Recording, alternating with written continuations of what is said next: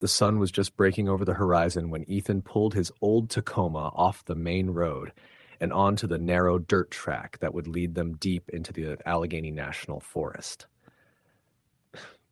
It had been years since he'd been camping, real camping, the kind where the closest thing to civilization was a ranger station half a day's hike away. His buddy Caleb sat in the passenger seat sipping coffee from a dented thermos, and in the back seat, Hannah hummed quietly along with the music playing from Ethan's phone. They had been planning this trip for months, each of them desperate for a break from the city grind. The three of them had gone to college together, but had drifted apart since graduation, jobs, relationships, and life pulling them in different directions. When Ethan suggested a week off-grid in the Pennsylvania wilderness, both Caleb and Hannah had agreed immediately. They wanted peace, quiet, and to relive the simplicity of those summers when they thought the world was wide open. The forest greeted them like an old friend. Towering oaks and maples framed the trailhead, their leaves a deep green that was just starting to show hints of orange and gold. Birds darted overhead, and the air smelled of damp moss and pine needles. They parked, shouldered their heavy packs, and started down the narrow trail that wound its way into the dense woods. The first day felt like freedom. They hiked for hours, laughing, sweating, and stopping every so often for water or to take pictures. Caleb cracked jokes about Ethan's outdated compass, insisting they'd get lost without GPS, but Ethan brushed him off. He trusted the maps and the trail markers. They'd be fine. By late afternoon, they found a perfect clearing by a slow-moving creek. It was flat enough for their tents and close enough to water for cooking and cleaning. They set up camp, gathered firewood, and cooked a simple dinner of rice and beans over the flames. As night fell, the forest grew quiet in a way that was almost unsettling. The distant hum of traffic, the glow of streetlights, all of it was gone, replaced by the soft rush of the creek and the occasional rustle of leaves. "Man," Caleb said, staring into the fire, "I forgot how dark it gets out here, like real dark." "Peaceful dark," Hannah said, pulling her sweatshirt tighter around her. "The kind you don't get anywhere else." Ethan agreed, though something about the stillness felt heavier than he remembered. He chalked it up to being out of practice, to city life dulling his edges. When they crawled into their tents later that night, the forest seemed to settle around them, the air thick and silent, like the woods were holding their breath. The second day started just as perfectly. They cooked breakfast, packed day bags, and followed the creek deeper into the forest. The trail narrowed, forcing them to move single file, and the canopy above grew denser, blocking out much of the morning light. They passed old-growth trees, some so massive they had to crane their necks just to attain their height. Around noon, they stopped for lunch near a cluster of boulders covered in thick green moss. Hannah wandered a few feet away to snap pictures while Caleb and Ethan dug into their packs. She called out a moment later, her voice sharp and uncertain, "Hey, you guys see this?" They found her standing near the edge of a small clearing, staring down at the ground. There were tracks, deep impressions in the soft earth, spaced far apart like whatever had made them had a massive stride. At first glance, they looked almost human, but the shape was wrong. The toes were elongated, almost claw-like, and there was no sign of a heel. "Bear?" Caleb suggested, though his voice lacked conviction. Ethan crouched down, frowning. "Too weird for a bear. Maybe someone out here messing around." Hannah took a step back. "There's only one set of tracks. Whoever it was, they're barefoot." They followed the prints for a few yards before they vanished into the underbrush. Unease prickled at Ethan's neck, but he forced a smile. "Probably nothing. Just some hunter or something." They left the clearing quickly, eager to put distance between themselves and the tracks. By the time they returned to camp, the sun was dipping low, casting long shadows across the clearing. That night, the noises started. At first, it was just the usual forest sounds, branches snapping in the distance, leaves rustling in the wind, but as the night deepened, the sounds grew stranger. Something heavy moved just beyond the tree line, circling slowly, stopping and starting in deliberate patterns. Caleb sat up in his tent, flashlight in hand, while Ethan listened, muscles tense. "Probably deer," Ethan whispered, though the words felt hollow. Then came the whispering, soft, low, and indecipherable, like a language none of them understood. Hannah froze, clutching her sleeping bag. Caleb's light flickered over the trees, catching only shadows. "Did you hear that?" Hannah whispered. They stayed awake until dawn, every snapped twig setting their nerves on edge.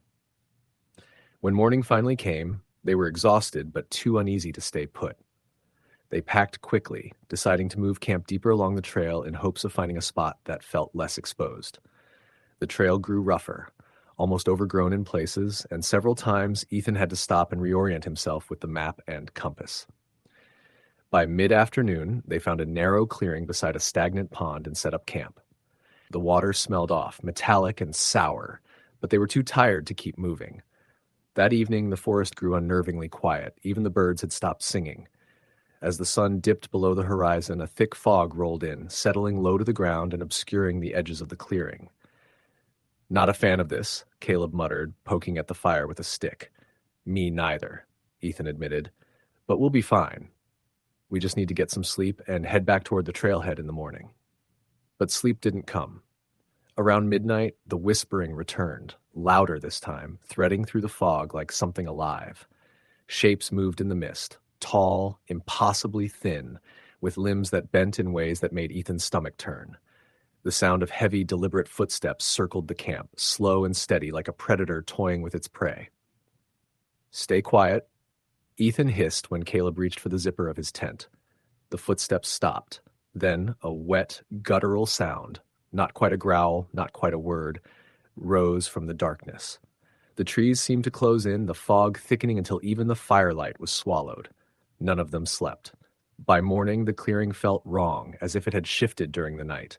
Their gear was untouched, but the ground around the camp was covered in more of those strange prints, deep and fresh, circling their tents in tight, deliberate patterns.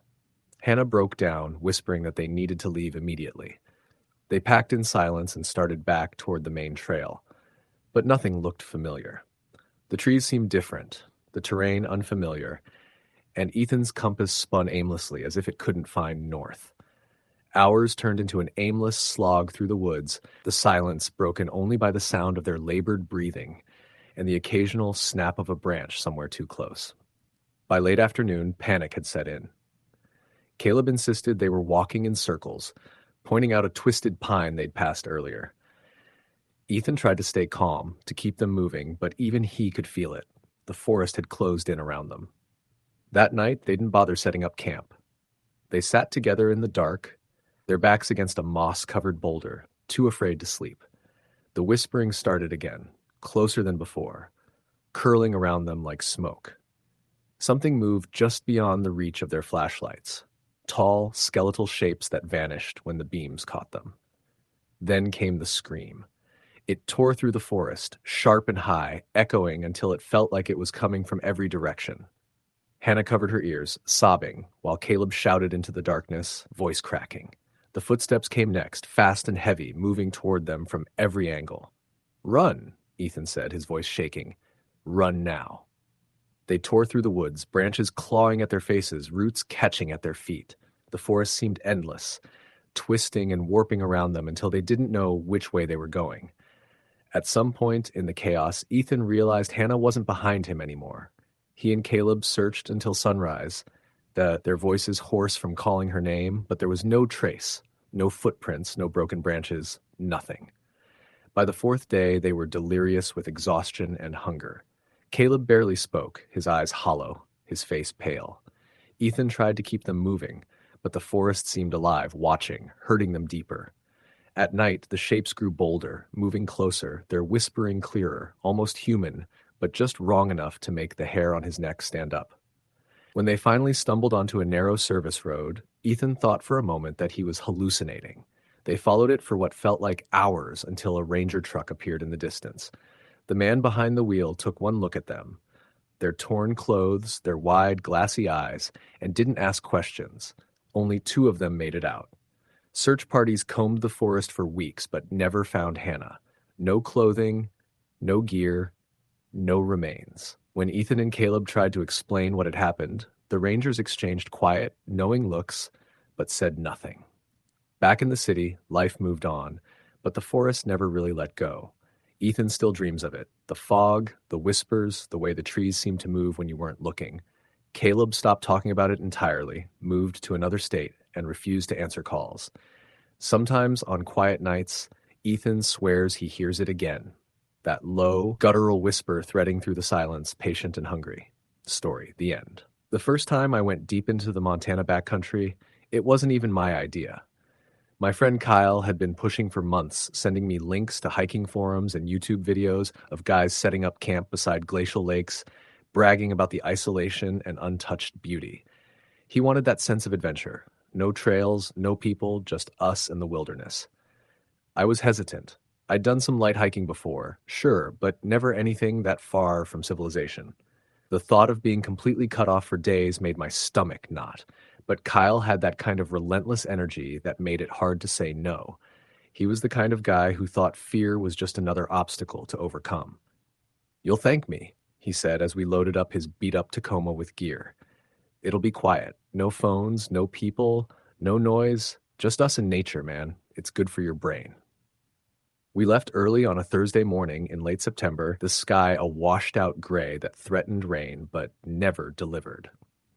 The drive into the mountains was beautiful at first, endless stretches of pine and sharp ridges slicing the sky. But as the miles rolled on, the roads narrowed and the forest grew thicker, darker. We stopped in a small town, more of a gas station with a couple of houses clustered nearby, to stock up on some last-minute supplies. The guy behind the counter gave us a long, unreadable look when we told him where we were headed. "You boys know that place ain't got no trails," he said, scratching at his beard. "People get turned around easy up there." Kyle just grinned. "We've got a map, GPS too." The guy shook his head. "Battery dies, map don't help you if you don't know how to read the land. Don't go poking around after dark. Strange things in those woods." I laughed it off, but there was something in his tone that stuck with me as we drove the last stretch of rough, winding dirt roads. By the time we parked, there wasn't another soul in sight. The air was sharp and clean, the kind of cold that bites your lungs when you breathe too deep. We hoisted our packs, heavier than I'd expected, and started the trek in.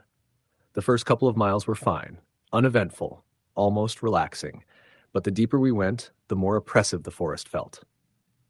The trees were massive, towering so high they blocked most of the sunlight.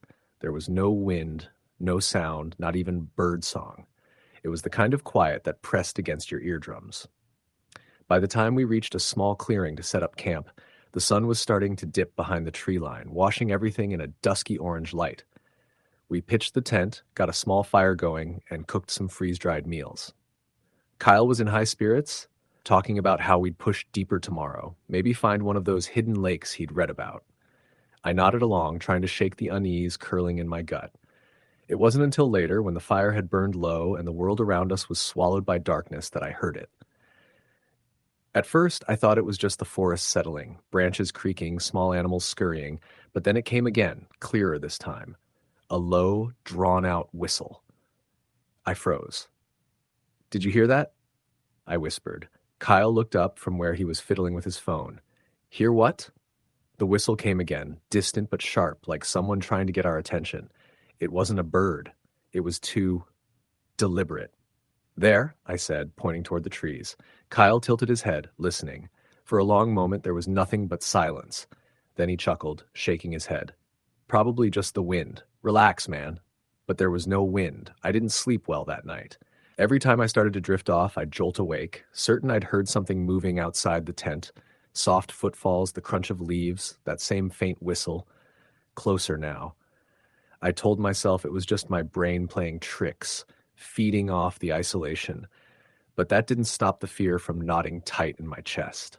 The next morning, Kyle was already up, boiling water for coffee like nothing had happened. He teased me for looking tired, said I'd better get used to the noises of the forest. I didn't mention that I'd woken up twice to what sounded like someone walking in slow, deliberate circles around our camp. We packed up and pushed deeper that day. The terrain got rougher, the trees thicker, and at some point, the GPS stopped working. Kyle swore it was just a signal issue and kept moving forward, convinced he could navigate by landmarks. I followed reluctantly, the uneasy feeling gnawing at me with every step. By late afternoon, the forest had shifted in a way I couldn't explain. The air felt heavier, damp, and the silence had deepened into something almost unnatural. No birds, no insects, nothing. Just the sound of our boots crunching through underbrush. Then we found it. A small, overgrown clearing with what looked like the remains of a campsite. A half-collapsed tent, shredded sleeping bags, and a rusted-out lantern lying in the dirt. Everything was coated in a thin layer of moss and decay, like it had been there for years. Kyle crouched down, poking at the debris with a stick. "Guess someone beat us out here," he said, grinning. But I couldn't shake the unease prickling up my spine. There was something wrong about it. The tent wasn't just collapsed, it looked like it had been torn open from the inside. "Let's go," I said, my voice sharper than I intended. "Seriously, man, this is messed up." Kyle rolled his eyes but humored me, and we kept moving until we found a new spot to camp beside a narrow creek. I tried to convince myself I was overreacting, but that night the noises came back. Louder this time. Footsteps. Definite footsteps. I sat frozen in my sleeping bag, my heart pounding so hard I thought it might wake Kyle. Whoever or whatever was out there wasn't trying to be quiet. They circled the tent slowly, methodically, stopping every few minutes before starting again. And then came the whistle. Long, low, rising just slightly at the end. Kyle stirred, muttering something, but didn't wake. I wanted to shake him, tell him we needed to leave right then and there, but I couldn't bring myself to move. At some point, exhaustion won, and I drifted into a restless sleep. When I woke, the ground outside the tent was covered in prints. Not boots, bare feet. They circled the tent in tight, overlapping loops, some so fresh they'd pressed water into the dirt. I finally told Kyle everything, about the footsteps, the whistling, the feeling that we weren't alone. For the first time, I saw a flicker of unease in his expression, though he tried to cover it with a joke about mountain people playing tricks. We agreed to pack up and head back, but by midday, I realized we were lost. The GPS was dead, and nothing looked familiar. Every tree, every stretch of underbrush looked the same. The forest had gone utterly silent again. That was when we heard it, the whistle. Closer. Kyle whipped around, scanning the trees, but there was nothing. No movement. No movement. No sign of anyone. "Maybe it's an echo," he said, his voice tight. But it wasn't an echo. It followed us for hours, always just far enough away that we couldn't see the source, always coming from a different direction. At one point, I swore I saw movement between the trees, a flash of pale skin darting just out of sight. But when I blinked, it was gone. By nightfall, panic had set in. We set up camp in a small hollow, too exhausted to keep moving in the dark. Kyle stayed up with a fire going, a knife in his hand, while I tried and failed to sleep. Around midnight, the whistling started again. This time, it was answered. From somewhere deeper in the woods, another whistle replied. Higher pitched, faster. My blood ran cold. There wasn't just one of them. I sat up, shaking Kyle awake. He didn't even argue this time, just started stuffing his gear back into his pack. We didn't bother with the tent, didn't bother with the fire. We just ran, crashing through the dark forest, branches tearing at our arms and faces. The whistling followed, sometimes close, sometimes far, sometimes ahead of us. I don't know how long we ran before we found the creek again. Kyle insisted it would lead us out if we followed it, so we stumbled along its banks until dawn broke, pale and weak, through the trees. That's when we saw it. Across the creek, half hidden by the brush, was a figure. At first I thought it was a man, but it was too tall, its limbs too long, its skin pale and almost gray in the weak morning light. It didn't move, it just stood there, watching us. And then it whistled. I don't remember much after that. I think I blacked out, or maybe I just blocked it out. The next thing I remember is stumbling out of the tree line onto the dirt road where we'd parked days before, our truck still there, untouched. We didn't talk the whole drive back. Kyle hasn't spoken to me since. Sometimes, late at night, when everything is quiet, I hear that same whistle, soft and low, just outside my window. Story, the end. Under the late summer sun, the forest looked inviting, almost peaceful, but I should have known better. I had been on enough backcountry trips to understand that the wilderness didn't care about you, no matter how prepared you thought you were. It started as a solo trip into the Sawtooth Wilderness in central Idaho. I'd taken solo trips before, but this one felt different from the beginning. Maybe it was because of how quiet it was when I parked my old Tacoma at the trailhead. A silence so heavy it felt like a physical presence. The only sound was the ticking of my engine as it cooled. There were no birds, no wind through the pines, nothing. The plan was simple. A 4-day trek through the range, about 30 miles total. I'd hike to a remote alpine lake the first day, spend the night there, then push deeper into the backcountry to explore some unmarked trails I'd seen on a forum. I had a Garmin satellite communicator, extra batteries, enough food, and even a revolver for bears. Everything seemed fine. I made good time the first few miles. The trail wound through thick stands of lodgepole pine, then opened into a meadow dotted with wildflowers. By late afternoon, I reached the lake. It was beautiful, clear, still water reflecting jagged peaks like a mirror. I pitched my tent in a flat spot about 20 yards from shore and set up a small campfire ring. As the sun dipped behind the mountains, the temperature dropped sharply. The stillness that had unsettled me earlier returned, pressing down on the lake like a blanket. I tried to ignore it, convincing myself I was just not used to the absolute silence of being miles from civilization. But that night, something woke me. At first, I thought it was just the wind. I sat up in my sleeping bag and held my breath, listening. The forest was dead quiet. Then I heard it again, soft, deliberate footsteps just outside the thin nylon wall of my tent. Crunch, crunch, crunch. Slow, measured steps circling my campsite. I grabbed the revolver and flicked on my headlamp, but the beam didn't reveal anything outside except trees and shadows. The sound stopped the moment I unzipped the tent. I stepped out, scanning the area, every hair on my arm standing on end. Nothing. I told myself it was probably a deer, maybe an elk, but deep down, I didn't believe that. The steps were too heavy for a deer, too quiet for a bear. I didn't sleep much after that. The next day, I packed up early and continued toward the unmarked trails I'd planned to explore. By noon, I was miles from the lake, deep in terrain that wasn't on any of my maps except for a few faint lines traced by some other hiker years ago. The path narrowed and twisted, climbing steep ridges and dropping into valleys thick with undergrowth. I felt watched. It's hard to explain, but the sensation of being followed grew stronger as the day went on. Every time I stopped, the forest seemed to stop with me, holding its breath. At one point, I turned suddenly, convinced I'd catch someone standing there, but there was only empty space and towering pines. By late afternoon, I came across a clearing where an old fire ring sat half buried in moss. Someone had camped there, though it looked like it had been years ago. I set up my tent nearby, figuring it was as good a spot as any. That night, the noises returned. This time, it wasn't just footsteps. There was a low, guttural sound, like breathing, just beyond the edge of my camp. Slow, steady breaths, in and out, as if something enormous was standing just outside the circle of my dying fire. I sat frozen inside my tent, clutching the revolver, my pulse thundering in my ears. At one point, I thought I saw a shadow move across the thin fabric of my tent wall. Tall, human-like, but distorted somehow, as if the shape itself didn't quite make sense. The breathing stopped after what felt like an eternity, and the forest fell silent again. At dawn, I packed up and made the decision to cut the trip short. I'd hike back the way I came and be back at my truck by the next evening. But the trails didn't look the same. Somewhere along the way, I must have taken a wrong turn, though I couldn't figure out how. The faint markers I'd followed the day before were gone, and the path twisted into unfamiliar terrain. I pulled out my Garmin, but the signal kept dropping, glitching in ways it never had before. By midday, I was well and truly lost.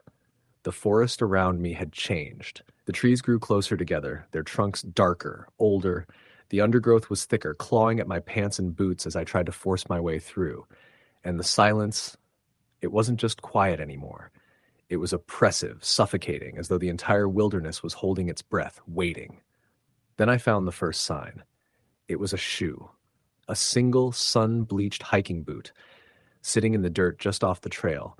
The leather was cracked, the laces frayed, as if it had been there for years. I picked it up, half expecting to find a foot still inside, but it was empty. I should have turned around then, but I didn't. I kept moving, thinking that if I kept heading west, I'd eventually intersect with a known trail. By dusk, I stumbled into another clearing and froze. There were remains of a campsite there, but not like any I'd ever seen. The tent was shredded, collapsed in on itself, its fabric ripped into jagged strips. Scattered gear lay around: a rusted cooking pot, a torn sleeping bag, a backpack with the frame snapped in half, and in the dirt, just beyond the tent, were drag marks. Deep grooves in the soil leading into the tree line, as though something or someone had been pulled away from camp. I backed out of that clearing, heart hammering in my chest, and hiked for another hour before stopping to set up my own camp. I didn't light a fire. I didn't want whatever was out there knowing where I was. Sleep never came. Every time I closed my eyes, I heard it, the breathing, closer now, circling just beyond the edge of my camp. Sometimes there was a whisper, low and unintelligible, words I couldn't quite make out. At one point in the night, I felt the ground beneath me tremble, as if something heavy had stepped nearby. My hand never left the grip of the revolver. By morning, my nerves were frayed to nothing. I packed my gear in record time and started moving west again, praying I'd find some landmark, some sign of civilization. Instead, I found the cabin. It was deep in the woods, half hidden behind overgrown brush, the wood blackened with age. The door hung crookedly on one hinge, and the windows were so dirty they were nearly opaque. But there was smoke, thin gray smoke curling from a rusted metal chimney. I called out, my voice hoarse, but no one answered. Against my better judgment, I approached and stepped inside. The air inside was stale, damp, and cold. Dust motes floated in the shafts of light cutting through the cracks in the walls. The cabin was bare except for a single table, a broken chair, and a pile of bones in the corner. Animal bones, I told myself, though some of them looked too long, too human. On the table, scratched deep into the wood, were words, "Don't stay after dark." The moment I read them, I heard it again, the breathing. This time it was right outside the cabin, slow and deliberate, like whatever it was had followed me here. I didn't wait. I bolted from the cabin, crashing through the underbrush, branches whipping my face and arms as I ran. I didn't stop until the forest began to thin, until I stumbled back onto a marked trail I recognized. I don't remember the rest of the hike out, not really. My mind has blocked most of it out, though I remember thinking I heard footsteps behind me the entire way. When I finally reached my truck, the sun was setting, casting long shadows across the empty parking lot.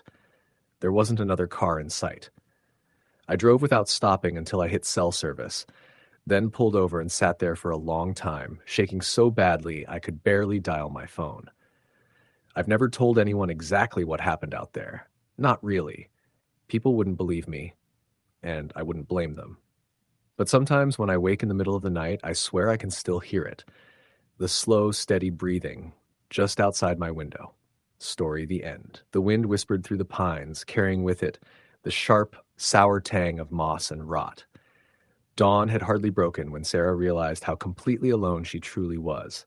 She'd been eager to escape life's relentless bustle, emails, traffic, demands, deadlines, to spend a week in the remote wilderness of Idaho's Panhandle National Forest, a nameless spot, miles from any road, where two friends swore no one would ever find her. Now, as dawn stained the geese-scalloped sky pale pink, she felt the weight of that solitude settle on her chest like a coffin lid. She scanned the campsite. A tangle of nylon tent and unstrung hammock, supplies strewn beneath a rough tarp. Rick, her boyfriend and nearest neighbor, was supposed to arrive yesterday morning and stay the night, then hike out with her today. But he'd vanished. The linen of her stomach tightened to a knot. She checked her phone. No signal. The forest around her was silent except for the rhythmic hissing of pines and the dull murmur of a creek 100 yards away. Rick always took the compass, her trail map. She had neither. No matter, she'd wait. She'd stay put until he arrived, until the sun sank and she could light the campfire and sip cold coffee warmed over embers. A twig cracked. Sarah spun. Only the high, gaunt pine trunks and morning mist. Her heartbeat cranked up. She exhaled with a whoosh, her breath splitting in two. She should head toward the creek and fetch water, but she stared instead at the thin gray line beneath the trees and thought, "Did I hear someone?" She rose slowly, feet bare, coat unzipped, hip deep in cold. She grabbed her headlamp, flashlight, and slipped the thin but heavy Swiss knife from her pack. Nothing violent in her, but the blade gave ballast, an illusion of safety. She walked toward the creek, each step quiet on the moss. The forest changed. Tree roots convoluted over fallen logs, thick brush that whispered unseen things. The creek splashed over pebbles, hypnotic. She knelt, cupped her hands. Cold, clear, sweet. She heard another snap of twigs behind her. She stood, turned, no one. She called Rick's name. It came out hollow. She shivered. The cold seemed to intensify, like darkness leaking from the earth into her bones. She scooped water into her stainless steel bottle, turning slowly circular like expecting maybe him to step from behind a pine, grinning with wild tales. But no one came. She should return to camp now. She should build a fire, start a signal. She should stay calm. She should. She made her way back, heart pounding, bearings uncertain. On the mossy carpet, she found the imprint of a boot. One foot-shaped depression, deeper than the other. Rick's? Her imagination? She crouched, brushed pine needles away. The tread, chunky, treaded, but not like her light hikers. Heavy, not Rick's black trail boots. Something bigger walked here, or someone. Her pulse knifed. She raced the final yards to camp, heart's tempo flitting between dread and denial. She stepped inside the tent before she thought about doing so and braced herself. Empty. Rick's gear, gone. Her pack, here. Her ranger permit and compass, both missing too. She clicked on her headlamp. Everything except her bag lay discarded on the moss. She shivered. She oriented herself, north, south, east, west. Which direction had Rick gone? How long ago? Her mind scrambled through memory. He said he'd come by trail north of the creek, across the ridgeline, meet her here. She ran to the tent's tarp covering. On it, smeared in wet dirt, a handprint. Pale. Wrong. Not Rick's. Her gaze flicked to tree line. She thought she saw a figure, crouched, pale, watching. A lean form like a cutout of shadow. But she blinked, and it vanished. She zipped tent closed, grabbed her pack, and headed cautiously downhill toward the creek again. Maybe she could follow downstream to a ranger station road. Her map and compass were gone. She had nothing but determination and fear. The forest deepened. Light dimmed beneath the thicket of towering firs and hemlocks. She clung to the creek's gurgle, footing uncertain. Soon, broken ground forced her away. She angled away from water, scrambling over mossy boulders, navigating trees draped in lichen. Her lungs burned. Her legs trembled. She had no trail, a moan, or a cough. Soft, she froze. It came again, a ragged inhalation. She whispered, "Rick?" The answer, nothing. But she felt the forest hold its breath. She lifted her voice, "Rick, please." Her voice landed on mist, dissolved. Then the cough again, closer now. She followed it. She came upon him. Rick lay on the forest floor, face pale, eyes wide and distant. Blood crusted his lip, his cheek caved in, his shirt was ripped, torn down the chest. He breathed shallowly, eyes flicking to darkness between the trees. She collapsed beside him, shaking his shoulder. "Rick, Rick." He opened his mouth to say something. Blood dribbled. He whispered, voice gurgled, "Help me." He lurched, convulsed. She cried. She tried to lift him. He bled, brain moving too fast inward. She pressed her coat beneath his head. Tear blurred, she listened. He said, unbidden, "They took me. Through the creek. To the clearing." Then eyes closed. With trembling hands, she brushed a blade of grass from his face. She rose. Clearing? Creek? She had to go. But he was heavy. She pressed the blade guard into her vest, lifted Rick's shoulders. The corpse, or nearly. She draped him across her back. The weight was monstrous. Ton of brass. She staggered, shock-dazed, toward the sound of water. Jarring branches tugged at her hair. The forest pitched and shifted.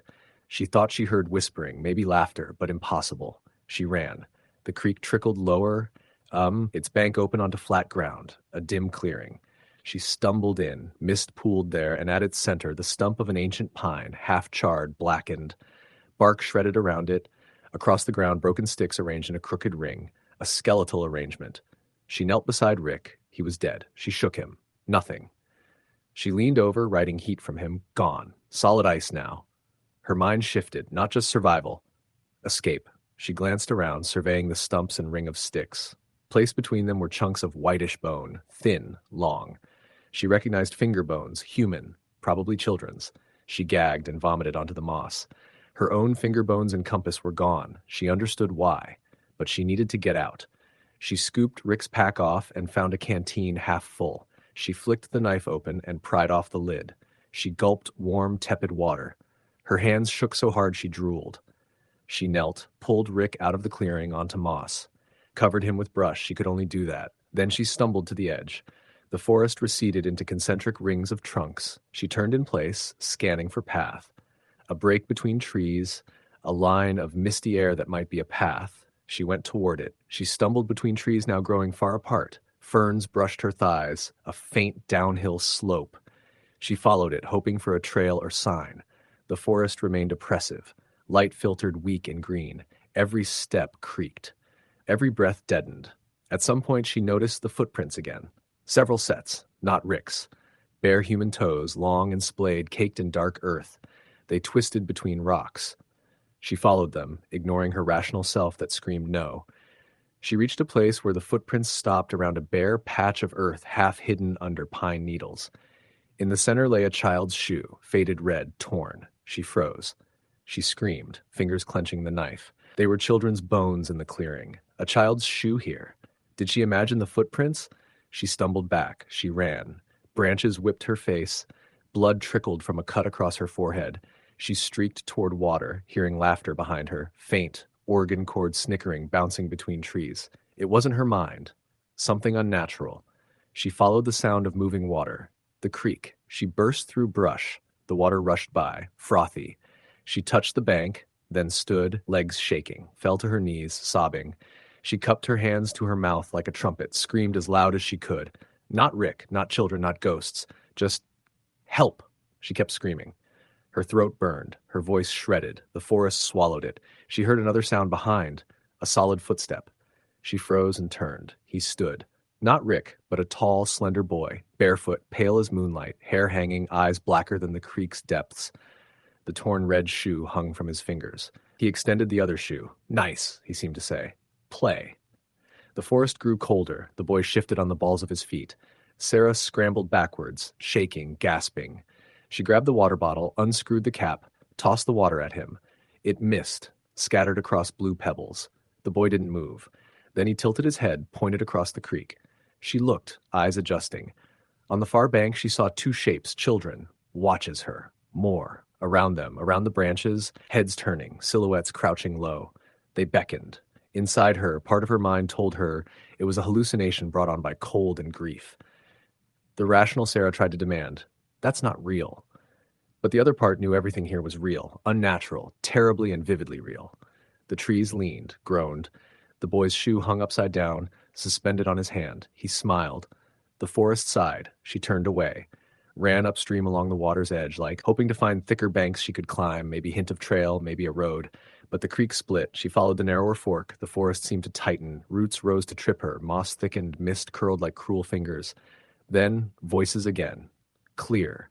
A mother's voice, faint, calling her name. Sarah.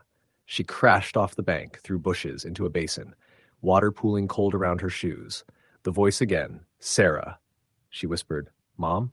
But her mother was hundreds of miles away. The voice trembled into silence. She looked up. A wall of dark earth loomed across from her. She was trapped. Panic gripped her heart. She pounded the soil with her fists, screamed. The cliff rim shifted, roots broke. A figure peered down, her mother, aged prematurely, face gray. No, not her, but mother. The eyes were hollow. They filled with tears. Sarah, come home, she crooned. The voice broke. The face cracked. Roots curled and reached toward Sarah. She shrieked.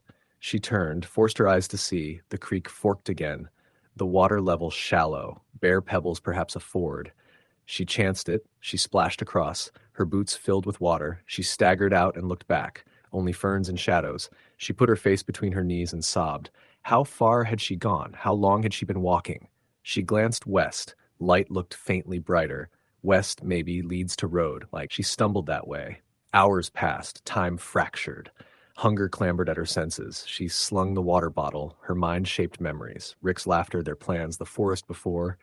She sobbed quietly as the light dimmed. The forest encroached. Dusk approached. Ahead, faint amber glow. Not fire, but artificial like a lantern. She staggered toward it. Through thicket, she found a small clearing. A cabin. Weathered logs, moss-covered roof. No chimney smoke. But a single kerosene lantern lit inside, flickering behind glass. A table, a chair, a window cracked. She rapped on the door. Hello? She croaked. No sound inside. She rapped again. The lantern flickered. She pushed the door. It gave. She stumbled in. The air was still, thick with dust. A plank floor. The table held a tarnished pitch bow and a moth-eaten rug. On the wall hung a framed photograph. A group of children dressed old-fashioned, their faces blurred. Dark-eyed, their faces were blank, but she thought she recognized the boy and girl she glimpsed by the creek, a scrawl of writing on the back of the photograph, "They keep calling." The phrase carved itself into her skull. She backed out. She wanted to run. But behind her, shadows moved. A child's form stood in the glass of the lantern. She lunged outside, across the threshold. The door slammed itself behind. She ran blind, night sweeping the forest into a pressing darkness. The lantern light from the cabin glowed faint and then extinguished. She wept. She held the knife in front of her like a talisman. Every shadow seemed to pulse. Every branch seemed to twitch. She lost direction. And then she heard an engine. Soft growl, barrel of headlights, through trees, a vehicle. She screamed. The headlights shined through the trees, swung toward her. She threw herself into the brush. The vehicle passed. Then it stopped. A muffled voice. "Miss, are you okay?" Sarah pushed through branches. She stumbled into a clearing. A truck, very old, rusted but running. The driver, an older man in a forest ranger's uniform, stepped out. He had a light in one hand, concerned eyes. "You okay?" She sank to her knees, slamming the blade into ground, eyes wide, voice broken. "Help, please. I lost him. Rick, children, cabin." He fetched her water, wrapped her in a coat. She sobbed into his chest.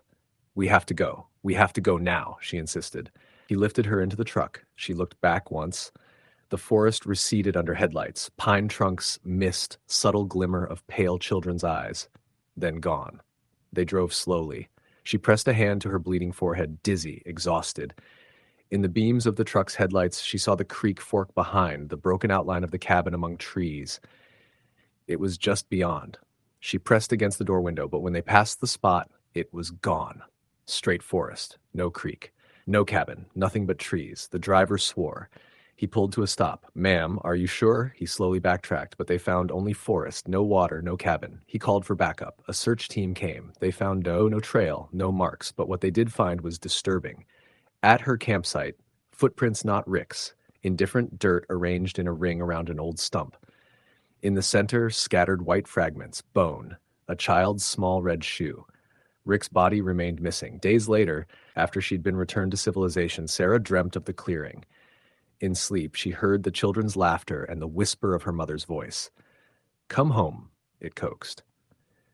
But in the dream's final moment, the tall boy stood by the creek and pressed the red shoe into her hands, palms cold. The forest closed in. She locked the shoe in a box in her closet, soundproofed. She tries not to look, but at night she can swear. In the floor beneath her feet, she hears tiny footsteps pacing, in the rafters. At the edges of her vision, pale children dart across doorframes and vanish. No scratches, no footprints of nightwalkers, nothing tangible, but she knows it's them. They keep calling. One day she'll go back. She'll follow the creek, if she survives. Until then, she waits. Story, the end. It was supposed to be a weekend trip, nothing more. 3 friends, Mark, Jason, and Lucy, had planned this escape for months, a break from their cramped city lives and endless deadlines. They wanted fresh air, isolation, and maybe some adventure. The Appalachian wilderness they chose was known for its breathtaking vistas, winding trails, and the kind of quiet that city folk only dream of. They didn't know it could also be the kind of quiet that eats you alive. They arrived Friday evening, pulling their small SUV along a narrow, barely maintained dirt road that snaked through dense forest. The sun was dropping behind the mountains, casting long shadows that made the trees seem taller, almost sinister. Lucy, who was driving, kept glancing nervously at the GPS. "I swear it said the campsite was just up ahead," she muttered. Mark, sitting in the passenger seat, laughed. "This is part of the adventure. Trust me, it'll be fine." Jason, in the back seat, was scrolling on his phone but seemed distracted. Every so often, he'd look out the window and squint at the darkening forest. "These shadows, they're moving," he said quietly. They laughed it off, assuming it was just the trees swaying in the evening breeze. They reached the trailhead just as night fell. The plan was to hike a mile to a remote clearing where they would set up camp. Mark insisted on bringing a small generator and lanterns, thinking it might be safer and more comfortable than just relying on flashlights. They started the hike with their backpacks and gear, the narrow path quickly becoming a tunnel of trees and underbrush. By the time they reached the clearing, the darkness was complete. and the forest felt alive in a way that made their laughter feel hollow. Setting up camp took longer than expected. The generator sputtered before roaring to life, and the lanterns cast a harsh artificial glow over the clearing. They started a small fire, gathering dry wood from the underbrush. The air was thick with moisture, and the smell of wet leaves and soil clung to everything. They ate cold sandwiches and talked about work, relationships, and city life. At first, the sounds of the forest, birds calling, leaves rustling, distant owls were comforting. But as darkness deepened, the sounds grew strange. There were occasional cracks and snaps in the underbrush that didn't seem to match the usual wildlife. Jason noticed it first. "Did you guys hear that?" he asked, sitting close to the fire. "Hear what?" Lucy asked, shivering. "That scratching, like someone or something is moving around out there." Mark laughed it off. "It's the wind, or a raccoon." "Relax." But his own voice lacked conviction. The three of them listened, straining to hear, and then there it was again, a scratching, low and deliberate, circling the clearing. Jason stood. "I'm going to check it out," he said, grabbing a flashlight. Mark grabbed his baseball bat, and Lucy followed reluctantly, clutching her phone. They moved a few feet into the tree line, shining their lights into the shadows. They found nothing, but the scratching persisted, as if it was coming from a different direction each time they thought they had located it. Unease settled over them, a slow, gnawing feeling that made their skin crawl. They returned to the fire, trying to shake it off. Mark suggested they drink a little whiskey to calm down. They passed the bottle around, sipping cautiously, but the noise didn't stop. If anything, it got louder, closer. The scratching turned into occasional thumps, heavy footsteps on the forest floor, circling them. Lucy started to panic, her breathing rapid. "We shouldn't be here," she whispered. "We need to leave." Mark shook his head. "It's fine. It's probably an animal, a bear or a deer. We'll be okay." But even he sounded uncertain. The generator hummed and the lanterns flickered in the slight breeze. Then came the growl, low, guttural, and impossibly close. They froze, staring into the black tree line. Jason's flashlight wavered as he pointed it into the dark. "Did you hear that?" His voice trembled.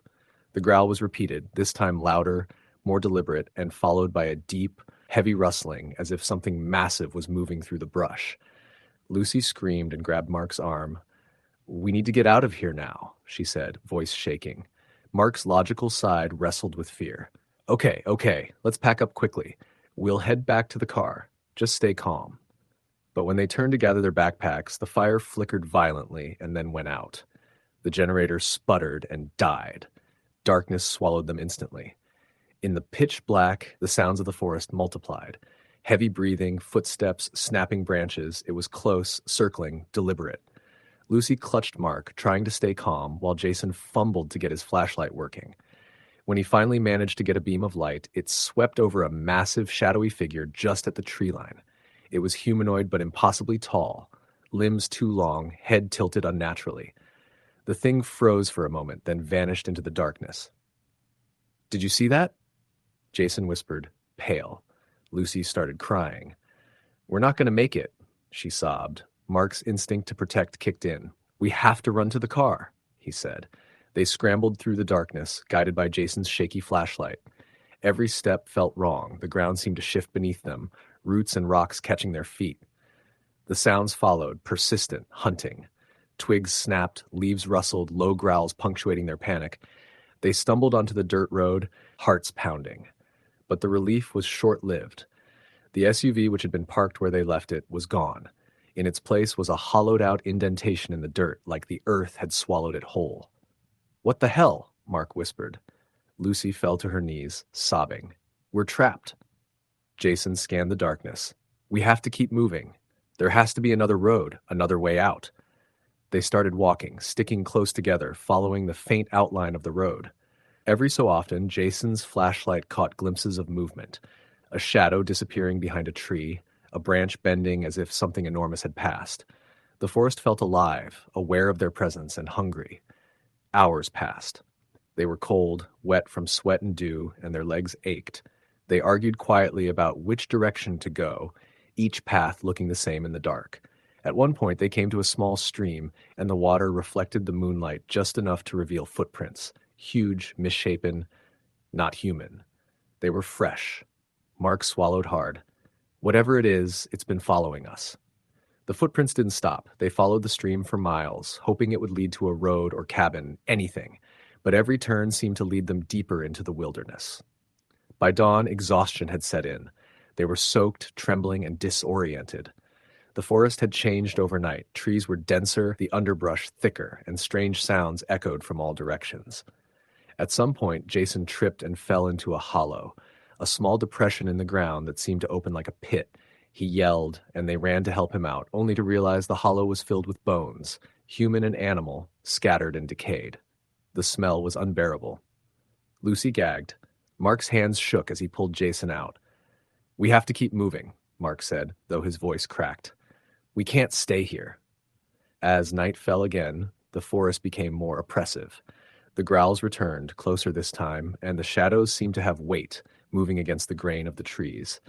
They found an old, abandoned cabin, partially hidden by vines and trees. It looked abandoned for decades, the wood rotting, windows shattered. "This has to be better than nothing," Mark said. They rushed inside, barricading the door with broken furniture. Inside, the cabin was dark and cold, the air thick with mold. There was a fireplace, but no wood, and the floorboards creaked under their weight. They huddled together, shivering, listening to the forest outside. All night, the scratching and growling never ceased. Sometimes it felt like the thing was tapping on the walls or brushing against the outside of the cabin. Lucy swore she saw faces pressed against the shattered windows. By morning, exhaustion made them silent, broken, paranoid. They tried to make a plan to leave, but the forest seemed infinite, every path leading them back to the same cabin, as if the trees themselves were shifting around them. Days passed in a haze of fear, hunger, and cold. Their supplies were gone, and the forest showed no mercy. They tried to leave multiple times, only to find themselves back at the cabin or circling the same trees. The creature, or creatures, never left them alone. They would see glimpses in the shadows, something massive, eyes glowing faintly, movements unnatural. At night, the growls and whispers became voices, low and mocking, speaking in tones that made no sense but carried a sense of intent, of malice. Mark started talking to himself. Jason refused to move during the night, staying close to the wall of the cabin, muttering prayers.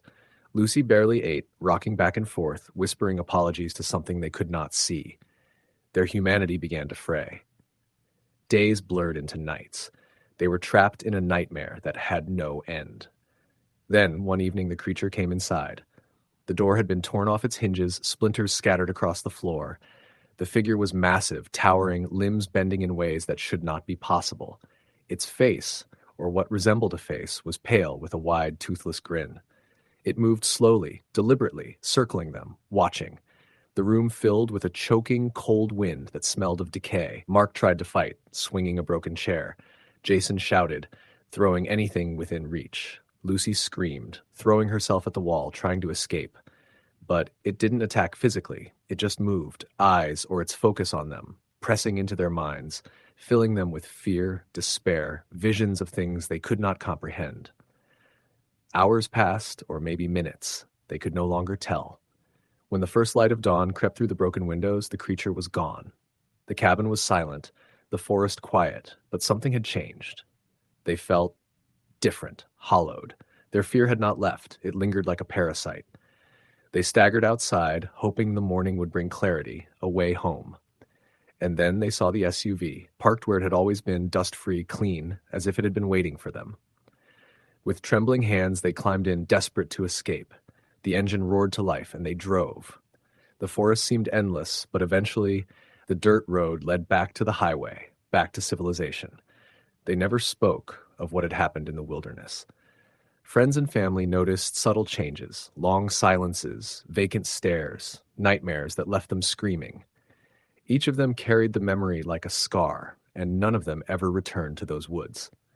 Years later, they would hear stories of hikers disappearing in the same area, strange growls in the night, shadows moving against the wind. And each time, they would remember the creature, the endless forest, and the cabin that had no doors, no escape, but somehow had let them leave. They never knew if it had been hunting them, testing them, or simply existing outside of human understanding. But one thing was certain: the wilderness had eyes. and it remembered. Story, the end. It was mid-September when Alex, his brother Jason, and their friend Marcus decided to take a trip into the northern wilderness of Maine. They were all in their mid-20s, working long hours in Boston, and the lure of dense forests, winding rivers, and the promise of isolation seemed like the perfect escape.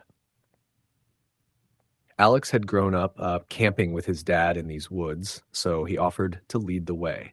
They stocked up on supplies, rented a small cabin near Baxter State Park, and planned a 3-day trek deeper into the forest. None of them could have imagined how quickly their trip would turn from exhilarating to terrifying. The first day was classic hiking bliss. Crisp, golden light filtered through the trees as they followed a narrow trail, the air pungent with pine and moss. Birds chirped lazily above them, and occasionally a squirrel would scurry across their path.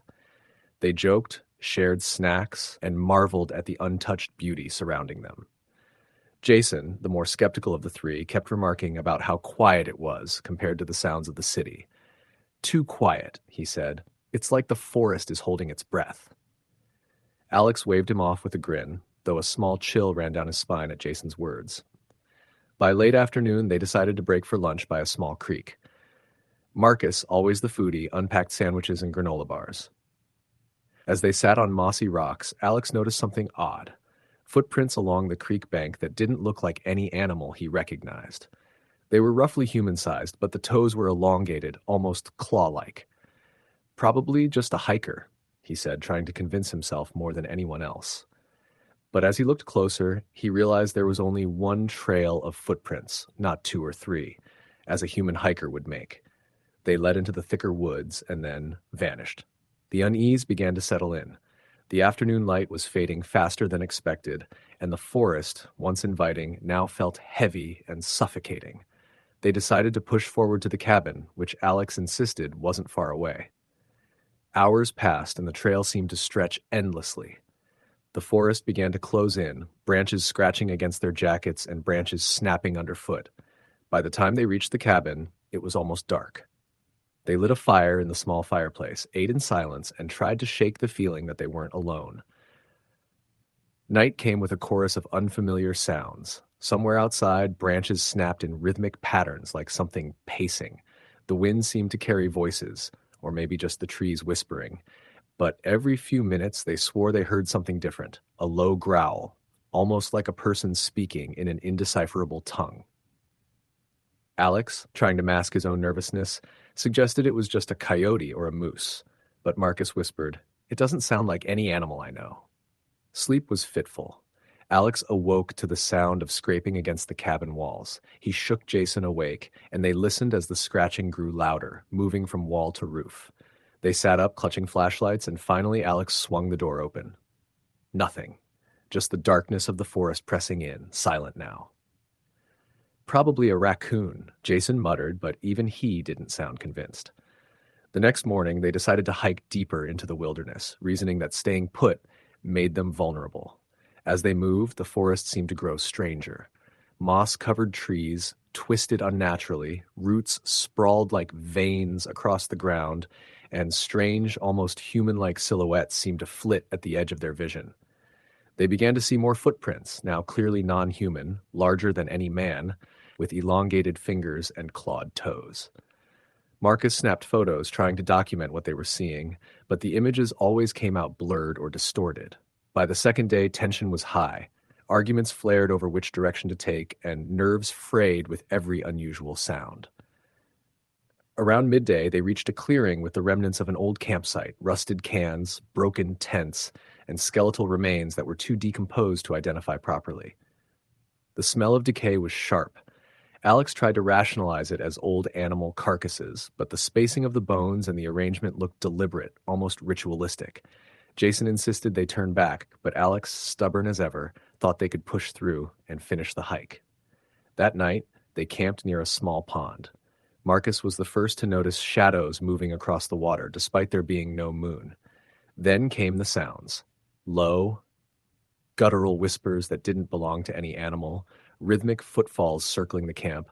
They huddled in their tents, whispering to each other, trying to stay calm. Then the scream came, sharp, inhuman, echoing across the water. Marcus bolted from the tent, flashlight trembling in his hand, but saw nothing. The other two followed, hearts hammering, only to find the water rippling as if something massive had just submerged. Sleep became impossible. Every noise, every movement outside their tents felt like it was directed at them. When morning came, Alex insisted they move toward the nearest ranger station, roughly a 2-day hike away. They packed quickly, but as they followed the path, the forest seemed to warp around them. Landmarks they swore they had passed were suddenly unfamiliar. Trails doubled back on themselves, and the sun seemed to shift unnaturally. Marcus kept insisting they were being watched, and Jason, pale and silent, stopped speaking altogether, eyes darting constantly. By the third night, desperation had set in. They had tried to stay on the trail, but it had become nearly impossible to navigate. The forest seemed alive, watching, manipulating their perception. At one point, they came across a series of crude symbols carved into trees, sharp, angular markings that made no sense to them but sent a shiver down their spines. The air was thick and heavy, almost electric, and the sounds had grown worse. Growls, whispers, dragging noises, all surrounding them. At one point, Marcus vanished. 1 second he was walking beside them, the next a rustle and a scream, and he was gone. Alex and Jason ran toward the sound, shouting, but found only more footprints, clawed and enormous, leading deeper into the forest. Panic overtook them. They ran blindly through the trees, branches whipping their faces, until they collapsed near a boulder, exhausted and terrified. As night fell, they realized they were lost. They could hear the forest closing in, whispers growing louder, something massive moving just out of sight. Then they saw it, a silhouette, impossibly tall, hunched, with elongated limbs, moving silently through the trees. Its eyes glowed faintly in the dark, reflecting the light of their flashlights. Alex and Jason froze, unable to move. The creature tilted its head as if studying them, then vanished into the darkness. They ran again, guided by instinct rather than logic, eventually stumbling upon a dilapidated ranger hut. The door creaked open easily, and they piled inside, shivering and soaked. Inside, they found old journals, left behind by previous hikers. One entry, dated decades earlier, spoke of creatures that stalked the northern forests, beings that were neither human nor animal, creatures that lured travelers off trails and into the depths of the woods, never to be seen again. The description matched exactly what they had witnessed. The next day, they tried to retrace their steps towards civilization, but the forest seemed determined to keep them. Trails looped, streams ran backward, and the sun was obscured by thick clouds. By the third day, hunger and exhaustion had taken their toll. They were close to giving up when they heard the distant sound of a vehicle. Following the noise, they finally stumbled onto a logging road and flagged down a trucker who gave them a ride back to town. Back in civilization, they reported Marcus missing, but no trace of him or the creatures was ever found. Police searches yielded nothing, and locals gave them wary looks when they recounted their story. Alex returned to the forest months later, trying to reconcile what had happened, but even then the trails seemed different, more menacing, as if the forest itself remembered and resented their intrusion. Even now, years later, the memory of that trip haunted Alex and Jason. Nightmares of clawed footprints, guttural whispers, and the glowing eyes of something inhuman never fully faded. They both agreed never to speak of it publicly, but the experience left an indelible mark on their psyches. Alex, once confident in his knowledge of the wilderness, now felt a deep, lingering fear whenever he ventured too far into the woods.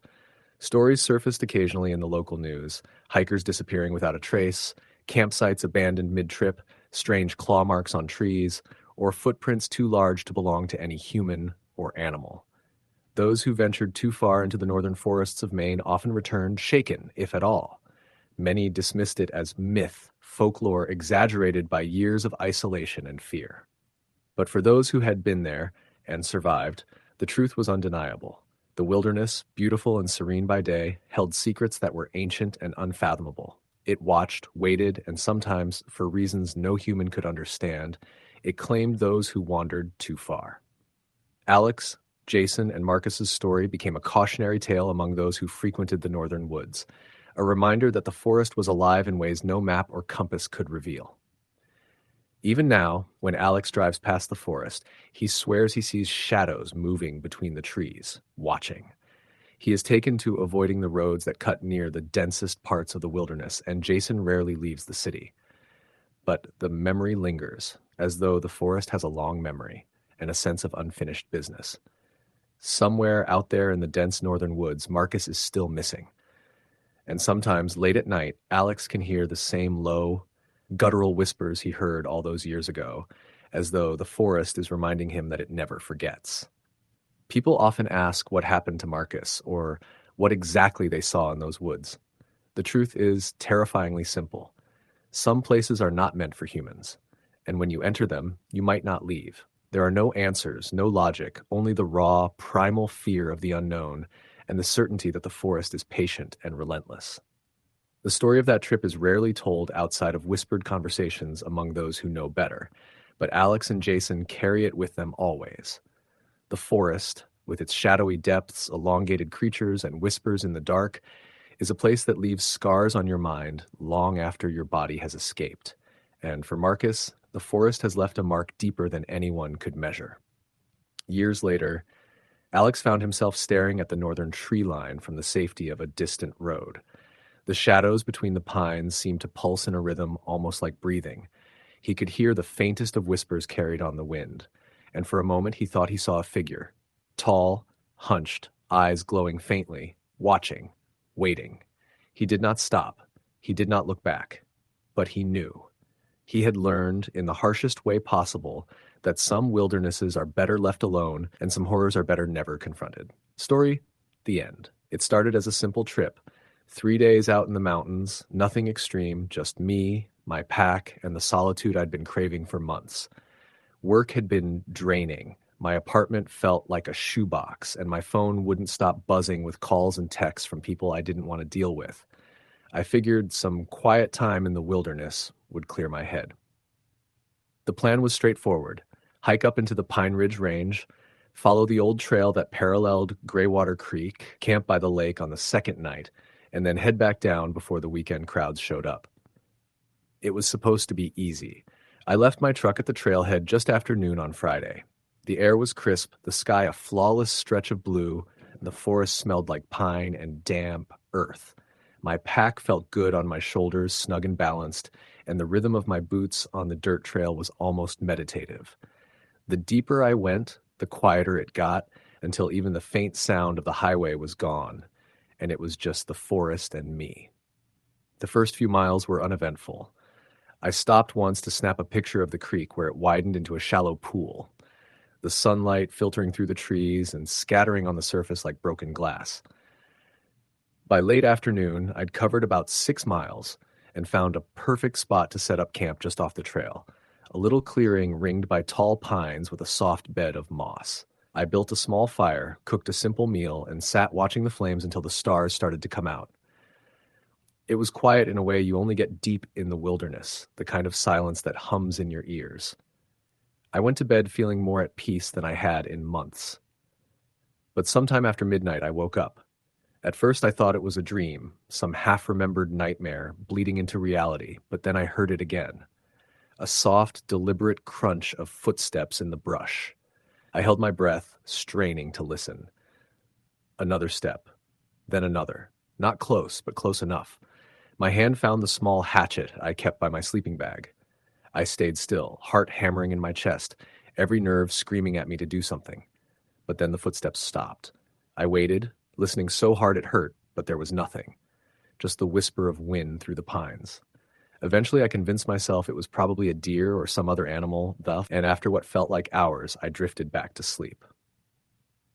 The next morning, the forest felt different. I can't explain it exactly, like the air had shifted somehow, heavier and stiller than it had been the day before. I broke camp early, shouldered my pack, and pushed deeper into the woods, determined to shake off the unease that had settled in my chest. By noon, I'd veered off the main trail to take a narrower, less maintained path that cut closer to the creek. It was rougher going, with sections choked by undergrowth and fallen trees, but it was worth it for the solitude. I hadn't seen another hiker since I'd started, and for a while it felt good. Then I saw the first one. A small pile of rocks stacked carefully on a mossy log, maybe 6 or 7 stones balanced in a perfect little tower. I stopped, staring at it. It wasn't unusual to see cairns in the backcountry. People built them to mark paths or just for fun, but something about this one made the hair on the back of my neck stand up. Uh, I shrugged it off and kept walking. A mile later, I saw another, and then another. Some of them were tiny, just a few pebbles balanced on a stump. Others were taller, impossibly balanced towers that swayed slightly in the breeze but never fell. By the time I reached the lake that afternoon, I'd counted at least a dozen of them, scattered along the trail like breadcrumbs. The lake itself was beautiful, though, wide and still, ringed by dark pines that stretched up the mountain slopes. I found a flat patch of ground near the water, dropped my pack, and set up my tent as the sun dipped low. That night I built another fire, cooked dinner, and tried to convince myself that everything was fine. People built rock piles all the time. It didn't mean anything. But as the fire died down and the shadows stretched longer, I couldn't shake the feeling that I wasn't alone. When the footsteps came again, I wasn't asleep this time. They were closer, slow, deliberate crunches of something moving just beyond the glow of the firelight. I froze, staring into the darkness between the trees, straining to see any hint of movement. "Hello?" I called out, my voice cracking. No response. The footsteps stopped. The silence that followed was absolute, so thick it felt suffocating. I stayed up until the fire burned to embers, gripping my hatchet, every muscle locked tight. Eventually, exhaustion won, and I drifted off in the thin gray light of early morning. When I woke, there were prints in the dirt, not animal tracks, footprints. Bare, human footprints, small and narrow, circling my tent before disappearing into the trees. I packed up and left in a hurry, not even bothering to eat breakfast. I tried to follow the same path I'd taken in, but somewhere along the way the trail vanished. One moment I was sure I knew where I was, the next, the trees closed in and the ground sloped in a direction I didn't recognize. I told myself I just needed to keep calm to retrace my steps, but every direction I turned seemed wrong. The creek was gone, the landmarks unfamiliar, and the more I walked, the deeper I seemed to go. By late afternoon, I stumbled into a clearing, heart pounding with a mix of relief and dread. The rock piles were everywhere, dozens of them, some waist-high, some towering over me, all perfectly balanced in impossible stacks. In the center of the clearing stood a single tree, its bark stripped away in long, jagged lines, leaving pale wood exposed like scars.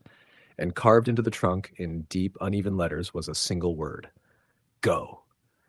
My legs moved before my brain caught up, carrying me back into the trees, Squatta, away from that clearing, away from those silent, staring piles of stone.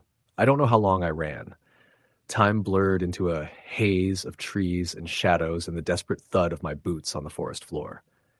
When I finally stopped, gasping for breath, the sun was sinking low, and the forest was darkening again. That night, I didn't build a fire. I didn't eat. I just crouched in the shadows beneath a fallen log, clutching my hatchet, listening. At some point, long after the last light faded, I heard it again. Not footsteps this time. Breathing. Slow.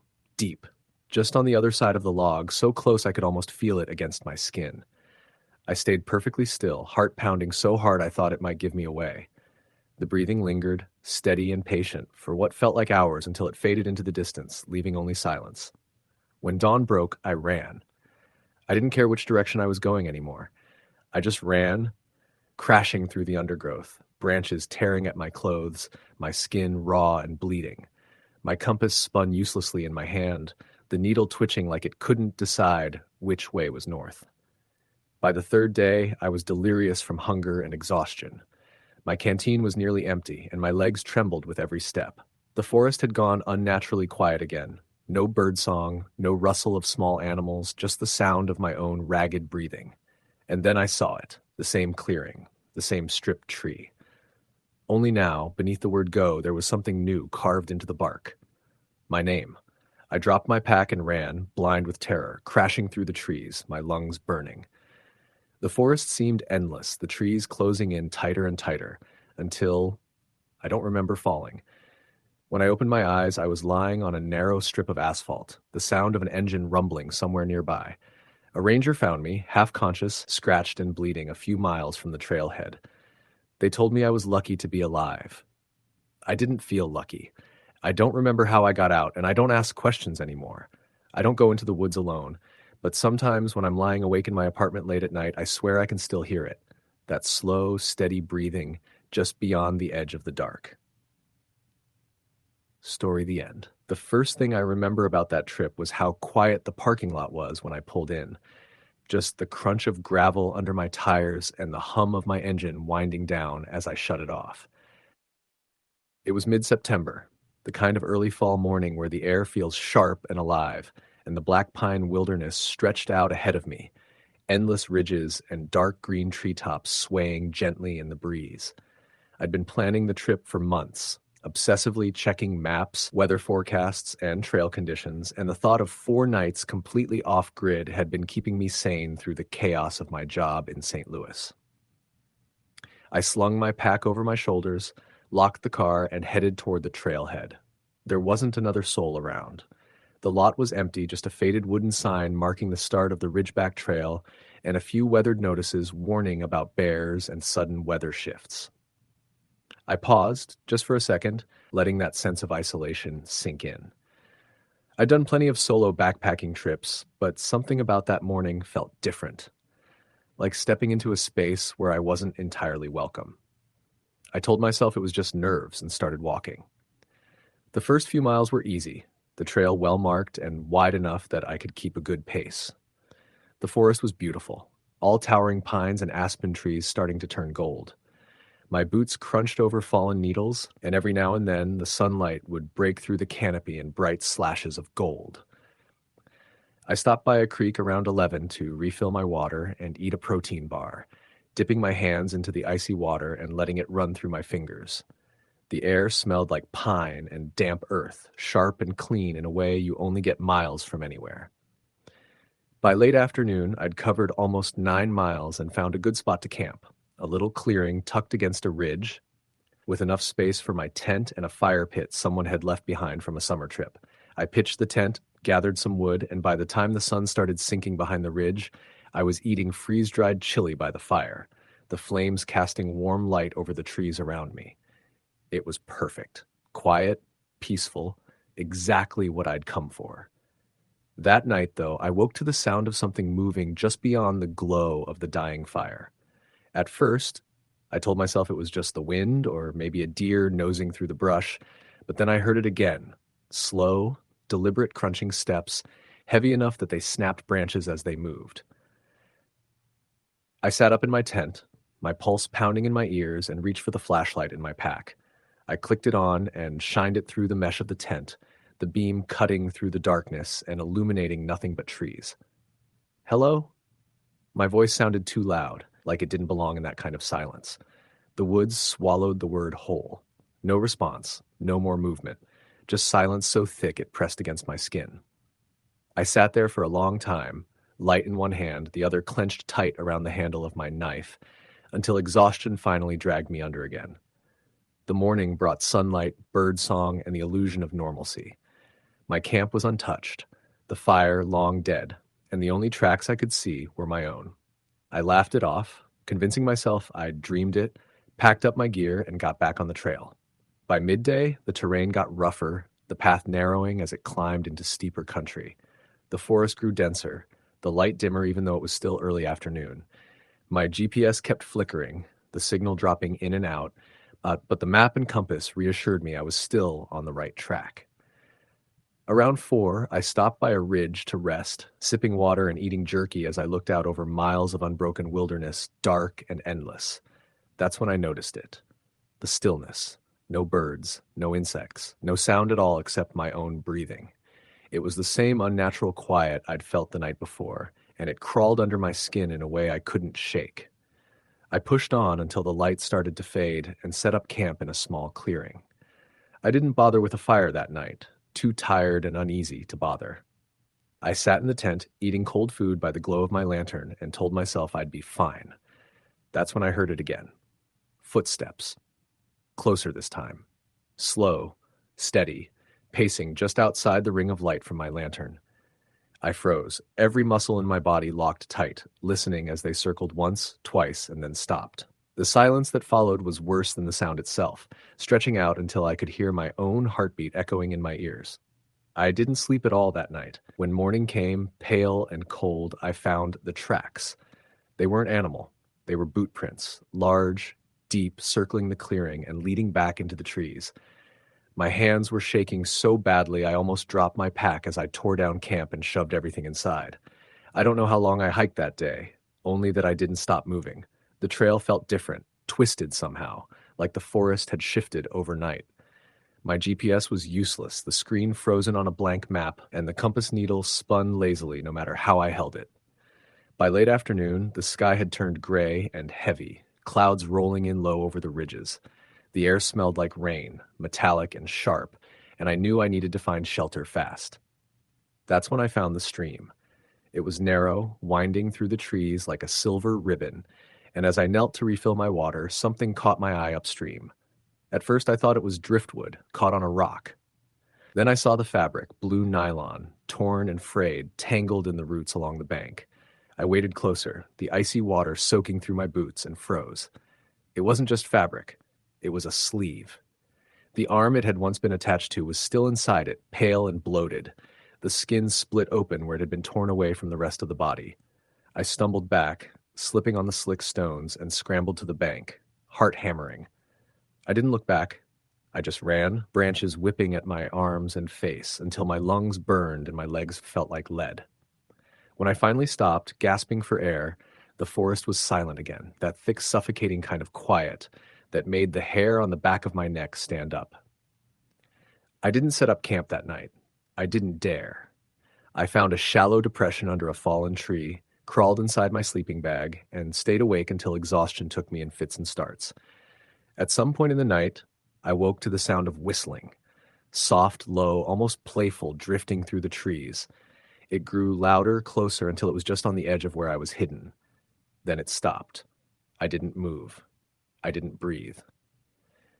Hours later, when the first weak light of dawn broke through the branches, I crawled out, shaking so badly I could barely stand. The trail was gone. Or maybe I just wandered too far in the dark, but every tree looked the same, and nothing on the map matched where I was.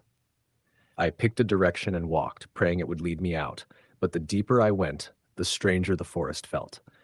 The air was heavy still, and every so often I'd catch glimpses of something, movement just beyond the trees, a shadow that vanished when I turned to look. By the fourth day, I'd stopped eating. My water was almost gone, and my lips were cracked and bleeding. I don't remember falling, but I must have, because when I came to, I was lying face down in the dirt, the world spinning around me. That's when I heard it again. Footsteps, slow and steady, coming closer. Then the whistling, that same low, tuneless sound weaving through the trees. I couldn't move. I just lay there, shaking, waiting for whatever it was to step into view. It never did. The footsteps stopped, the whistling faded, and then nothing. I don't know how long I lay there before I heard voices, real voices, human, shouting my name. A search party had found my car back at the trailhead after it had been sitting there for 4 days, longer than it should have. When they finally stumbled across me, I was curled up against a tree, half conscious and dehydrated. They carried me out, and I didn't open my eyes until we were back at the ranger station. They said I was lucky, that the wilderness takes people all the time, and most of them aren't found alive. I didn't tell them about the footprints, or the whistling, or the arm in the stream. They wouldn't have believed me anyway. It's been months now, and sometimes when the house is quiet and the night is still, I hear it again, that soft, playful whistle, threading through the dark like it's still looking for me. Story the end. The first thing I remember about that trip was the heat. It was early August, and the air in the Sawtooth Range felt like it had been baked in an oven and left to sit. I was already sweating through my shirt when I parked my truck at the trailhead, staring up at the endless expanse of pine, granite, and blue sky. It was supposed to be a 5-day solo hike, a chance to clear my head after a bad breakup and a string of sleepless nights. I'd done solo trips before, plenty of them. I wasn't a rookie, and I wasn't reckless. My gear was solid, my maps laminated, and my pack carefully organized. I knew how to read the land and how to keep myself alive if something went wrong. What I didn't know, what I couldn't have known, was that no amount of preparation matters when you walk into a place that doesn't want you there. The first day was almost too perfect. The trail wound through dense pine forests, the needles crunching under my boots, and the air smelled like resin and warm earth. The sun beat down, but I kept a steady pace, climbing higher into the range until I found a quiet spot near a shallow creek to set up camp. I cooked a simple dinner of rice and beans on my tiny stove, stretched out in the dirt, and watched the first stars prick through the darkening sky. It felt good, better than good. By the second day, I'd pushed deeper into the wilderness than I'd planned, following an unmarked side trail that branched off from the main loop. It was narrower, overgrown in places, but it seemed well-traveled enough, and I figured it would cut across the ridge to a lake I'd seen on my map. By the time I realized the trail was older than it looked, faint, almost animal-like in some stretches, I was too far in to turn back. It was late afternoon when I stopped to rest. The forest had gone still in that heavy, oppressive way that makes you notice how alone you are. I remember sitting on a fallen log, taking a sip of lukewarm water, and realizing I couldn't hear a single bird. No wind, no insects, nothing but my own breathing. I told myself I was overthinking it, that I was just tired from the climb, but my stomach tightened when I noticed how the light didn't quite look right. Everything felt dimmer, muted, like the sun had slipped behind a thick veil of clouds, even though the sky above was crystal clear. I set up camp early that night, too uneasy to keep moving. The clearing I found was small and quiet, hemmed in by tall spruces that looked like they'd been there for centuries. I built a fire, cooked some freeze-dried chili, and tried to relax, telling myself that I'd backtrack in the morning and find the main trail again. Sleep didn't come easy. I lay in my tent, staring at the nylon ceiling, listening to the distant trickle of the creek and the occasional pop of the fire outside. Then, just past midnight, I heard it. Footsteps.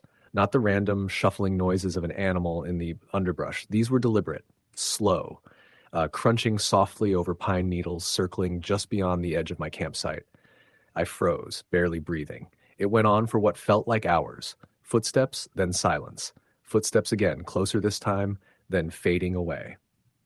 I gripped the handle of the hatchet I kept by my sleeping bag and told myself over and over that it was just a deer, or maybe even an elk, curious about the smell of food. But deep down, I knew better. At some point, exhaustion won, and I drifted into a restless sleep. When I unzipped my tent at dawn, the first thing I saw were the tracks. They weren't animal tracks. They were barefoot, human. The prints were wide, the toes splayed, and they circled my tent in uneven loops, like whoever or whatever had been walking around me all night couldn't quite make up its mind. I broke camp fast that morning, my hands trembling as I shoved gear into my pack. I didn't even bother with breakfast. My only thought was to get back to the main trail, back to the safety of familiar ground.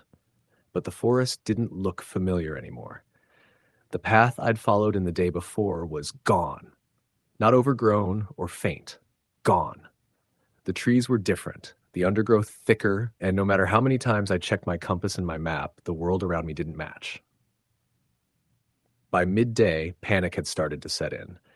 The heat was brutal, and I was burning through my water faster than I liked.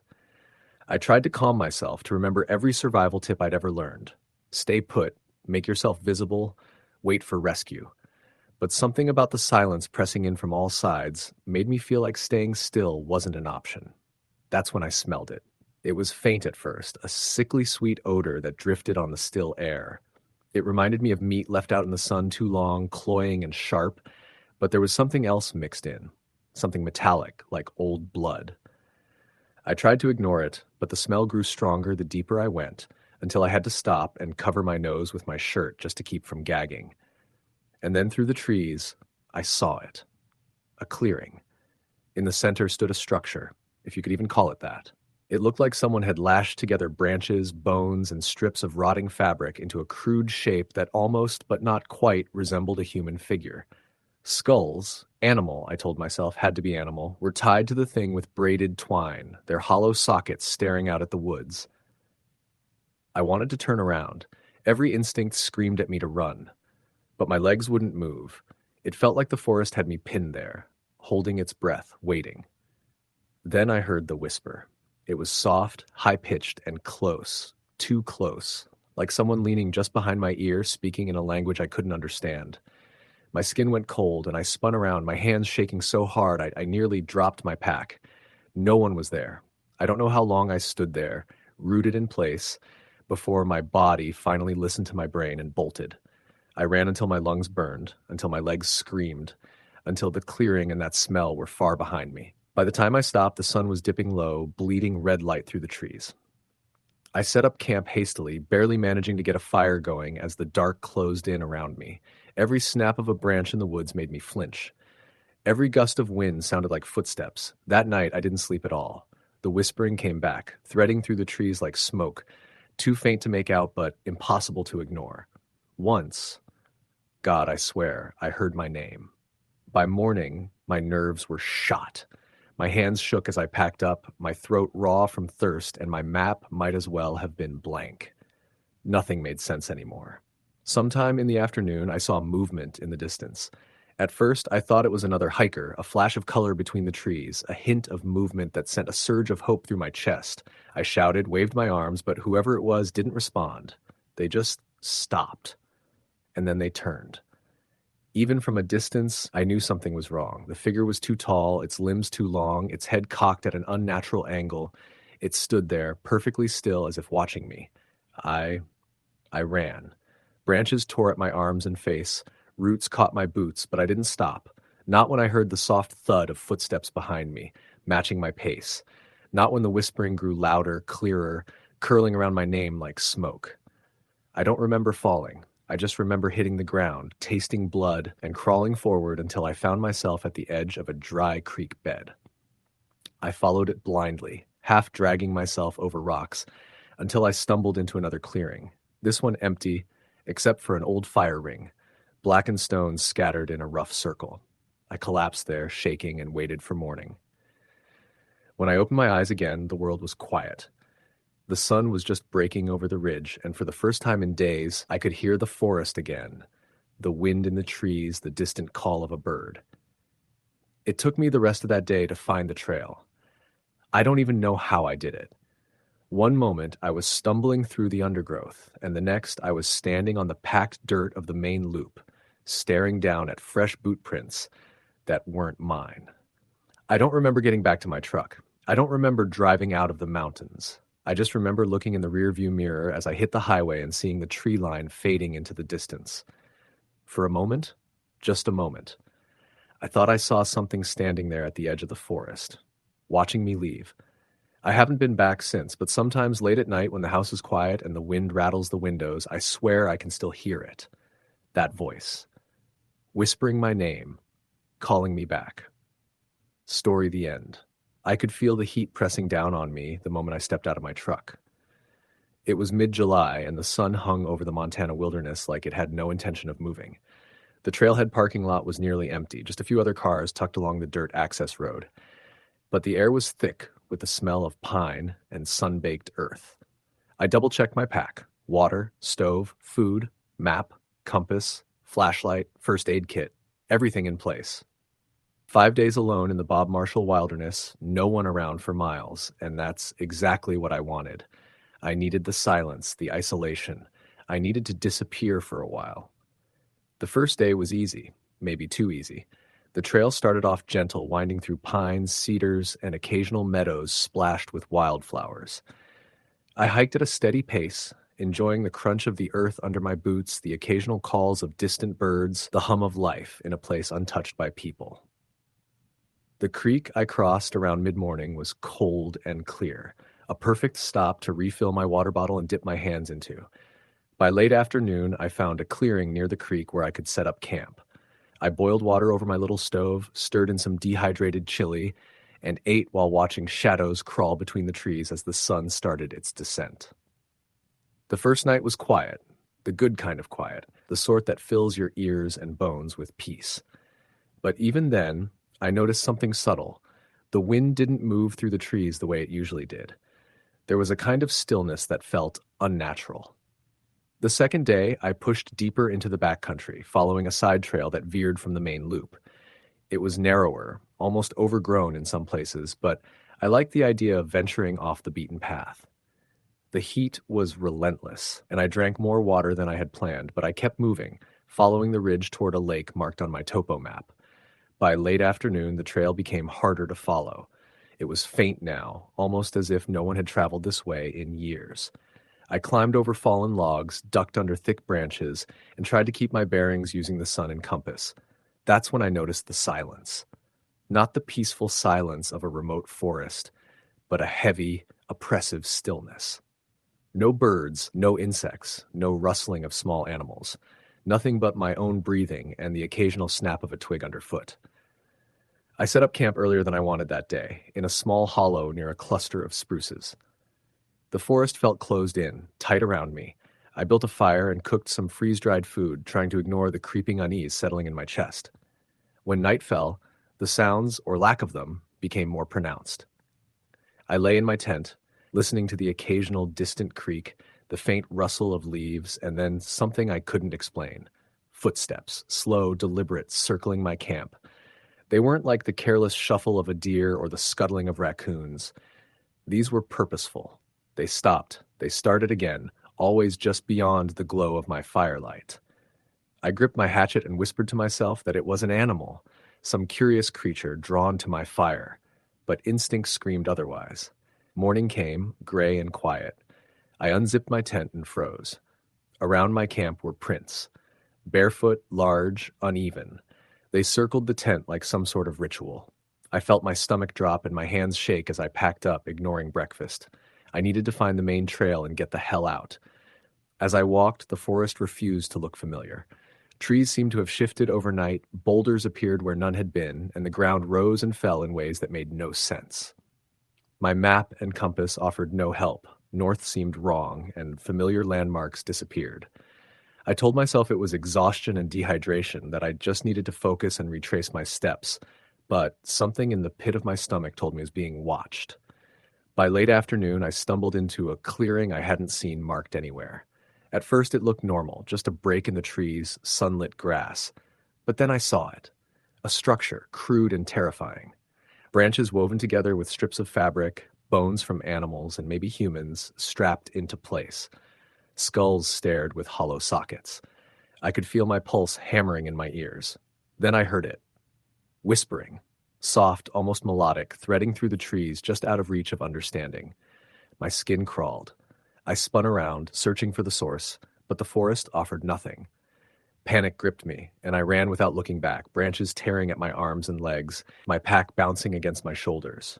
Night fell again, and I stumbled into another hollow, barely able to get a fire going. The whispering returned intermittently, wrapping around my name like smoke. I didn't sleep. Every crack of a branch made me flinch. Every rustle sounded like someone, or something, moving just beyond the firelight. The next day, I tried to retrace the faint trail I had taken, but it was like the forest itself had shifted. Rocks and trees that were landmarks the day before were gone, or placed differently, and I found myself looping in circles. My water supply was dwindling, my energy was fading, my confidence that I could make it out of the wilderness on my own was evaporating fast. By the fourth day, I was running on sheer adrenaline. The heat was unbearable, the brush was relentless, and the whispering had evolved. Words formed this time, fragmented but understandable. "Turn back," one hissed. "You don't belong," said another. I tried to shout at them to assert my sanity, but no sound came out and my voice felt swallowed by the heavy air. I stumbled again, collapsing near a dry creek bed, my throat parched, my legs trembling. Something moved in the distance, a figure, impossibly tall, unnaturally thin, with limbs that bent the wrong way. It froze as I stared, watching me. I bolted. I didn't care where I went, only that I moved, and yet somehow I could hear it following. The footsteps matched mine. The whispering circled me. I don't remember how long I ran. Hours? Days? My mind and body blurred into a survival instinct that pushed me forward through jagged rocks, fallen trees, and choking brush. Eventually, I stumbled onto a familiar ridge where I could see a patch of the main trail. My legs collapsed under me. I crawled the final stretch, barely able to comprehend that I had found something resembling safety. I reached the trailhead on the fifth day, my pack torn, my clothes shredded, my face sunburned and scratched, and my body exhausted beyond belief. A group of hikers noticed me staggering and helped me to their car.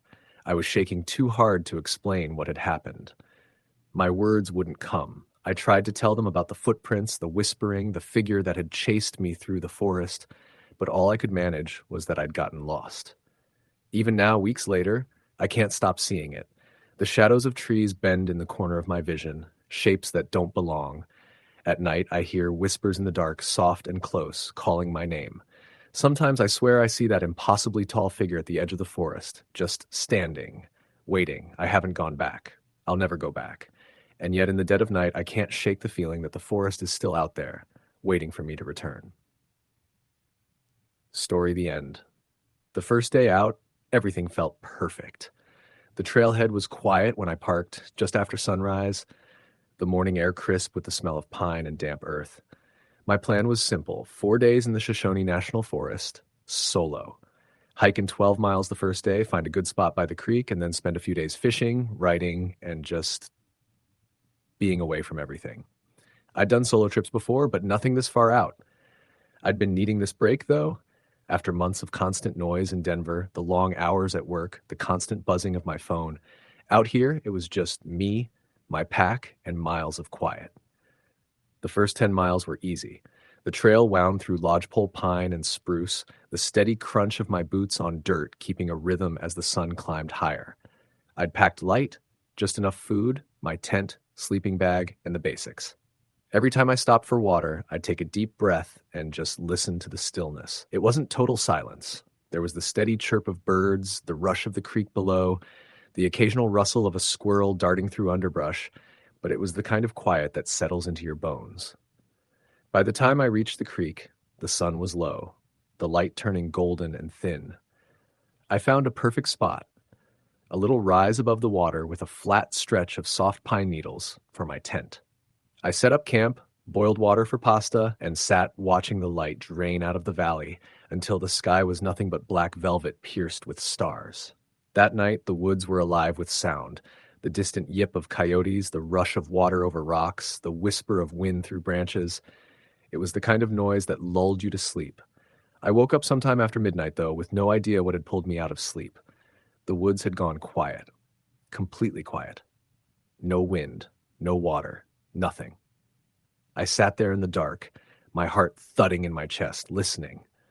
There was something unnerving about it, like the whole forest was holding its breath. I told myself I was just being paranoid, rolled over, and eventually drifted back to sleep. By the second morning, I'd convinced myself it was nothing. I made coffee, packed a small day bag, and hiked up the ridge behind camp to a spot where I could look out over the valley. From up there, everything looked endless. Trees stretching in every direction, the creek glinting like a silver thread far below. When I came back down that afternoon, though, something felt off. I couldn't put my finger on it at first. My campsite looked the same, tent still staked, gear where I'd left it, but there was a heaviness in the air, a tension I hadn't felt before. I told myself I was imagining it, but as the sun set and shadows lengthened, that tight, coiled feeling in my stomach wouldn't go away. After dinner, I sat by the creek with my flashlight and journal, trying to shake it off. That's when I heard it. At first it was faint, just a soft crunch of something moving through the brush on the far side of the creek. Deer, I told myself. Maybe elk. Nothing to worry about. But then it came again, closer this time. Deliberate. Slow. Like footsteps. I shined my light across the water, sweeping it back and forth through the trees, but there was nothing there. Just dense blackness pressing in. I told myself I was just on edge, zipped myself into the tent, and tried to sleep. Sometime in the night, I woke to the sound of footsteps circling my campsite. They were slow, methodical, crunching on pine needles, then stopping, then starting again. I lay there frozen, barely breathing, straining to hear. The footsteps moved around the tent in a slow arc, then stopped again, just a few feet away from where I was lying. I didn't move, didn't make a sound. After what felt like forever, the noise faded, the woods falling silent again. I stayed awake until dawn, every muscle tense, my knife clutched tight in my hand. When the sun finally rose, I unzipped the tent and stepped outside, my breath catching when I saw the ground. Prints. They were faint but clear enough in the soft soil. Bare feet. Human. Wide. Toes splayed deep into the earth, and they circled the entire campsite. I told myself I needed to leave, pack up, hike out, and be back at the truck by nightfall. But when I checked my map, something didn't add up. The trail I'd come in on wasn't there. Or maybe I'd made a wrong turn. I followed the creek upstream a ways, looking for the fork I knew I'd taken on the way in, but nothing looked familiar. The woods felt different, twisted somehow, like the trail had been swallowed up overnight. By noon, I was moving blindly through the trees, trying to keep the sun to my back, my pack digging into my shoulders as I pushed forward. The silence was worse now, oppressive. Even my own footsteps sounded muted, swallowed up by the stillness. Then, off to my right, I heard it again. Footsteps. This time, I didn't freeze. I turned, scanning the trees, and for the briefest second I saw it. A figure. Tall. Too tall. Skin pale against the shadows. Watching me. And then it was gone. I don't know how long I ran. My lungs burned. My legs screamed. But I didn't stop until I stumbled into a small clearing and collapsed, gasping for air. The clearing was wrong. It was too quiet.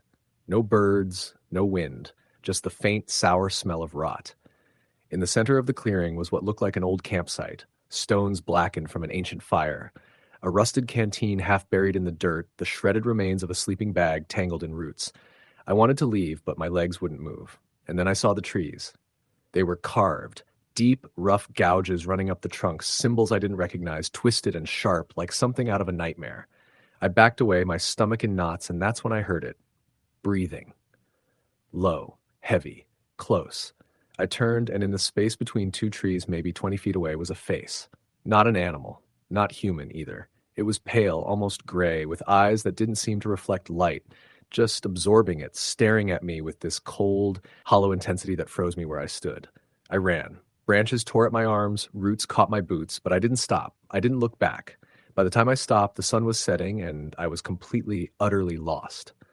My map was useless. My compass spun in circles. I found a spot under a fallen tree and sat there in the dark, shaking, knife in my hand, trying not to make a sound. That night, the footsteps came back. Not circling this time. Closer. Slow. Deliberate. Something brushed against the log above me, a low scraping sound, and then the breathing, so close it raised the hair on the back of my neck. I held my breath. I didn't move. The sound stayed there for what felt like hours, and then, just before dawn, it faded. When the first light hit the trees, I ran again. No food, no water, just running. By some miracle, sometime in the late afternoon, I stumbled onto the trail. The real trail. I don't even remember how I got back to the truck. Just the overwhelming relief of seeing it there, dusty and sun-bleached, as if nothing had happened. I didn't stop driving until I was out of the forest, until the trees gave way to open fields and the highway stretched endless in front of me. I told myself I'd never go back. But sometimes, late at night, when everything is quiet, I think about those woods, about the silence, about the way the trail just disappeared.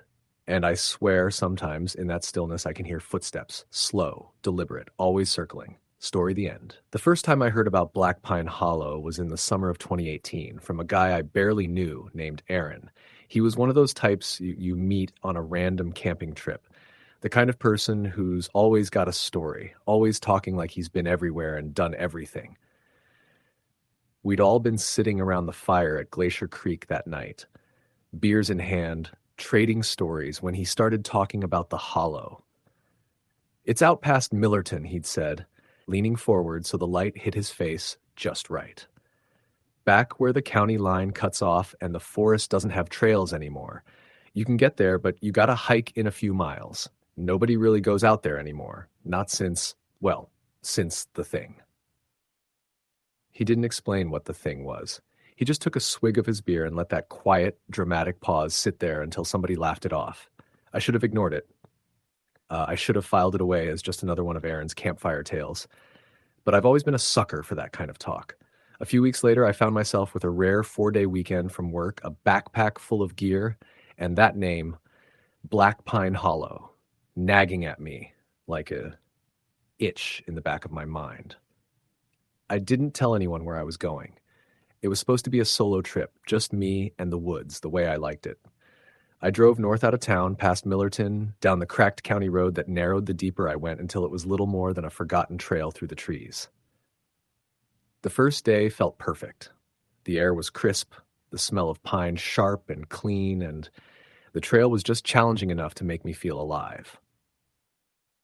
I followed a narrow path that eventually faded into deer trails, crossing a shallow stream and winding through dense clusters of spruce until I reached a clearing that looked like it had been untouched for decades. The light came down through the branches in scattered shafts, dancing on the moss and fallen logs. I set up camp just as the sun was dipping low. By the time the fire was going, the woods had gone quiet in that way that makes you suddenly aware of how far you are from everything.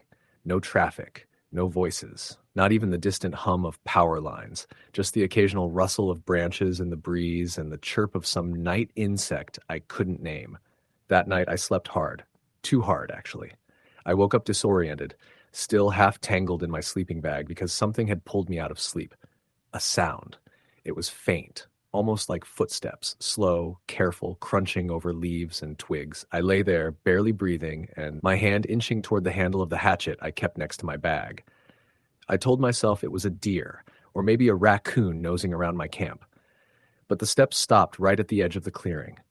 I waited, eyes wide open, staring at the thin layer of nylon above me, and then, just as quickly as they'd come, the sounds faded away, swallowed by the trees. By morning, I'd convinced myself I'd dreamed it. It was easy to do, standing there in the pale morning light with coffee warming my hands and the fire crackling low. I almost laughed about it as I packed up my gear and hiked deeper into the woods. The second day, I pushed farther west, following a ridgeline that led down into a narrow ravine choked with undergrowth. It was harder going than I'd expected. The trail disappeared entirely, and I had to pick my way through dense brush, every step sinking into damp leaves and soft earth. By noon, I'd lost cell signal completely. Not that it mattered. I'd barely had a bar since I left town, but something about watching the last little indicator vanish made me feel truly alone. That afternoon, the forest started to change. It's hard to explain exactly how, but the air grew heavier, thicker somehow. The trees grew closer together, their trunks darker, their branches tangled like skeletal hands overhead. There were fewer birds, fewer sounds in general, actually. Just the occasional whisper of wind and the creak of trees shifting high above. I stopped at a stream to refill my water and noticed something strange. A small pile of stones, stacked carefully on the bank. They weren't natural, too neat, too deliberate. Someone had built them, one on top of the other, like a little cairn. I told myself hikers do that kind of thing all the time. But as I kept walking, I found more of them. Stacks of 3 or 4 stones balanced in impossible ways, on logs, in the hollow of a tree stump, even in the middle of the trail. By dusk, I'd found a spot for my second camp. It was a little higher up, on a patch of level ground overlooking a dry creek bed. I ate, I stoked the fire, and I tried to shake the sense that I was being watched. Every time I glanced up from the flames, I expected to see someone standing just beyond the tree line. The sound came again that night. Footsteps. Closer this time. Not heavy, but deliberate, moving through the underbrush in slow, measured steps that circled my camp. I sat up, clutching the hatchet, my heart hammering against my ribs. "Hello," I called, my voice thin and sharp in the stillness. "Who's out there?" The footsteps stopped, then silence. Not even the sound of the wind in the branches. I stayed awake until the sky began to lighten, my back against my pack, every muscle tense. When the birds finally started singing again, I packed my gear as fast as I could and decided to turn back. Except I couldn't. I don't know how it happened, but the trail I'd come in on was gone. I retraced my steps down to the ravine, to the stream where I'd filled my water, but the landmarks were wrong. The bend in the creek wasn't where it should have been. The ridge I'd followed was steeper, narrower, and led nowhere. Panic simmered just under the surface as I hiked for hours, convinced that if I just kept moving, I'd find my way out. But the deeper I went, the more unfamiliar everything became. The trees looked different, twisted, their trunks gnarled and blackened, bark split like old scars. By late afternoon, I stumbled into another clearing and froze. The stone piles were there again. Dozens of them. Some small, just a few rocks stacked waist-high, others towering over me, balanced in eerie, impossible formations. And in the center of the clearing, a single tree. Its bark had been stripped away in long, jagged patches, leaving pale wood exposed like raw flesh. Something was carved into it. I stepped closer, every hair on my neck standing on end. The carving was rough, deep, almost angry. Just one word: leave. I turned and ran. I didn't stop to think, didn't stop to rest, just ran until my lungs burned and my legs threatened to give out. The forest closed in around me, branches clawing at my arms and face, and still I ran until I tripped on a root and went sprawling, my backpack slamming into the ground. I don't know how long I lay there, gasping, staring up through the tangled canopy at the darkening sky. But when I finally forced myself to sit up, the sun was low and the woods were quiet again. Too quiet. That night, I didn't build a fire. I didn't eat. I just curled up in the shadows beneath a fallen log, clutching my hatchet, listening. At some point after midnight, I heard it. Not footsteps this time. Breathing. Slow. Deep. Just beyond the log, inches from where I lay frozen in the dark. I didn't move. Didn't even dare to blink. The breathing stayed there for what felt like hours, steady and patient, until, finally, it faded into the distance. When the sun rose, I was already on my feet, moving. I didn't know where I was going. Just away. Always away. By the fourth day, I was exhausted, starving, and half delirious. My compass spun uselessly, no matter which direction I faced. Every tree looked the same. Every clearing felt wrong. And then I saw it. The same stripped tree. The same carved word. Leave. Only now, there was something new beneath it. A fresh carving. My name. I don't remember dropping my pack. I don't remember running. I just remember the sound of branches snapping behind me, keeping pace, closing the distance. I didn't stop until I saw the faint glint of sunlight on metal. A ranger's watchtower, maybe a mile away, rising above the tree line. I don't remember climbing the ladder, don't remember bursting through the hatch, don't remember collapsing on the dusty wooden floor, gasping and sobbing until I passed out. When I woke, it was morning. The forest was still. The world was quiet. I never saw who or what had been following me. I never found my pack. And when the rangers finally found me 2 days later, dehydrated and shaking, they told me there hadn't been a watchtower in that part of the forest for decades. I don't camp alone anymore. I don't even like driving past Millerton if I can avoid it. But sometimes late at night when I'm trying to sleep, I think I hear it again. That slow, steady breathing, just beyond the edge of the dark. Story the end. The first time I stepped off the gravel road and into the woods, I remember how clean the air felt. Crisp, sharp, like it had been filtered through pine needles and river stones for 1,000 years before it filled my lungs. The sun was low that morning, slanting through the treetops in narrow golden beams, and the forest smelled alive, like damp moss and cedar and earth. I'd been planning the trip for months. 3 days in the wilderness, hiking along the North Rim Trail through the Bitterroot Mountains in Montana, alone. It was supposed to be a reset, something to shake loose the stress that had been building for years. My job in Billings was eating me alive. Long hours, corporate pressure, deadlines that never seemed to stop. My therapist had told me I needed to disconnect, and I had taken that to heart. Out here, there was no cell signal, no meetings, no noise. Just me, the forest, and the sound of my boots crunching on the trail. The first few miles passed without a hitch. I parked my truck at the designated lot just after dawn, strapped my pack across my shoulders, and followed the narrow dirt path that led deeper into the mountains. The forest was quiet, but not in a way that bothered me. There were bird calls in the distance, the occasional rustle of a squirrel darting through the undergrowth, the soft hum of the wind threading its way through the trees. It was the kind of quiet that soothed you, the kind that reminded you how small you were. I made camp by a creek that first night. The water was cold and fast-moving, and I filtered a few bottles before cooking some instant noodles over my small camp stove. As I ate, I watched the shadows stretch long across the forest floor. The sun slipped behind the ridges early out there, leaving the woods bathed in that eerie gray light that comes just before darkness really settles in.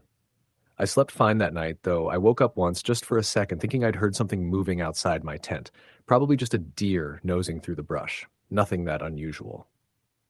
The second day was when things started to feel different. I woke early, broke camp, and pushed further up the trail, deeper into the backcountry where the trees grew tighter and the path narrowed until it was barely more than a game trail. The deeper I went, the quieter it got. By noon, I realized I hadn't heard a single bird all morning. No insects either. It wasn't just quiet. It was dead silent. I told myself not to overthink it. The deeper you got into the wilderness, the less human noise you heard. But I couldn't shake the feeling that something was off. I stopped for lunch near a rocky outcrop that overlooked the valley. The view was stunning. Layers of mountains rolling out into the horizon, endless pines stretching as far as I could see. I almost forgot the silence until I noticed it again, heavy and unnatural. Then I saw the first sign that something was wrong. It was just off the trail, maybe 30 feet into the trees. A shirt, a faded blue flannel, caught on a low branch, torn and stiff with mud. At first, I thought it was nothing. People dropped things on the trail all the time. But as I stepped closer, I realized how strange it was. The shirt wasn't new. It had been out there for a while, weathered by rain and sun, but not enough to be falling apart. And there was something else. A dark, rusty stain near the collar that looked too much like dried blood to ignore. I told myself to keep walking, but the back of my neck prickled as I turned away.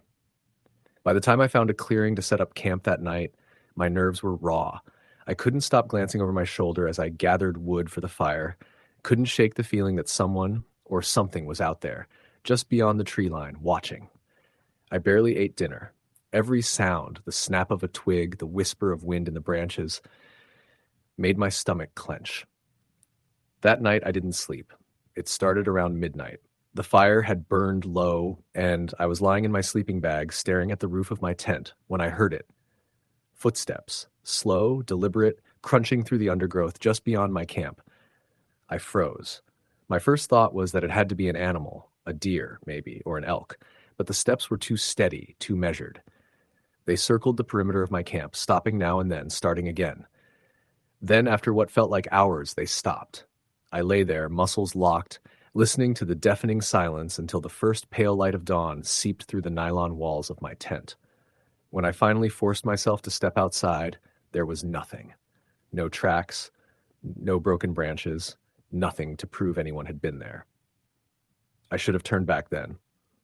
I told myself I would, but instead I packed up and pushed further into the forest, driven by something I couldn't name. The trail grew harder to follow. In places, it disappeared altogether, swallowed by undergrowth and fallen branches.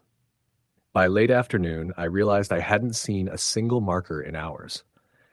That was when I found the campsite. At first, I thought it was abandoned. A fire pit, long cold, sat in the middle of a small clearing. A torn sleeping bag lay half buried under leaves, and an old backpack slumped against a tree, its fabric bleached by the sun. But then I saw the knife. It was driven into the trunk of a tree, the handle slick with rot, the blade rusted dark. And carved into the bark, just above the hilt, were 3 crude symbols, lines and slashes that didn't look like letters, but like something older, something that made my skin crawl just to look at.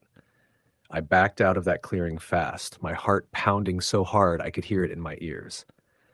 By the time the sun started to set, I was hopelessly lost. The trail was gone, the trees pressing in tight around me, the light bleeding out of the sky faster than I could think. That night was worse. I didn't bother setting up my tent. I huddled by the base of a tree, clutching my pack to my chest, straining to hear anything beyond the pounding of my own pulse. And then I heard it again. The footsteps. Only this time they were closer. Slow, heavy, crunching over the dead leaves, circling me like they had the night before. Then came the whistle. 3 notes, low, sharp, cutting through the darkness. I don't know how long it went on. Hours, maybe. I stayed frozen, too scared to move, until the woods fell silent again and the first thin streaks of morning light broke through the branches. By then, my water was almost gone. My food, too. I knew I needed to get out of there. But every direction looked the same. Every tree, every ridge, every gnarled root, it all blurred together into one endless, suffocating wall of green. At some point, I stumbled across a narrow stream and followed it, hoping it would lead me back toward the trail. Instead, it led me to another clearing. There was a cabin there, or what was left of one. The roof had caved in long ago, the walls half swallowed by vines and moss. The windows were shattered, the door hanging loose on rusted hinges. Against every instinct screaming at me to turn back, I stepped inside. The air was thick with the smell of rot and mildew. Old furniture lay broken and scattered. A rusted lantern tipped over in the corner. There were claw marks on the walls, deep, ragged gouges that ran floor to ceiling. And on the far wall, in faded red paint, was a single word: run. I didn't need to be told twice. I tore out of there, branches whipping against my face, my breath ragged in my chest. I didn't stop running until the forest thinned and I collapsed in a patch of tall grass, my body trembling from exhaustion and fear. That night, I didn't hear the footsteps. I didn't hear the whistle, just the hollow, oppressive silence pressing in on all sides. By morning, I stumbled back onto what I thought was the trail, though it twisted in ways I didn't remember. I followed it anyway, too desperate to think. Hours blurred together, my legs burned, my throat was dry. Then I heard it again, the whistle. 3 sharp notes, closer than ever. I didn't look back, I just ran, crashing through the underbrush, lungs on fire until the trees broke open and I saw the glint of sunlight on metal, my truck parked crooked in the gravel lot where I'd started. I don't remember driving home. I don't remember unlocking my front door or collapsing onto my couch. All I remember is the silence. And sometimes, late at night when the world is still and the wind rattles the windows, I hear it again. 3 sharp notes, low and soft, calling from somewhere out in the dark. Story, the end. The first time I set foot in the Bitterroot Mountains, I thought it would be an adventure. The kind you talk about years later with a smile, remembering the long hikes and cold nights by the fire, and the way the stars looked so close you could almost touch them. I didn't think about how vast those woods were, how easy it would be to get lost, or how quiet the nights could be when the only sound was your own heartbeat thudding in your ears. There were 4 of us on that trip. Me, my younger brother Ryan, my best friend Cole, and his girlfriend Hannah. I was the one who suggested the trip in the first place. I'd been working 60-hour weeks at a job that made me feel like I was rotting from the inside out, and I thought maybe a week in the wilderness would clear my head. Ryan didn't need much convincing. He just graduated from college and had nothing but time. Cole and Hannah were outdoorsy types, always posting pictures of themselves hiking or camping somewhere, so when I mentioned the idea over beers one night, they were in immediately. The first 2 days were perfect. The trailhead started out wide and well-marked, winding through dense pine and spruce, with sunlight breaking through in streaks of gold. The first night, we set up camp near a river, cooked dinner over the fire, and stayed up late talking, the kind of conversation that only happens when you're a couple of beers in and 100 miles from anywhere. The second day was harder. Steeper climbs, heavier packs. But when we made it to a ridge overlooking a valley so green it almost didn't look real, it felt worth it. We took pictures, laughed, and talked about how no one ever really understood how big this country was until they stood in the middle of it, surrounded by nothing but trees and sky. It was on the 3rd day that things started to feel off. We'd gotten an early start, breaking camp just after sunrise. The air was cool, the kind of crisp morning that makes you feel alive. But by mid-morning, the trail started to narrow, the trees growing thicker, the light dimming, even though the sky overhead was clear. "You sure this is the right way?" Ryan asked, pulling his pack higher onto his shoulders. "Yeah," I said, though I wasn't as sure as I sounded. The GPS showed we were on course, following the line toward a small alpine lake where we planned to camp. But something about the path didn't look right. The dirt was softer here, the brush thicker, like no one had been through in a long time. By noon, the silence hit me. It was the kind of silence you don't notice right away, not until you realize what's missing. No birds, no insects, no wind moving through the branches overhead, just the sound of our boots crunching on the soft ground and the faint creak of our packs. "Is it just me?" Hannah said, her voice low. "Or is it, too quiet out here?" Cole snorted, trying to play it off. "It's the woods. That's kind of the point." But I saw the way his eyes kept scanning the trees, the way his hands stayed close to the knife clipped to his belt. We stopped for lunch near a small stream, the water clear and cold enough to numb your hands. Ryan was the first to notice the prints, deep, human-like impressions in the soft mud by the bank, heading into the trees. Bare feet. "Probably someone else hiking through," Cole said, but his voice didn't have much confidence in it. "Who hikes barefoot out here?" Ryan asked. No one had an answer for that. That night, we set up camp in a small clearing. The fire felt smaller than usual, like the darkness was pressing in on us. We didn't talk as much, just sat there eating in silence, jumping at every crack of a branch or rustle in the underbrush. Around midnight, I woke to the sound of footsteps. At first, I thought it was one of the others, maybe Ryan heading into the woods to piss. But then I realized the steps were too light, too deliberate. I held my breath and listened, every nerve in my body on edge. The steps circled the camp slowly, crunching softly in the dirt, pausing near the tents. I wanted to call out, but something in me told me to stay quiet. After a few minutes, the sound faded back into the woods. In the morning, I didn't say anything. Neither did anyone else, but the way they avoided looking at me told me they'd heard it too. We packed up quickly and kept moving, but the trail was gone. I don't mean we took a wrong turn. I mean it was gone. One minute we were following the narrow dirt path, and the next it just ended. No trail markers, no worn dirt, just dense undergrowth and endless trees in every direction. "This doesn't make sense," Cole muttered, staring down at the GPS. The arrow spun lazily in circles, the screen flickering like it was losing signal.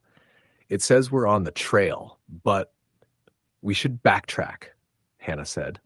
"Go back to where we started today and figure out where we—" Her voice cut off when we all heard it, a low, drawn-out whistle, somewhere deep in the woods to our left. It wasn't bird song. It wasn't the wind. It was human. "Hello?" Ryan called, his voice breaking slightly. No answer, just the whisper of leaves in the still air. "Let's move," I said, my voice low but urgent. We didn't stop until the sun was low, our legs aching, our throats dry. When we finally found a spot flat enough to pitch the tents, the light was fading fast. We built a fire, bigger than usual, and sat close to it, the shadows of the trees long and strange in the glow. No one spoke much that night. Every crack in the darkness made us flinch.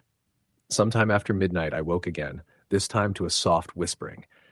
At first, I thought it was the wind, but the sound was too deliberate, the cadence too strange. Words, though I couldn't make them out, threading through the trees like smoke. I unzipped the tent as quietly as I could and peeked out. The fire had burned down to embers, casting a faint red glow across the clearing. Beyond the edge of the light, the trees were black, impenetrable. And there, just at the edge of the clearing, I saw it, a figure. Tall, thin, barefoot. It stood perfectly still, just outside the reach of the light, watching. I froze, every instinct in me screaming not to move, not to breathe. After what felt like an eternity, it stepped backward, vanishing into the dark. When morning came, I almost convinced myself it had been a dream, until I saw the footprints. Bare, human-like, pressed deep into the soft dirt around the fire pit. We didn't talk about it. We just packed up and started walking, though none of us knew which way we were going anymore. By midday, Hannah was crying quietly as we stumbled through the undergrowth, the trees closing in tighter around us. Ryan kept muttering under his breath something about not supposed to be here, like a mantra. When the sun went down, we built another fire, even bigger this time, piling on every scrap of wood we could find. None of us wanted to admit it, but we were terrified of the dark now. That night, the whispering came again. Louder this time. Closer. I sat there, gripping the handle of my knife so hard my knuckles ached as the whispers rose and fell, surrounding the camp. I couldn't understand the words, but the intent was clear. They didn't want us there. Then, just as suddenly as it started, the sound stopped. The next morning, Ryan was gone. His sleeping bag was empty, his pack still sitting where he'd left it, but there were no signs of a struggle, no footprints leading away from the campsite. We called his name until our voices were hoarse, but there was nothing, just silence. Cole wanted to keep moving. Hannah wanted to stay put, hoping Ryan would come back. We argued until the sun started to dip, and then we stopped, too exhausted and too scared to do anything but sit by the fire and wait. I didn't sleep that night. Neither did Cole or Hannah. Around 2 a.m, the footsteps came back, circling the camp, closer this time, and then, clear as day, a voice. "Run." It was Ryan's voice. But it wasn't his voice. It was flat, distorted somehow, like someone trying to mimic him. Hannah broke first. She grabbed her pack and bolted into the trees, her flashlight beam jerking wildly as she disappeared into the dark. Cole shouted her name and took off after her. I didn't move. I just sat there, knife in hand, staring into the blackness beyond the firelight. I don't know how long I sat there before I realized I was alone. It's been 3 days now, or maybe 4. I've lost track. The food's gone, the water too. My legs are covered in scratches, my feet blistered and raw. I keep walking, but the trees never end. At night, the whispers come. Sometimes it's Ryan, sometimes it's Hannah, sometimes it's voices I don't recognize. Last night, they were closer than ever, just outside the thin nylon of my tent. I don't think I'm getting out. Story the end. The first time I saw the trailhead, I thought it looked like any other.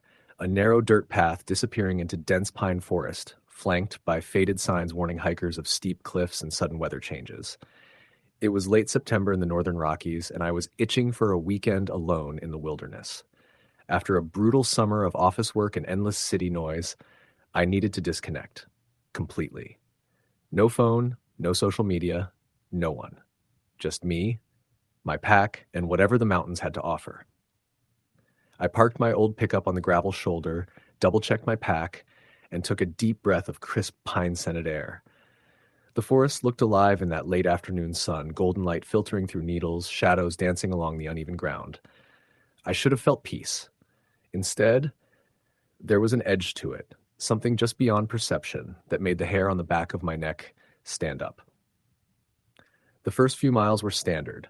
The path meandered along a ridge, occasionally dipping into shallow gullies, rocks underfoot crunching as I moved.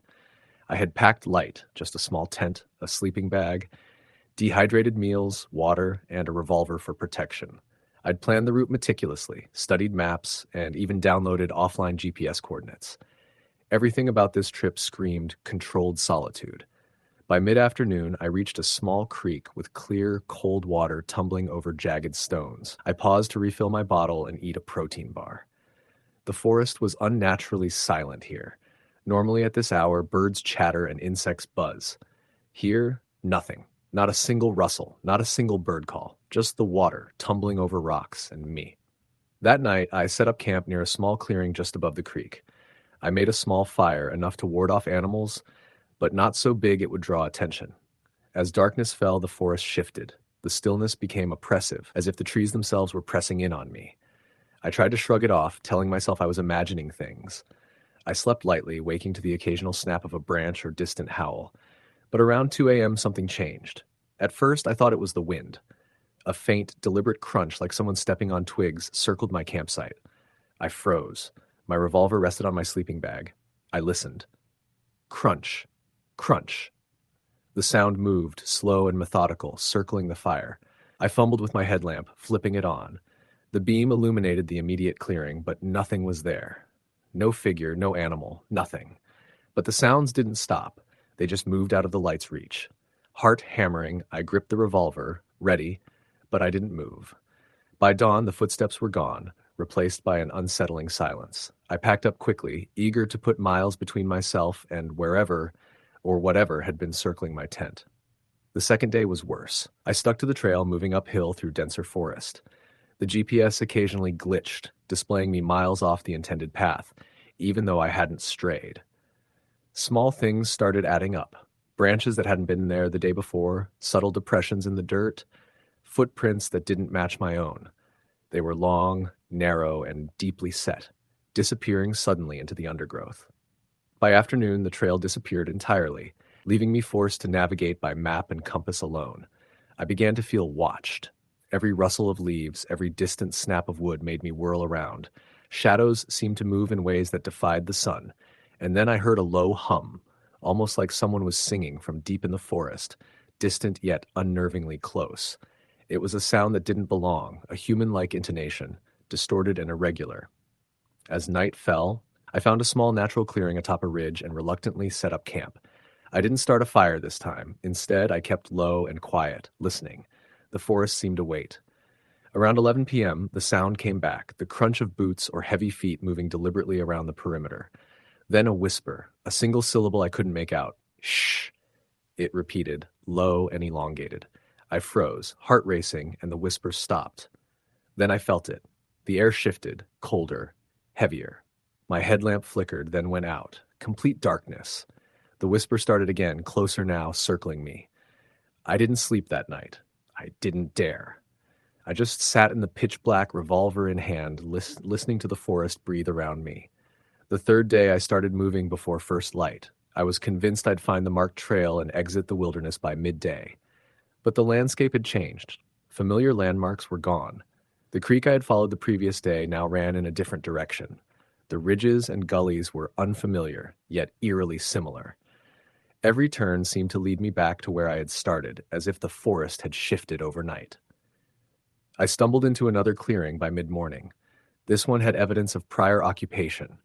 A campsite, maybe years old, with a rusted stove, half-burned firewood, and a single boot, cracked and sun-bleached.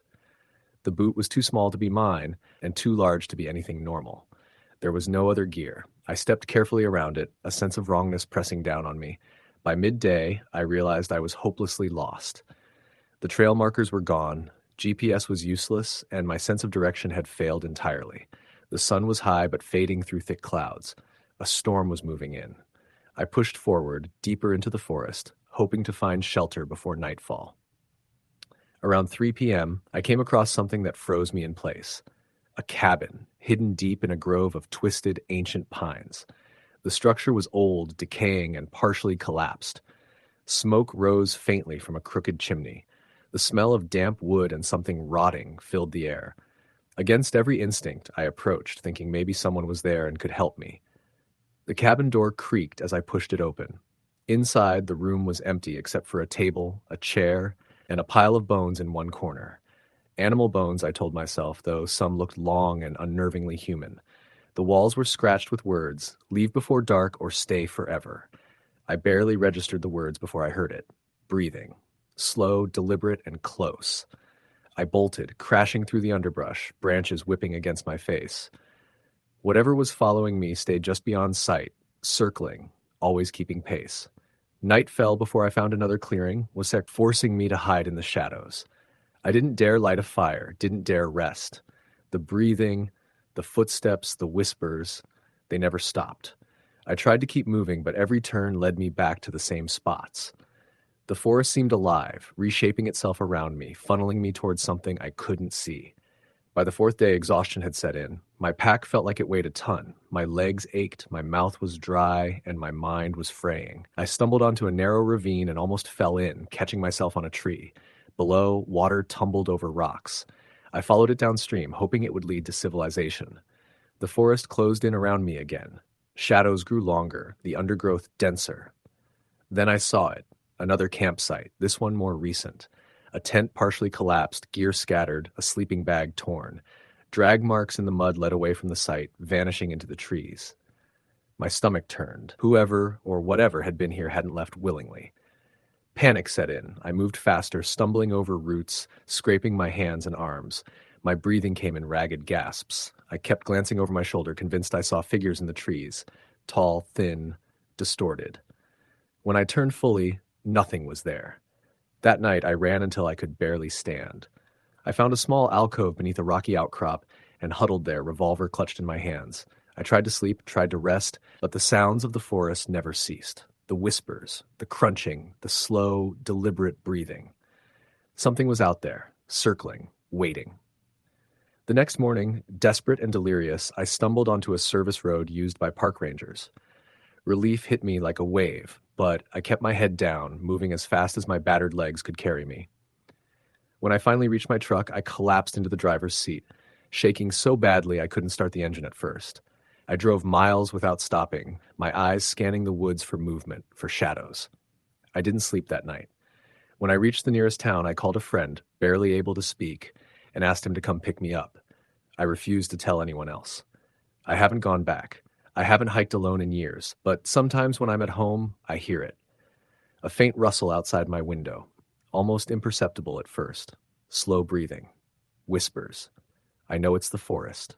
I know it's waiting, and I know that one day if I wander too far, it might come for me again. Story the end.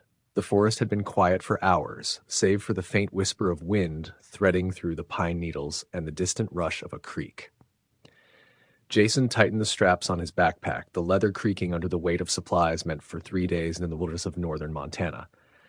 His friends, Mia and Tyler, had insisted on one last adventure before returning to the monotony of city life. No cell service, no distractions, no one around for miles. Tyler had said, a grin stretching across his sunburned face. Jason had agreed, though a small, gnawing unease lingered at the edge of his mind. There was something about the dense woods that made the air feel heavier, more oppressive than it should have been. They set off mid-morning, the sun slicing through the treetops in sharp beams, illuminating patches of wildflowers and moss-laden rocks. The three of them moved in a loose formation, Jason taking the lead, Tyler at the rear, and Mia in the middle, camera slung around her neck. She paused occasionally to snap pictures, capturing sunlit shafts of light or the curve of the creek as it disappeared behind a bend. Jason kept his eyes on the trail, noting the subtle changes in terrain and tree patterns, but he couldn't shake the feeling that the forest seemed to be observing them. Every rustle, every snapped twig felt amplified, as if unseen eyes followed their every move. By late afternoon, they had reached a clearing near a rocky incline. The air was cooler here, and the scent of damp earth and pine sap was almost suffocating. They stopped to set up camp. Tyler, ever the practical one, set up the tent while Mia gathered firewood, humming softly.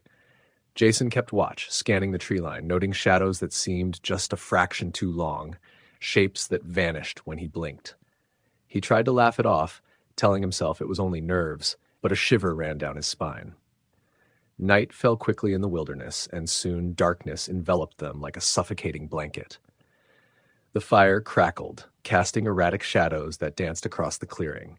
They sat around it, eating canned beans and jerky, telling stories to keep their minds off the isolation.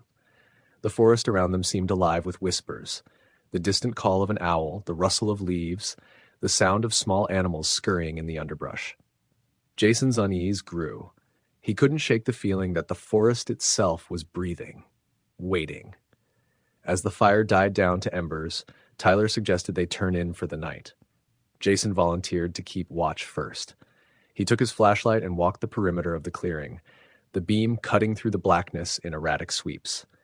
Every sound made him start. Every shadow seemed to twist into something menacing.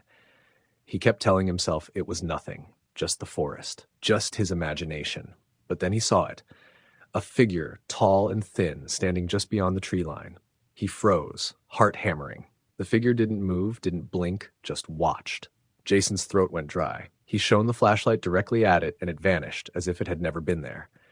Jason returned to the tent, trying to keep his panic in check. "I thought I saw someone," he said, voice tight. Mia laughed nervously. "Probably a deer," she said. Tyler shrugged. "It's easy to get spooked out here. Let's just get some sleep." They climbed into the tent, the thin nylon offering little comfort. Jason lay awake, listening to the forest, heart racing, imagining shapes in the dark. Eventually, exhaustion claimed him, though sleep brought no relief.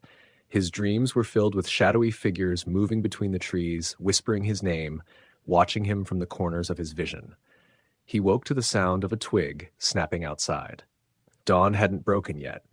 He nudged Mia, but she was still asleep and Tyler was gone. Jason's stomach dropped. He unzipped the tent and peered out. The clearing was empty, save for the remnants of the fire. Tyler's pack was gone. Panic surged. He ran to Mia, shaking her awake. "He's gone," he hissed. She sat up, eyes wide, trying to process his words. "Maybe he went for water?" she suggested, but Jason shook his head. Tyler had taken nothing but his pack and jacket, and he wouldn't have left without them. They searched the immediate area, calling his name. No answer. The forest remained silent, the only sound their frantic breaths and the distant rush of the creek. They followed the trail Tyler had been taking yesterday, scanning the underbrush and broken branches, hoping for some sign. Hours passed. The sun rose, casting the forest in harsh light that did nothing to ease Jason's fear. And then they saw it. Footprints. Not quite human, leading away from the clearing, disappearing into the dense forest. They were large, elongated, and the spacing between them was unnatural, as if the creature or person moved with inhuman speed. Jason felt his throat constrict. "We have to follow them," he said. Mia hesitated, but fear and concern for Tyler outweighed hesitation. They moved carefully, following the prints, trying not to make a sound. The forest seemed to close around them, the trees leaning inward, roots tangling, underbrush thickening. Every few steps, Jason glanced behind, half expecting to see the shadowy figure from the night before, but saw nothing. By mid-afternoon, they stumbled upon a small clearing. The remnants of a fire, older and cold, lay there, surrounded by strange symbols etched into the dirt. Jason knelt to examine them. They were primitive, jagged, almost childlike, yet unsettling in their precision. Mia shivered. "What is this?" she whispered. Jason didn't answer. The hair on his arms stood on end. The forest felt heavier here, darker, suffocating. He had the overwhelming sense that they were being watched from all directions. They continued following the trail, which led them to a rocky ridge overlooking a narrow valley. From above, the valley appeared empty, but Jason's eyes caught movement. A flash of white, then black, then white again, darting between rocks and trees. Tyler. He ran, waving, but every time they shouted, the sound was swallowed by the valley, muffled and distorted. Jason climbed down, using hands and feet to scramble over jagged rocks, Mia close behind, calling Tyler's name. They finally reached a small flat area where the footprints ended. Tyler was gone, and the only sound was the wind whistling through the rocks and the faint, distant laughter, high-pitched, almost childlike, echoing through the valley. Fear twisted in Jason's gut. He turned to Mia. "We need to leave. Now." They retraced their steps, but the valley seemed to stretch endlessly. Paths they had taken now led to dead ends, rocks and roots rearranged as if the forest itself was shifting. Shadows moved in ways that defied logic, and the faint laughter grew louder, closer, surrounding them. Jason's heart pounded, every nerve on edge. They stumbled through thick brush, branches clawing at their faces and arms, until they came upon a small creek. The sound of running water was comforting, grounding. They followed it downstream, hoping it would lead to civilization. Hours passed, the sun dipping low in the sky. Exhausted, dehydrated, and disoriented, they stumbled upon a small abandoned cabin, half hidden by overgrown foliage. The door hung on broken hinges, the windows shattered. Jason hesitated, but Mia urged him forward. They entered cautiously. Inside, the air was stale, heavy with the smell of decay. The floor was littered with broken furniture, animal bones, and something else, fragments of human bones, small, delicate. Jason gagged. "We shouldn't be here," he whispered. But they had no choice. Night was falling, and they needed shelter. They barricaded the door as best they could, using broken furniture.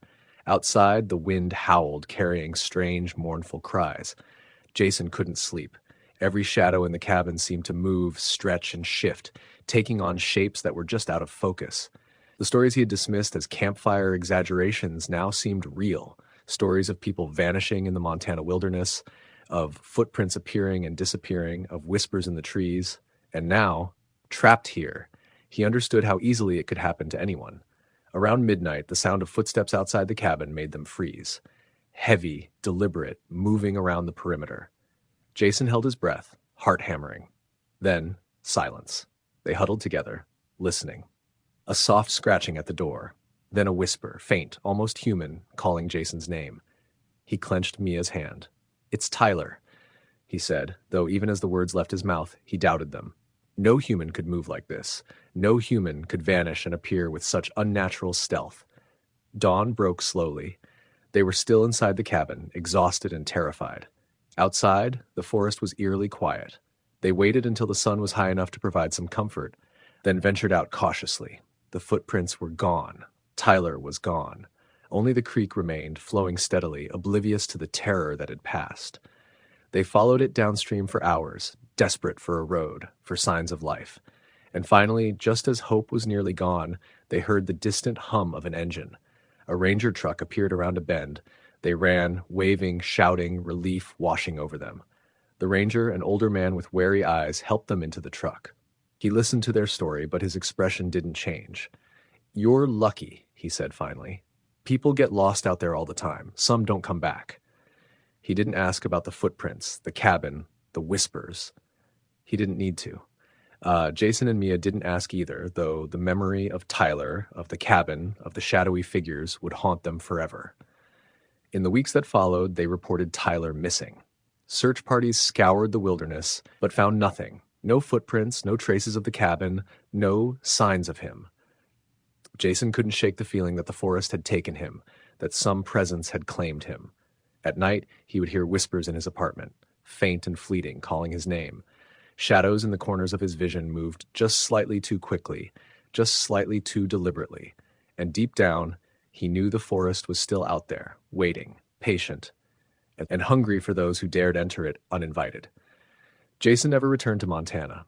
Mia moved across the country, but neither of them could forget the endless silent trees, the unnatural shadows, or the sound of a voice calling from the darkness, always just out of reach. And somewhere, out in that vast wilderness, Tyler walked, or didn't walk, among the pines, his fate tied forever to the forest that watched, waited, and claimed what it wanted. The memory of that wilderness, the oppressive silence, the shifting shadows, and the constant feeling of being watched never left them. They tried to warn others, to tell people about the danger that lurked in those dense forests, but few believed them. After all, how could someone disappear so completely without a trace? How could footprints appear and vanish, a cabin exist and then not exist, whispers echo in the trees with no source? Jason and Mia didn't know. They only knew the fear, the haunting certainty that the forest was alive in some unfathomable, malevolent way. Even years later, Jason would wake in the middle of the night, heart pounding, convinced he could hear the whispers again. He would imagine Tyler's pale face, eyes wide, emerging from the darkness of his bedroom. And though logic told him it was just a memory, a lingering trauma, he knew better. Somewhere, deep in the forests of Montana, something waited. It watched. And it remembered those who dared to enter. Story the end. The first thing I remember about that trip was the silence.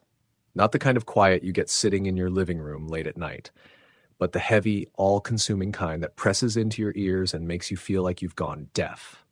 It was early October, that perfect window when the heat of summer had bled away, but the first bite of winter hadn't quite settled in. My friend Eric had been begging me to go backpacking for months, and I finally gave in when he suggested the Absaroka Beartooth Wilderness up in Montana. He'd been there once before, years ago, and swore the trails were empty. The fishing was incredible, and the nights were so dark you could see every star in the sky. It'll be a reset, he told me over beers. No cell service, no noise, just the mountains. You need this. Maybe I did. Work had been a nightmare for months. My relationship had ended in a way that still kept me awake some nights, and the idea of vanishing into the wilderness for 4 days sounded like the right kind of medicine. By the time we parked his truck at the trailhead that Friday morning, I almost believed it. The trail started easy, weaving through thick stands of lodgepole pine, the air sharp with the scent of sap and cold earth. The sky was cloudless, an impossible shade of blue that made everything seem cleaner, sharper. Eric hiked ahead, a bright red pack bobbing against his shoulders, while I followed, trying to shake off the nerves that had been building since we'd left cell range an hour earlier. The first day was perfect. We covered 8 miles without really trying, stopping to take in sweeping views of valleys painted gold and orange with fall leaves. At one point, a herd of elk crossed the ridge below us, their antlers catching the sun like polished bone.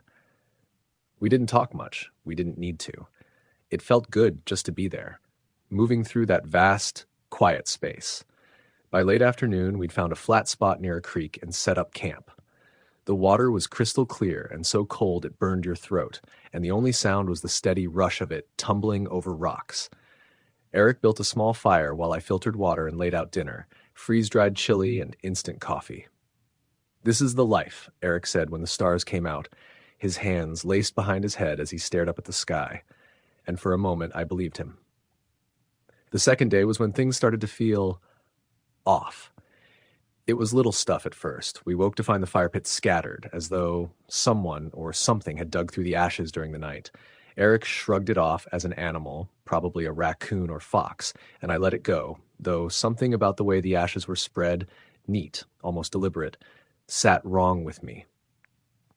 We packed up and headed deeper into the wilderness, following a narrow trail that climbed steadily along the side of a ridge. The higher we got, the quieter it became. The birds stopped calling. The breeze died. Even the sound of our boots on the trail seemed muted, swallowed by the endless trees. By midday, the trail had thinned to a faint track barely visible beneath the undergrowth. Eric kept checking the map, frowning, muttering that he didn't remember it looking like this. The tension that had been a faint hum in my chest the night before began to grow sharper, a steady pulse of unease I couldn't explain. When we stopped for lunch near a small clearing, I noticed for the first time. A structure, if you could call it that, half hidden in the trees. It wasn't much, just a crude frame of branches lashed together with strips of what looked like rawhide, standing maybe 4 feet tall. Animal bones, bleached white and brittle, hung from the crosspieces, clacking softly in the breeze that had started up again. Probably some hunter, Eric said when I pointed it out, though his voice lacked its usual confidence. Like a blind or something. But I'd grown up hunting with my dad, and I'd never seen anything like it. We didn't linger. By the time we found a spot to camp that night, a narrow patch of level ground overlooking a deep ravine, the unease had settled into my bones. The forest felt heavier somehow, like it was watching us. We kept the fire small, ate in silence, and crawled into our tents as soon as the last light faded. I woke sometime after midnight to the sound of footsteps. At first, I thought it was Eric getting up to take a piss, but when I unzipped my tent and stepped out, the campsite was empty. The fire had died down to a faint glow, and the forest around us was pitch black, the kind of dark that makes you feel like you're underwater. "Eric?" I whispered. Silence. And then, from somewhere down the ravine, a soft, steady whistle.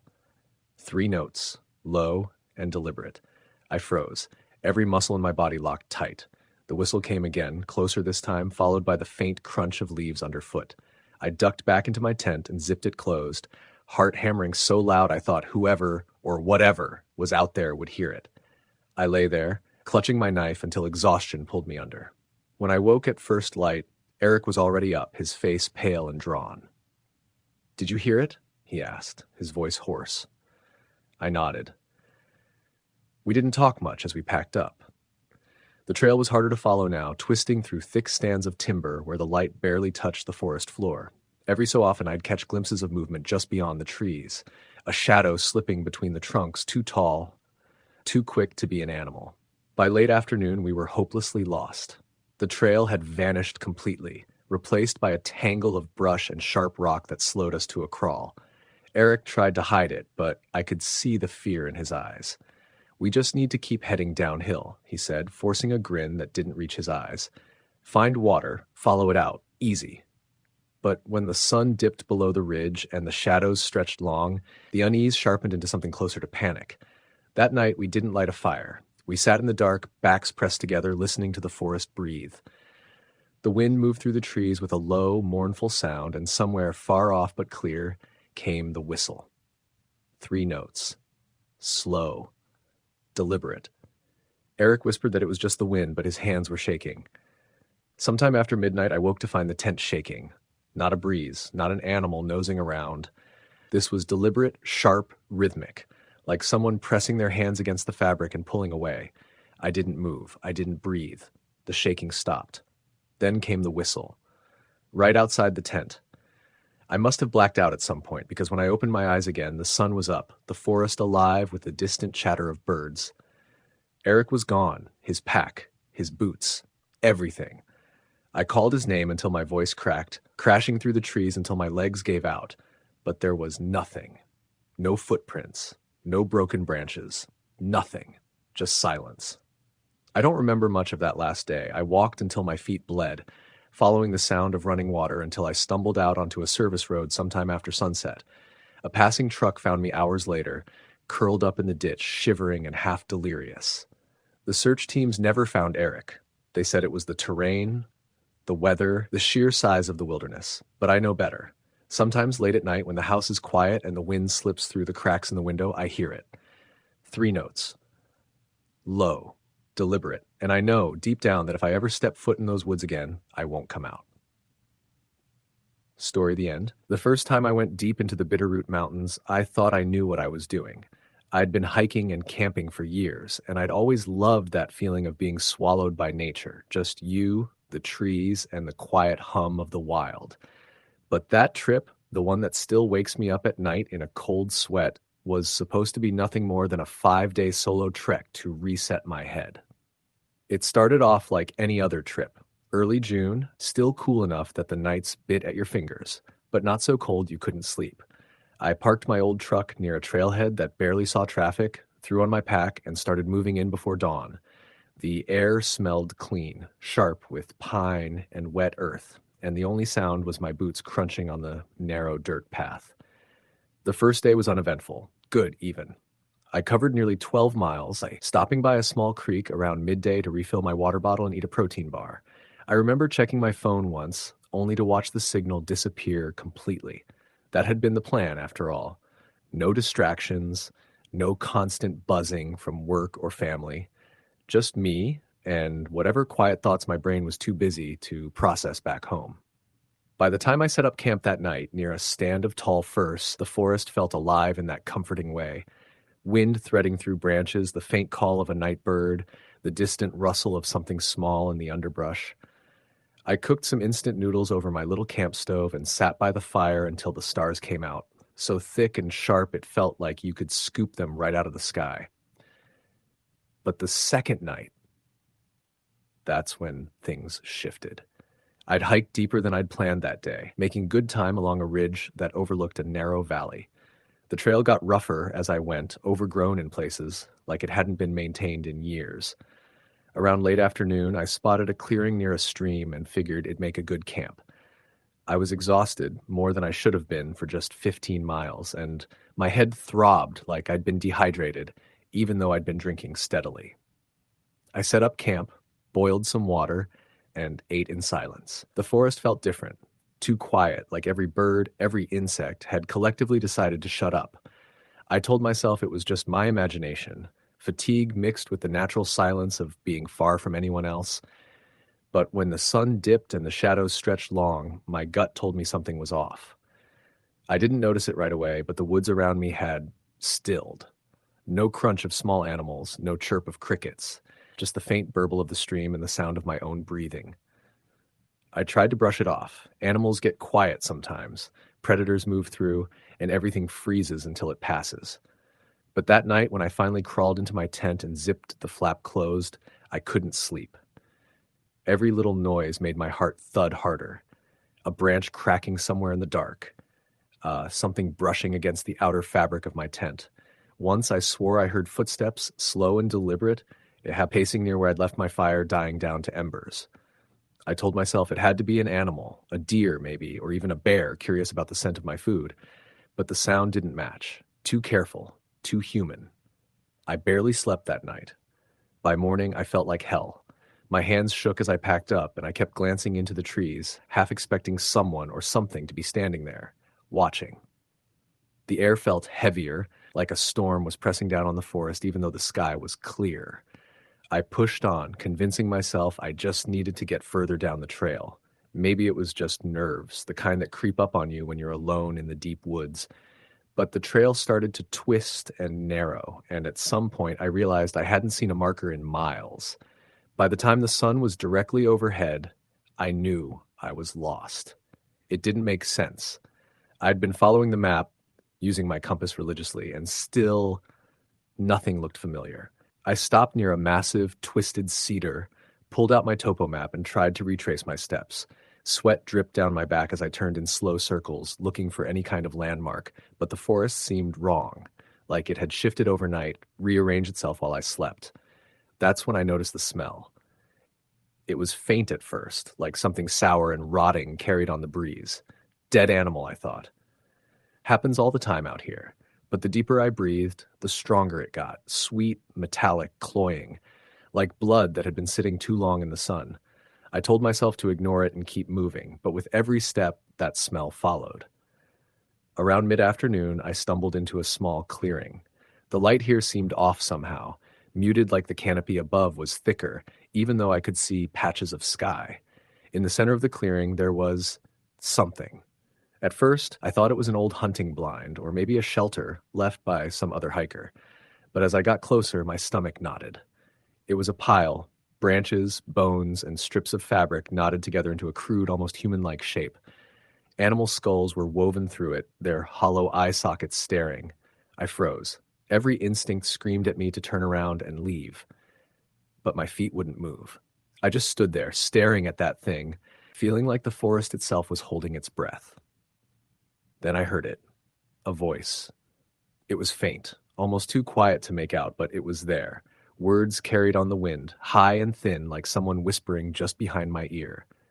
My skin prickled and I spun around, but there was nothing there. I don't know how long I stood in that clearing before I finally snapped out of it and ran. I didn't stop to check my map, didn't care where the trail led, just ran until my lungs burned and my legs screamed. By the time I stopped, the sun was low, bleeding orange through the trees. I forced myself to set up camp in a small hollow, though my hands wouldn't stop shaking as I tried to light a fire.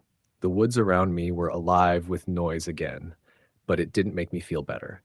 The sounds were wrong. Too loud, too close, like every animal out there was circling just beyond the firelight. That night, I didn't sleep at all. Every time I closed my eyes, I heard it again. That whispering, threading through the trees, never close enough to understand, but too close to ignore. At one point, I swear I heard my name. The next morning, I found tracks near my camp. Not animal, human. Barefoot, deep impressions in the soft earth, circling the spot where I'd been sleeping. I don't remember eating. I just packed up and started moving, desperate to find the trail again. My legs ached, my lips cracked from thirst, but I didn't dare stop. The forest felt like it was closing in, tighter and tighter with every mile, and that smell, that sickly sweet rotting smell, never left. By the fourth day, I was running on nothing but adrenaline and fear. My map was useless, my compass spinning like it couldn't find north. Every tree looked the same, twisted in ways that made my stomach churn if I stared too long. Then I saw it. Through the trees, maybe 100 yards away, a shape moved. Tall. Too tall. Its limbs were wrong. Too long. Too thin. And it didn't move like anything I'd ever seen. I froze, my breath caught in my throat, and it stopped too, turning its head just slightly, like it knew I was there. I didn't wait. I bolted, crashing through the underbrush, branches tearing at my arms and face. I didn't look back, not even when I heard something. Someone running behind me, keeping pace no matter how fast I moved. I don't know how I made it out. I remember bursting through the tree line, stumbling onto a narrow dirt road, and collapsing. When I came to, a ranger was standing over me, shaking my shoulder. They said I was miles off any marked trail, deeper than anyone had a reason to be, and that I was lucky they'd been patrolling the area at all. I didn't tell them everything. How could I? They wouldn't believe me. I've never gone back out there. I won't. But sometimes, when the house is quiet and the night stretches long, I swear I can still hear it, that whisper curling through the dark, calling my name.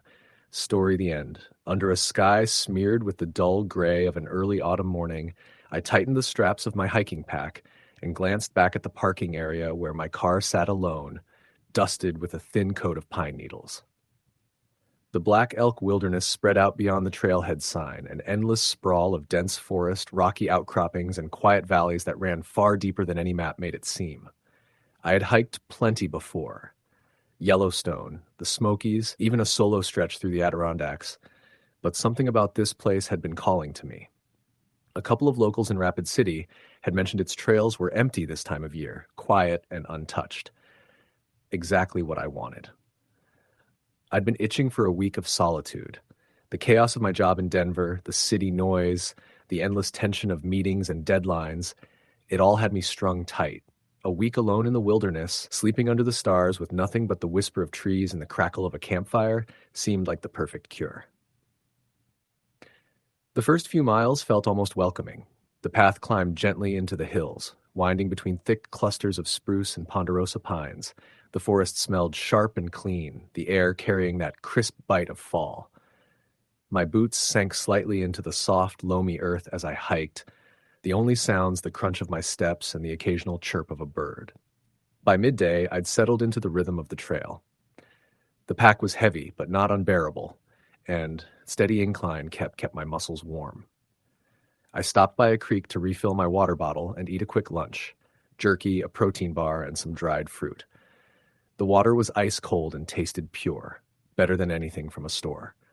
It was there, sitting by that creek with my boots off, that I noticed how quiet it was. Not just calm or serene, but still in a way that prickled my skin. No insects, no birds, not even the whisper of wind through the trees. Just silence, pressing in like the air before a storm. I told myself it was nothing. Early autumn sometimes quiets the woods, and this was a deep wilderness, far from any highways or campsites. I laced my boots and pressed on, convincing myself I was imagining the heaviness in the air. The trail narrowed as I moved deeper, twisting through a valley where the trees grew so thick they blocked out most of the sunlight. I checked my map more often than I needed to, partly to reassure myself. The path was marked, faint blazes on the trees, but they were old and faded, some barely visible under moss and bark. Around 5 in the evening, I found a clearing near a ridge and set up camp. The ground was soft and level, and from the ridge I had a view of the valley below, a sea of green that stretched endlessly. I pitched my small tent, gathered wood, and started a fire as the light faded. The smell of smoke and pine mingled in the cool air while I cooked a freeze-dried meal over the flames. As night settled in, the forest stayed eerily still. The fire popped and hissed, and the occasional gust of wind stirred the trees, but nothing else. I sat close to the warmth, reading from a paperback until the words blurred. It was the snapping branch that woke me. I sat up in the tent, my sleeping bag tangled around my legs, my heart pounding in my ears. The fire had burned down to glowing embers, casting only a faint light. At first I thought it might have been a deer or maybe a raccoon nosing through the camp, but then I heard it again, a deliberate, heavy crunch of leaves, closer this time. I held my breath, straining to listen. Silence. Then, faintly, the sound of movement retreating into the trees, slow and steady. I unzipped the tent just enough to peer out. The forest was ink black beyond the dim ring of firelight. "Hello," I called, my voice sounding too loud, too human, in the stillness. No answer. I sat there for what felt like hours, clutching my flashlight like a weapon until the adrenaline drained and exhaustion dragged me under again. Morning brought a thin layer of frost on the ground and the sharp scent of damp earth. My fire pit was cold, untouched, and nothing in the camp looked disturbed. I tried to laugh it off. Nerves, probably, or some animal curious about the smell of food. But I couldn't shake the feeling of being watched as I broke camp and shouldered my pack. The second day was harder. The trail climbed sharply, switchbacking up into higher ground, and the forest grew wilder. Fallen trees blocked parts of the path, and the underbrush thickened. By mid-afternoon, my legs burned and my shirt was damp with sweat, despite the chill. I stopped to drink and check my GPS, but the signal kept flickering in and out. I found another clearing near dusk, this one smaller, with a single twisted pine at its center. Setting up camp felt automatic by now. Tent, fire, food, all in a quiet rhythm. But that night, the silence was heavier. I didn't sleep much. Every creak of the trees sounded too close, every rustle in the brush just beyond the glow of my fire made my stomach knot. At one point I heard footsteps, slow, deliberate, pacing around the perimeter of my campsite. I whispered to myself that it was an animal, maybe a coyote or even a bear keeping its distance. But deep down I knew the sound was wrong. It was too measured, too purposeful. The next morning, I found footprints near my camp. Not animal prints, boot prints. Large, wide, and deep enough in the soil to tell me whoever, or whatever, had been there wasn't light. They circled my campsite and then disappeared into the trees. Panic clawed its way into my chest. I packed up faster than I ever had in my life, my hands shaking so badly that I fumbled with the straps. The trail felt unfamiliar, like I'd somehow taken a wrong turn even though I was following the map exactly. My GPS was useless, showing a frozen screen, and the compass needle twitched oddly, never settling. By midday, clouds had rolled in, dark and heavy, and the forest seemed to close in on me. Every tree looked the same. Every sound, the snap of a branch, the whisper of leaves, sent a jolt through my spine. I stopped by a small stream to refill my water and noticed something upstream. At first, I thought it was driftwood caught between some rocks, but as I stepped closer, I saw fabric, a torn scrap of blue nylon. It looked like part of a jacket sleeve, frayed and darkened with dirt. I backed away from the stream, my throat tight, and didn't stop walking until my legs felt like they were about to give out. That night, I didn't build a fire. I found a spot off the trail, hidden among a thicket of brush, and pitched the tent in silence. My stomach growled, but I didn't eat. Every sound was amplified in the dark. Somewhere around midnight, I heard it again. The footsteps. Closer this time, circling. And then something new, a soft, whistled tune, low and almost playful, weaving through the trees. I clamped a hand over my mouth to keep from making a sound, my body rigid as the tune faded and the footsteps receded. When dawn broke, pale and gray, I tore down camp in minutes and forced myself back onto the trail, desperate for any sign of civilization. The map said I was 3 miles from a ranger station. 3 miles stretched into an eternity. The forest warped around me, the trail vanishing into overgrown brush and twisting in ways it hadn't before. I stumbled, fell, got back up. My canteen ran dry. Then the smell hit me. Rot, thick and sour, curling through the air like a warning. I followed it, against every instinct screaming at me to turn around, until I came to a small clearing. There, half buried under a tangle of roots, was a tent. Faded, torn, the fabric shredded like it had been there for years. Beside it, a boot. Still laced, still with a foot inside. I ran. I don't remember much after that, just trees blurring past, my breath ragged, the constant fear that every branch snapping behind me was someone closing in. At some point, I tripped, slammed hard into the ground, and everything went black. When I woke, I was lying on the side of a dirt road, my pack gone, my clothes damp with morning dew. A ranger truck pulled up not long after. The man inside stared at me like I was some ghost dragged out of the woods. They said I was lucky.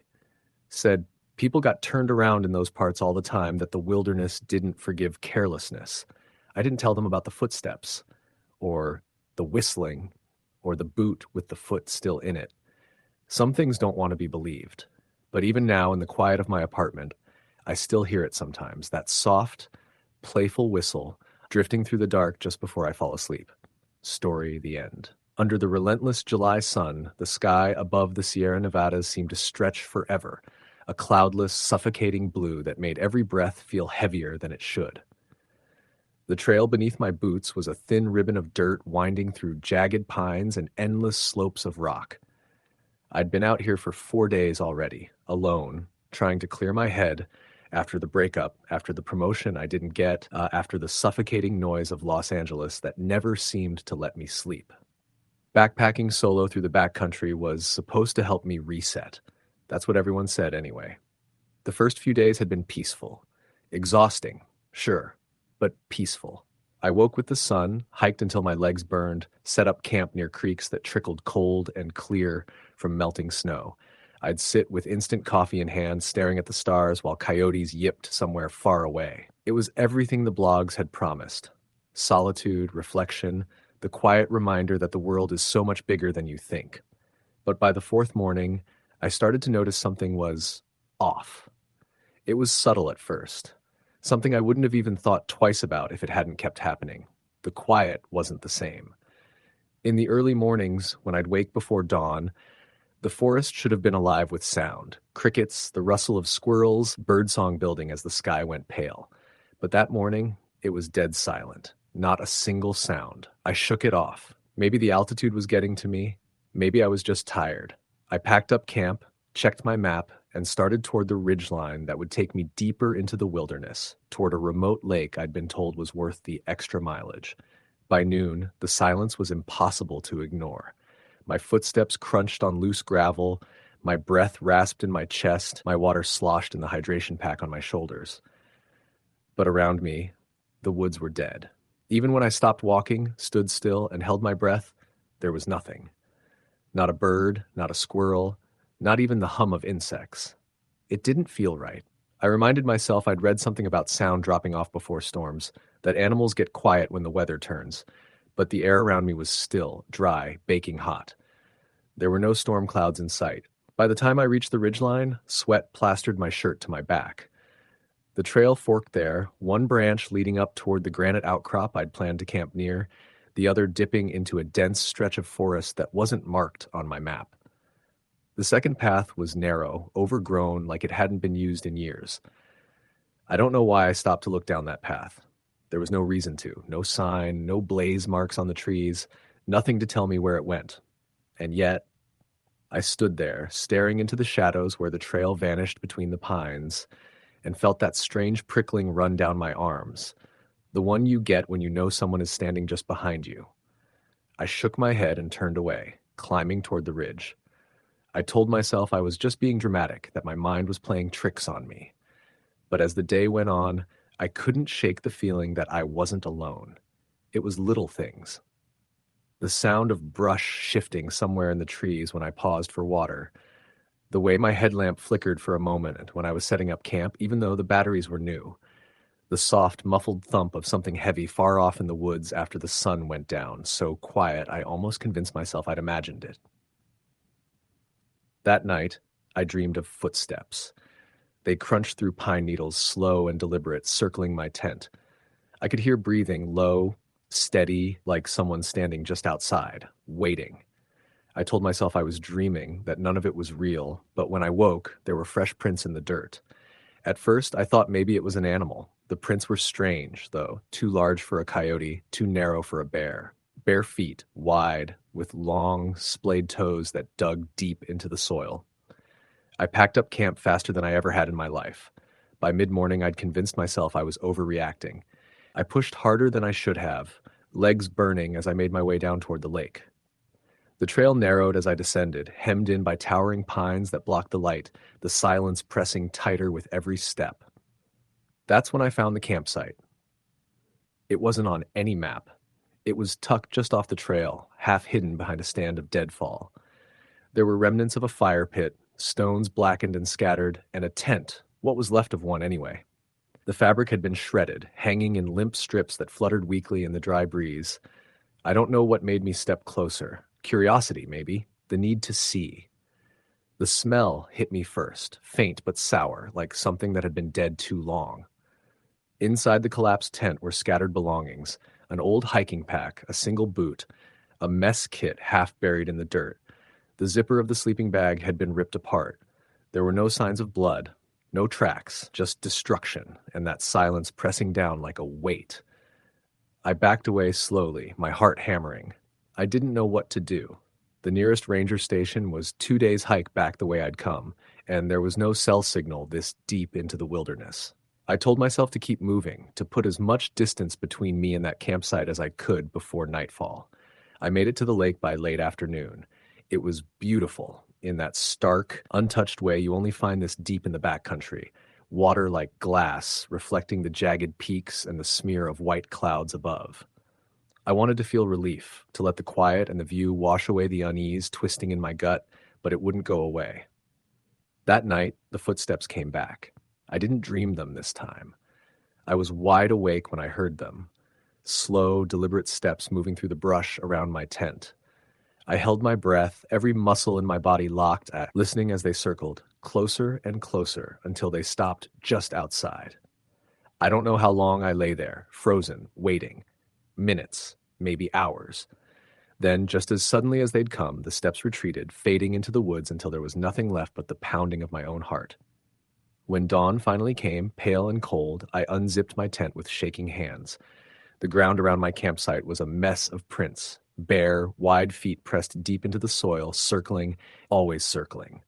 I didn't eat breakfast. I didn't even pack properly. I just threw my gear together and started hiking, leaving the lake behind, heading back toward the main trail. Every sound, every rustle of leaves, every groan of shifting branches sent my pulse skyrocketing. By late afternoon, I knew I was being followed. I never saw it, not clearly. Just glimpses. Movement between the trees, a flash of pale skin against the dark bark, the brief impression of something tall, too tall, standing just beyond my line of sight.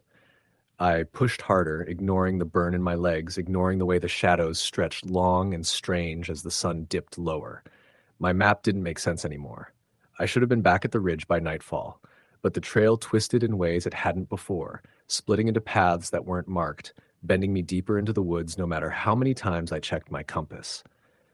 By the time night fell, I was lost. The moon barely broke through the canopy overhead, my headlamp cutting a narrow, shaky beam through the underbrush. Every few steps I caught that sound again. Footsteps, matching mine, always just far enough away that I couldn't see what was there. I don't know how long I wandered like that. Hours, maybe. The forest felt endless, every tree the same, every shadow shifting when I turned my light. Then, through the darkness, I saw it. A flicker of light, faint but steady, somewhere deeper in the woods. A fire. I don't remember deciding to follow it. I just moved, stumbling toward that glow, branches tearing at my arms and legs, my breath ragged in my chest. The closer I got, the colder the air felt, until every exhale came out in a thin, white puff, even though the night was still warm. When I finally broke through the trees, I stopped dead. There was no fire, no camp, just a circle of stones, blackened and cold, and the faint, acrid smell of smoke that shouldn't have been there. That's when I heard it, right behind me, close enough that I felt the air shift against the back of my neck. A breath. Low, steady. I ran.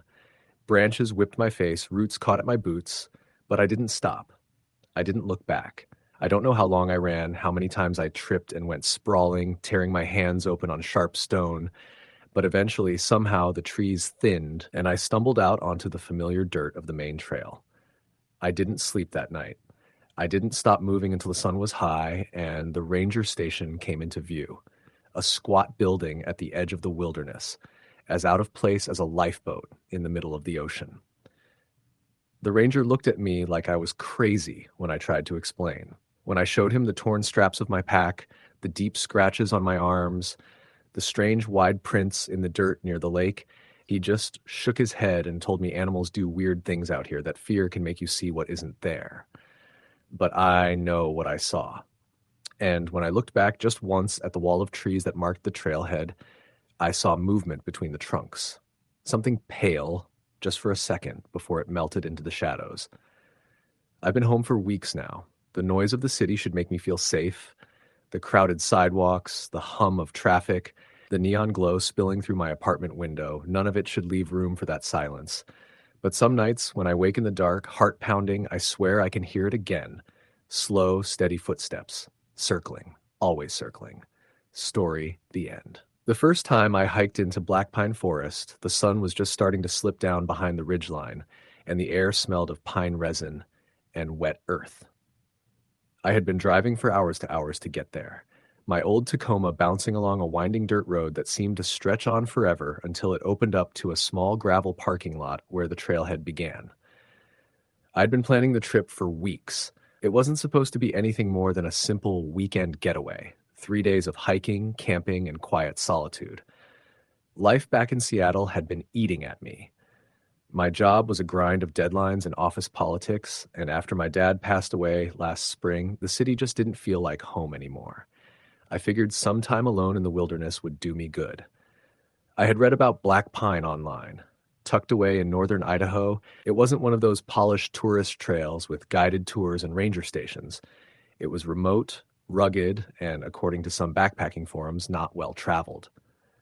That was exactly what drew me in. I wanted quiet. I wanted space. By the time I strapped on my pack and adjusted my headlamp, the forest had started to darken. I figured I'd hike in for about an hour and set up camp near one of the streams I'd marked on my map. The first mile was easy. Well-worn dirt, a scattering of roots and rocks, nothing technical. My boots crunched softly over the trail, the sound muffled by the thick trees that pressed in close on either side. It wasn't until I'd gone another mile that I started to notice how quiet it was. I've done my share of hiking, enough to know the usual chorus of sounds you hear in the woods. Birds calling, insects humming, branches creaking in the wind. But here it was different. There were no birds, no rustling leaves, just the soft sound of my own breathing and the steady thump of my boots against the dirt. Every so often I'd stop and listen, telling myself it was just the isolation messing with me. Still, the silence pressed in, heavy and suffocating, until even the crunch of my footsteps started to feel too loud. I told myself it was fine. It was just a quiet forest. That's what I'd wanted, wasn't it? By the time I found a clearing big enough to set up my tent, the last bit of daylight had faded. I cooked a quick meal over my small stove, ate in silence, and crawled into my sleeping bag. That first night, I barely slept. It wasn't because I was scared. At least, that's what I kept telling myself. It was just the stillness. Even the air felt too still, like the whole forest was holding its breath. Every time I started to drift off, some faint noise, a distant crack, a soft thud, would jolt me awake. At one point, maybe around 2 a.m, I swore I heard footsteps. Not an animal, not the random snap of a branch in the wind. These were deliberate, slow steps, just beyond the thin nylon wall of my tent. I froze, holding my breath, listening. The steps stopped. For a long moment, there was nothing. Then, from deeper in the woods, a low whistle. 3 sharp notes like someone calling a dog. I sat there, clutching the handle of my knife, straining to hear anything else. But the woods stayed silent. When I woke the next morning, the ground around my camp was undisturbed. No footprints, no broken branches, nothing to suggest anyone had been there. I told myself I'd imagined it. Maybe it had just been a deer, or the sound of a tree settling in the night. I packed up and kept hiking, following the narrow switchbacks as they climbed higher into the hills. The trail was harder to follow now, less defined. Every so often, I'd stop and check my map, making sure I hadn't drifted off course. By midday, the forest had grown even denser, the trees so tall and close together that the sunlight barely touched the ground. I came across an old wooden sign nailed to a tree, the letters so faded they were barely legible. It pointed toward what I assumed was a secondary path, overgrown and barely visible beneath the underbrush. Something about it gave me pause. There was no mention of it on my map, no indication of an offshoot trail. I stood there for a long moment, staring down that shadowed path before shaking it off and continuing on the main loop. That afternoon, I stopped by a narrow creek to refill my water bottles. The air there was cooler, the sound of running water breaking the relentless quiet. I crouched down by the bank, letting the cold water run over my hands, and that's when I saw it, half buried in the mud, just at the water's edge. A shoe. At first, I thought it was just some lost hiker's gear. But when I pulled it free, I saw that it wasn't new. The leather was cracked, the sole partially rotted, and inside, faint but undeniable, were dark brown stains. I dropped it back into the mud and stood up quickly, scanning the trees around me. For the first time since I started the hike, I thought about turning back, but I didn't. Instead, I convinced myself that people lose things all the time on the trail. Maybe it had been sitting there for years. Maybe it was nothing. By the time the sun dipped low again, I'd found a small plateau to set up camp for my second night. From up there, I could see the ridges rolling out in every direction, dark green waves under a bruised purple sky. It should have been beautiful. It should have been peaceful. But I couldn't shake the feeling that I wasn't alone. That night, the noises came back. First, the slow, deliberate crunch of footsteps circling the perimeter of my camp. Then that whistle. 3 sharp notes, low and soft, carrying just far enough for me to hear. I didn't sleep at all. By the time morning came, I'd made up my mind. I was heading back. I broke camp quickly, stuffing my gear into my pack and retracing my steps down the trail. The forest felt different in daylight, but not in a comforting way. The air was heavier, the silence deeper, as if the woods were holding their breath again, waiting. It wasn't until I passed the faded wooden sign again that I realized something was wrong. The path I'd followed the narrow trail that had been so clear on the way up, was gone. I stood there, heart pounding, turning in slow circles. I should have been able to see the worn track through the brush, the broken branches marking where I'd passed. But there was nothing. Just trees in every direction, thick and unbroken. Panic started to set in. I pulled out my map, my compass, double-checked my bearings, but none of it made sense. No matter which direction I turned, the forest looked the same. Hours passed. I kept walking, trying to find anything familiar, a landmark, a bend in the creek, anything, but it was like the forest had shifted around me. By late afternoon, exhaustion and fear had set in. I stumbled into a small clearing and dropped my pack, trying to catch my breath. That's when I heard it again. The whistle. 3 sharp notes. Closer this time. I froze, every muscle in my body locking up, and slowly turned my head toward the trees. Something moved between the trunks, just a flicker of motion, quick and fluid. Too tall to be an animal, too silent to be a person. I don't know how long I stood there, staring into the trees, my mind screaming at me to run. Eventually, I forced myself to grab my pack and start moving again, deeper into the forest, because there was no other way to go. As the light faded and the forest sank into darkness, the noises started again. Footsteps, deliberate and heavy, pacing just beyond the edge of my vision. That soft, low whistle, never too close but never far enough away. And then, as I stumbled through the underbrush, I found something that stopped me cold. A campsite. Or what was left of one. The tent was shredded, collapsed in on itself. Gear was scattered across the ground. Pots, a sleeping bag, a torn backpack with a faded patch on the side. Everything was weathered, abandoned long enough for the fabric to rot, but not long enough for the forest to reclaim it completely. And there, near the fire pit, half buried under leaves, was another shoe. This one was smaller, a woman's maybe. I didn't stay. I ran until my legs gave out, until the forest blurred into streaks of black and green, until I collapsed somewhere in the dark, gasping for breath. I don't know how long I lay there before the footsteps started again, closer this time, deliberate, slow. And then that whistle, right behind me. 3 sharp notes, story the end. The first sign that something was wrong came on the second day, though none of us wanted to admit it at the time. We'd been hiking for almost 8 hours straight, the straps of our packs digging into our shoulders, the late summer air heavy and wet, with the kind of humidity that makes your clothes stick to your skin. The plan had been simple: 5 days in the Bitterroot Wilderness of Montana. We'd drive up from Missoula, leave the car at the trailhead, and disappear into the woods for a week. No phones, no noise, no one around for miles. It was supposed to be perfect. There were 5 of us. Me, my younger brother Tyler, my best friend Adam, his girlfriend Jess, and Mark, a guy Adam worked with. Mark wasn't someone I knew well, but he'd been on plenty of backpacking trips and promised he could handle himself. I didn't argue. Extra experience was always good in the wild.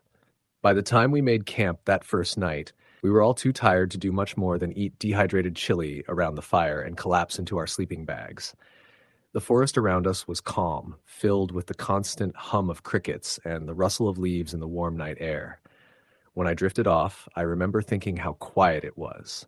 No cars, no voices, just us and the endless dark. The second day was when things started to feel different. We'd broken camp at dawn and followed the ridgeline deeper into the wilderness. It was around noon when Jess stopped walking and pointed into the trees. "Did you hear that?" she whispered. I hadn't. I just stood there, squinting into the dense green, waiting for some movement. A deer, maybe, or a squirrel, but there was nothing. No sound but the wind sighing through the branches. "It was probably nothing," Mark said, brushing past her on the narrow trail. "Tree branch snapping or something. Let's keep moving. We've got another 6 miles before camp." But I noticed the way Adam glanced back over his shoulder, scanning the trees before falling in line again. That night, camped by a narrow stream that ran cold and fast over smooth stones, the woods felt different, too still. Even Tyler noticed. "It's quiet," he said as we sat around the fire, passing a bottle of whiskey between us. "It's the middle of nowhere, Ty," I told him. "It's supposed to be quiet." "No," he insisted. "Not like this. No bugs, no owls, nothing." He was right. Now that I was listening, I realized how unnatural the silence was. No hum of cicadas, no rhythmic croak of frogs down by the water, just the crackle of the fire and the faint rush of the stream behind us. Jess shifted closer to Adam and whispered something I couldn't hear. He put an arm around her, but his eyes kept darting to the tree line. We didn't talk much more that night. One by one, we crawled into our tents, the fire burning down to glowing embers. I lay awake for a long time, staring at the nylon ceiling above me, listening to the steady rhythm of my own breathing. Every so often I thought I heard something, a branch snapping, the crunch of leaves, soft but deliberate footsteps out beyond the glow of the campsite. I told myself it was just an animal, probably a deer, maybe an elk. But deep down, I knew it didn't sound like an animal. The third day was worse. We woke up to find that something had been through our camp during the night. Tyler's pack was unzipped, its contents scattered in the dirt. A couple of protein bars were missing, and the small folding knife he kept clipped to the side of his pack was gone entirely. "Bears," Mark said, though his voice didn't sound as confident as usual. "They probably smelled the food." "Bears don't unzip packs," Adam muttered. Jess refused to eat breakfast. She just sat there, knees pulled to her chest, eyes fixed on the dark woods beyond the stream. We packed up quickly that morning and moved out.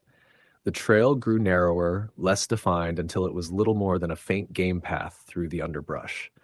The deeper we went, the thicker the trees became, the less light reached the forest floor. By mid-afternoon, I realized I couldn't hear the stream anymore. That was when Tyler stopped walking. "Did you see that?" he asked, his voice barely more than a whisper. "See what?" I asked, trying to keep my voice steady. "Someone.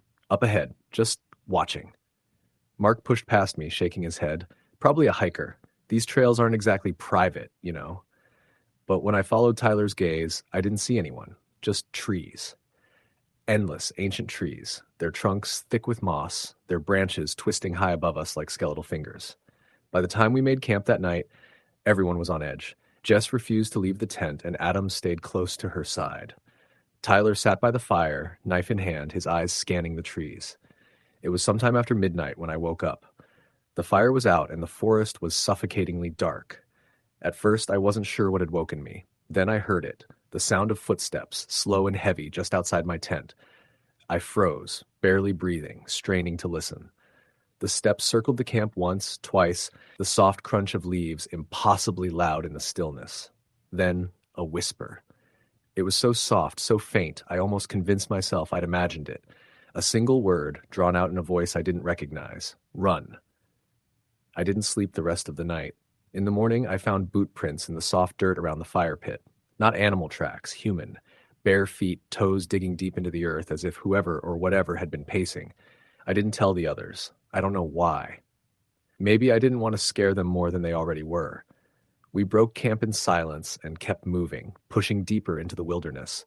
The trail was gone now, swallowed by the forest. We were relying on Mark's GPS and his supposed experience, but even he was starting to look unsure. By evening, the woods had changed again. The trees grew twisted and gnarled, their bark peeling in strange patterns, almost like claw marks. The air smelled wrong, damp and sour, and the silence pressed in from all sides. That night, Tyler didn't sleep at all. I could hear him outside the tent, pacing, muttering to himself. Every so often, I'd hear him stop and whisper, "I know you're out there." Around 3 a.m., a scream tore through the forest. Jess. We stumbled out of our tents to find her standing near the dying fire, her face pale, eyes wide with terror. "Something touched me," she whispered. Inside the tent, cold hands, they grabbed my ankle. We stayed up the rest of the night, huddled close to the fire, weapons clutched tight. But nothing else happened. By the 5th day, we were lost. The GPS stopped working sometime in the night, flashing an error scene Mark swore he'd never seen before. The compass spun uselessly, the needle jerking in every direction. The forest felt alive, like it was watching us, herding us somewhere we didn't want to go. Tyler was the first to disappear. One moment he was behind me on the trail, muttering under his breath about getting out, about finding the river again. The next, there was nothing. No sound, no movement, just empty woods. We called for him until our throats were raw. No answer. By nightfall, Jess was hysterical, begging Adam to leave, to just start walking in any direction. Mark tried to calm her, but even he looked terrified. That night, I dreamed of Tyler. He was standing at the edge of the campsite, pale and thin, his clothes torn and dirty. His mouth moved, forming words I couldn't hear, but his eyes were black, like the forest had swallowed them whole. When I woke up, there were more footprints around the camp. Bare feet, smaller this time, like a child's. The 6th day was chaos. Jess refused to move, sobbing that she could hear Tyler calling her name from the trees. Adam stayed with her, while Mark and I scouted ahead, trying to find some sign of a trail, a stream, anything that could lead us out. That was when we found the clearing. It was small, maybe 20 feet across, the ground littered with bones, deer, rabbits, something larger I didn't want to identify. In the center was a crude structure made of branches lashed together with strips of what looked like leather. The smell was unbearable, rot and decay, thick enough to make my eyes water. We didn't speak. We just turned and ran back to camp. By the time we got there, Jess was gone. Adam was on his knees, screaming her name into the trees, his voice breaking. There was no answer, just silence. That night, we didn't make a fire, we didn't speak, we just sat in the dark, waiting. I don't know what time it was when the whispers started again. Closer this time, surrounding us. Run, run, run. Mark broke first. He bolted into the trees, crashing through the underbrush. His screams faded into the distance, then cut off abruptly. Adam sat there for a long time, rocking back and forth, whispering Jess's name over and over. I don't remember falling asleep. I just remember waking up alone. The forest is quiet now. Too quiet. I don't know how many days it's been. My water's gone, my food too. I tried following the sun, tried walking in a straight line, but the trees don't end. They just keep going. Sometimes at night I hear them. Footsteps, whispers. Sometimes I hear Tyler calling my name. Sometimes I answer. Story. The end. The air smelled like pine and wet soil when we first stepped off the gravel parking lot and onto the narrow trail that cut into the dense woods. It was the kind of smell that made you think of clean rivers, quiet nights, and the idea that maybe, just for a week, you could leave the noise of the world behind. That was the idea anyway. A week in the remote stretches of the Sawtooth Wilderness in Idaho. No cell service, no work. Just four of us, two tents, and the kind of silence you couldn't find anywhere else. It was my idea. I'd pitched it to my sister Emma over beers in the back corner of a dive bar 2 months ago. She'd just gone through a rough breakup, and I thought the trip would be good for her. Good for me, too. The others joined easily enough. Mike, my best friend since high school, never turned down a hike, and his cousin Trevor, who I barely knew, tagged along because he needed to clear his head. It started out perfect. That first day, the trail wound through tall firs and along a ridge where the valley opened up beneath us, a sweeping sea of trees broken only by the thin ribbon of a river far below. The sun was warm, the breeze was cool, and for a while we laughed about how soft city life had made us. By dusk, we'd found a clearing near a small lake, its surface still as glass, reflecting the jagged silhouette of the peaks above. We pitched camp, started a fire, and cooked dinner while the night settled in. When I crawled into my sleeping bag that first night, I remember thinking this was exactly what I'd been looking for. The second day was when I started to feel it. Something subtle, like a quiet pressure you couldn't quite name. We woke early, ate oatmeal and trail mix, and pushed deeper into the woods.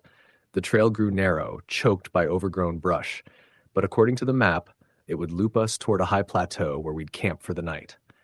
Around mid-afternoon, Emma stopped dead on the trail. "Did you hear that?" she asked. Mike and I both froze. The woods had gone strangely still. No bird song, no rustle of small animals, nothing but the faint hiss of wind threading through the pines. Trevor laughed nervously. "Probably a squirrel or something. Don't freak out." But it wasn't a squirrel. The sound that followed was soft, just the faintest crack of a branch, maybe 20 feet into the dense tree line to our right. Slow, deliberate. "Probably a deer," Mike said, though his voice lacked its usual confidence. We kept moving, quicker this time, and by the time we reached the plateau, the light had started to fade. We set up camp on a flat stretch of earth overlooking a narrow canyon, the river glinting silver far below. That night we sat around the fire again, trading stories and sipping whiskey from a dented metal flask Mike had brought along. But the laughter felt thinner, like we were forcing it. Every so often, one of us would glance toward the dark wall of trees surrounding the clearing, like we expected something to be standing there. I woke up sometime around 3 a.m. to the sound of footsteps outside my tent. At first, I thought it was one of the others heading to the edge of camp to take a piss. But when I unzipped my sleeping bag and held my breath, I realized the steps were slow, steady, circling. I sat perfectly still, every muscle locked as the steps paused near my tent. There was no breathing, no sound of gear or fabric, just stillness, so complete it made the hair on my arms stand up. Then, as quietly as they had come, the steps faded back into the trees. By sunrise, I'd convinced myself I'd imagined it. The woods did strange things to your senses.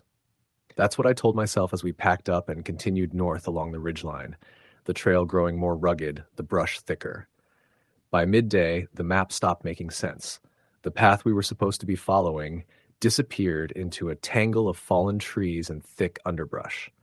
Mike cursed under his breath and fiddled with the GPS, but the screen flickered and froze, the small arrow spinning in lazy circles.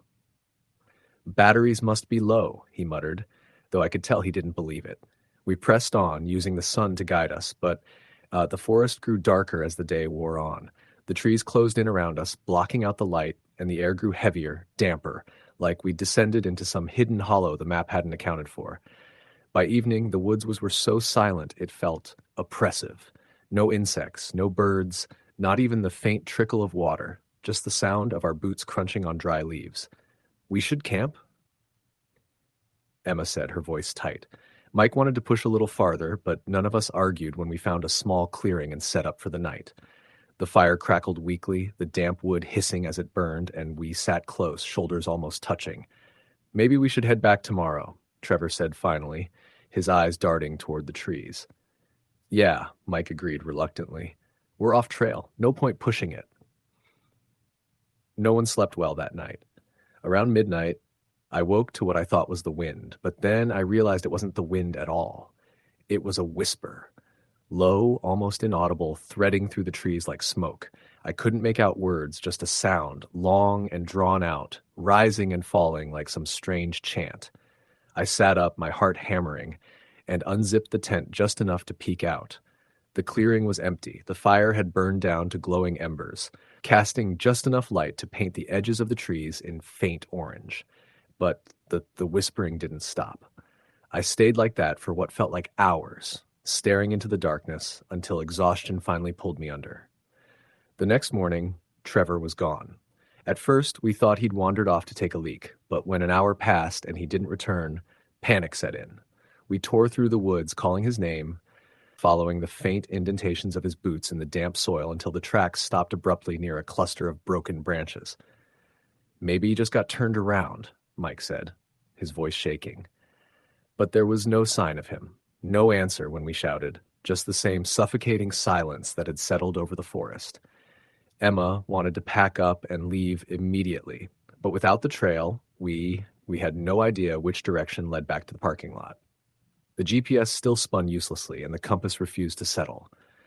By noon, we stumbled across something that made my stomach turn. It was a shirt. Trevor's shirt. Torn, dirty, and smeared with something dark. Emma started crying. Mike swore under his breath and threw the useless GPS into the dirt. We didn't find Trevor. That night, the forest came alive. The whispers were louder now, threading through the clearing like a chorus, rising and falling, impossible to place. Sometimes they sounded far away. Other times they were so close it felt like someone was breathing against the back of my neck. Emma refused to sleep, sitting with her back to the dying fire, knife clutched in her shaking hands. Mike and I took turns keeping watch, but it didn't matter. None of us could stop the thing we couldn't see.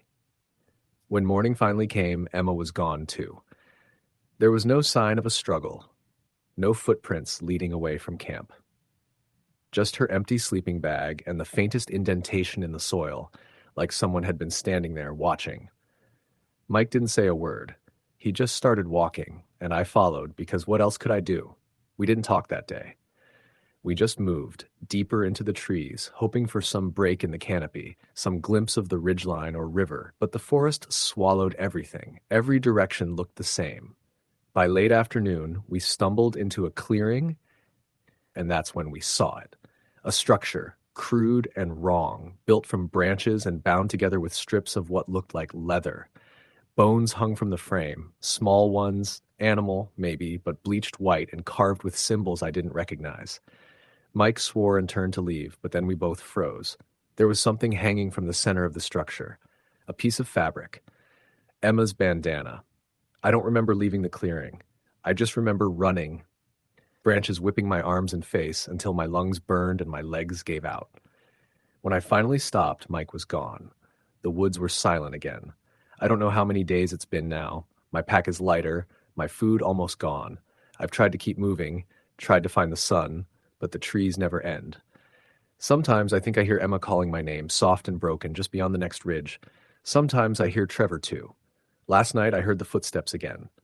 Slow, patient, circling my tent in the dark. I don't think I'll make it out of here. The woods don't want me to. Story the end. It started as a simple weekend trip. I had planned it for months, a break from the city, the noise, the endless obligations. I wanted solitude, the kind only deep in the wilderness could offer.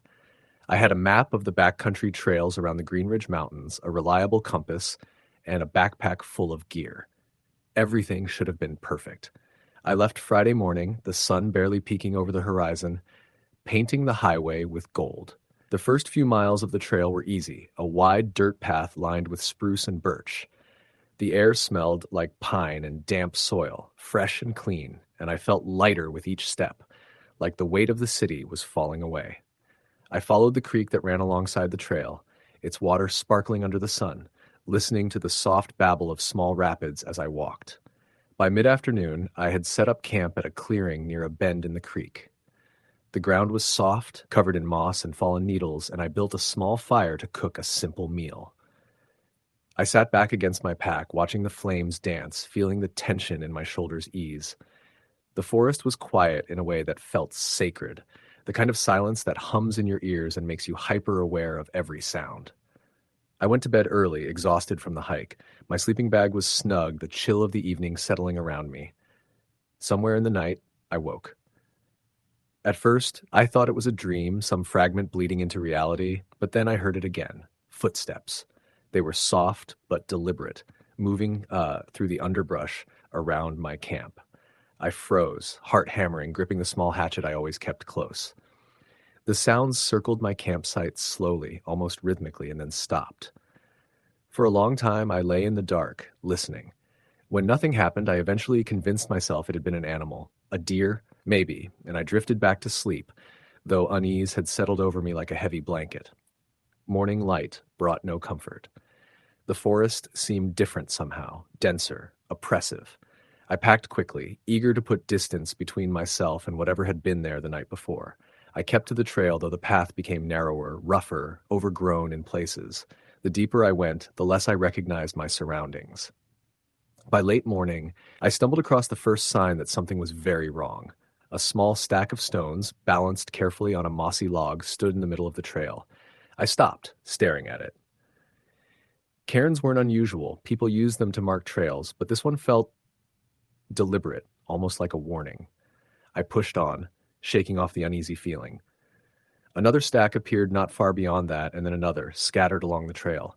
Some were tiny, just 3 or 4 stones. Others were taller, unstable towers swaying slightly in the breeze, but never falling. I began to notice them everywhere, arranged in patterns that didn't make sense, some even near streams or clinging to tree stumps. My unease deepened. By the time I reached the old ranger station near the Second Creek crossing, I was sweating, not from exertion but from a creeping dread. The station was long abandoned, its windows shattered, paint peeling from the walls. I stepped inside briefly to rest, only to find scratch marks in the floorboards, thin, deep lines that didn't look natural, like claws scraping across the wood. I left as quickly as possible. I wanted to put the ranger station behind me, but as I moved deeper into the forest, the sense of being watched grew stronger. Branches cracked nearby, leaves rustled without wind, shadows flickered at the edges of my vision. The stacks of stones became more frequent, forming crude lines and clusters that seemed to guide me or perhaps trap me. By nightfall, I realized I had no idea where I was. The trail had disappeared entirely, and I was surrounded by dense trees and undergrowth. I found a small clearing to set up camp, but I didn't light a fire. I didn't eat. I just huddled under my tarp, gripping the hatchet, listening. It started again just after midnight, not footsteps this time. Breathing. Slow, deliberate, measured. Close enough that I could hear the intake of air, heavy and wet, then the exhale. I stayed perfectly still, heart hammering, praying it would go away. Eventually, it faded, leaving me alone with the oppressive silence. Morning brought no relief. I tried to retrace my steps, but the forest had changed overnight. The creek I had been following twisted in unfamiliar directions. Landmarks I had memorized were gone. Even my compass needle seemed to wobble, refusing to settle on a direction. As the day wore on, I stumbled into another clearing, and my blood ran cold. Hundreds of stone piles, some small, some towering above me, covered the clearing.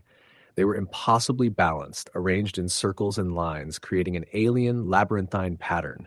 In the center stood a tree, stripped of bark in jagged lines, pale wood exposed like raw flesh. Carved into it, letters deep and uneven. Leave.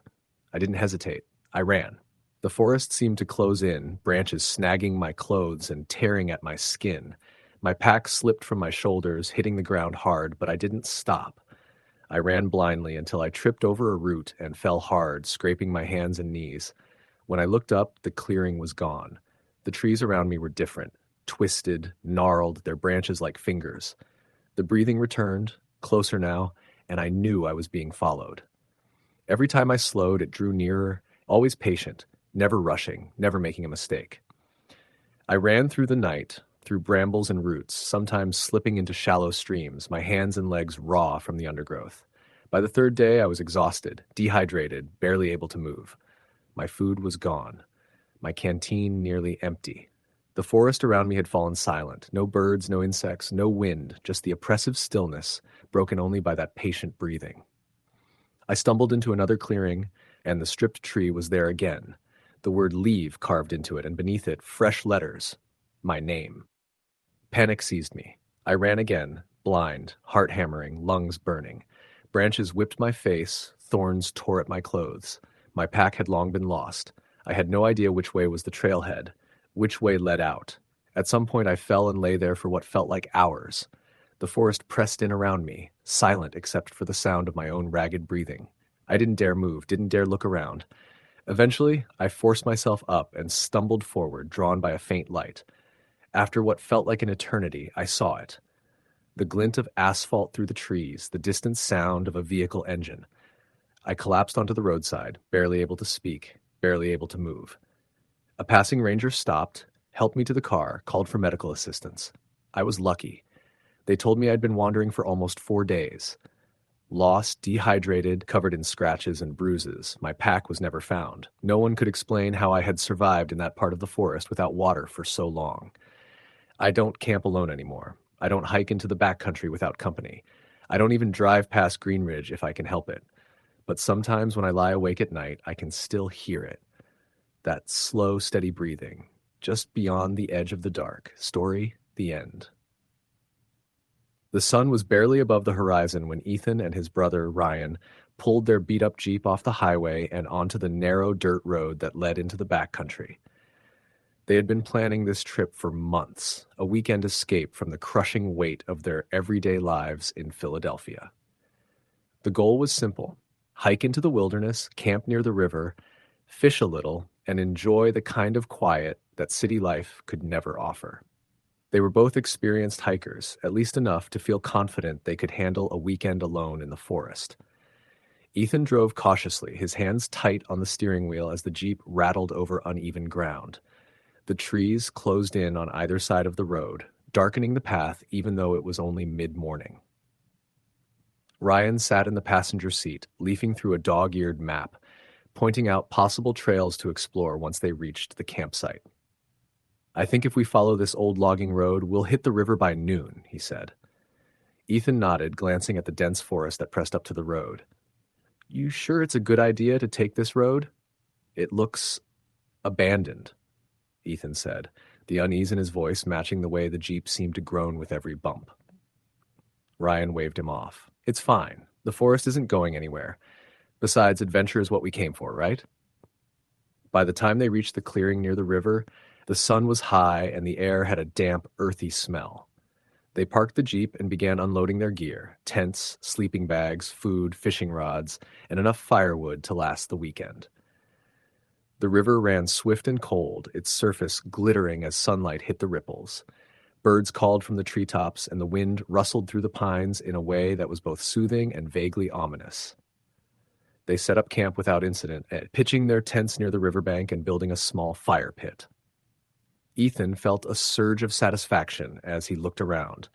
It was the kind of solitude he had been craving, the kind that made city stress fade into irrelevance. Ryan, meanwhile, was already poking around the nearby trees, testing the strength of a rope swing he'd spotted hanging from a large oak. The first night passed uneventfully.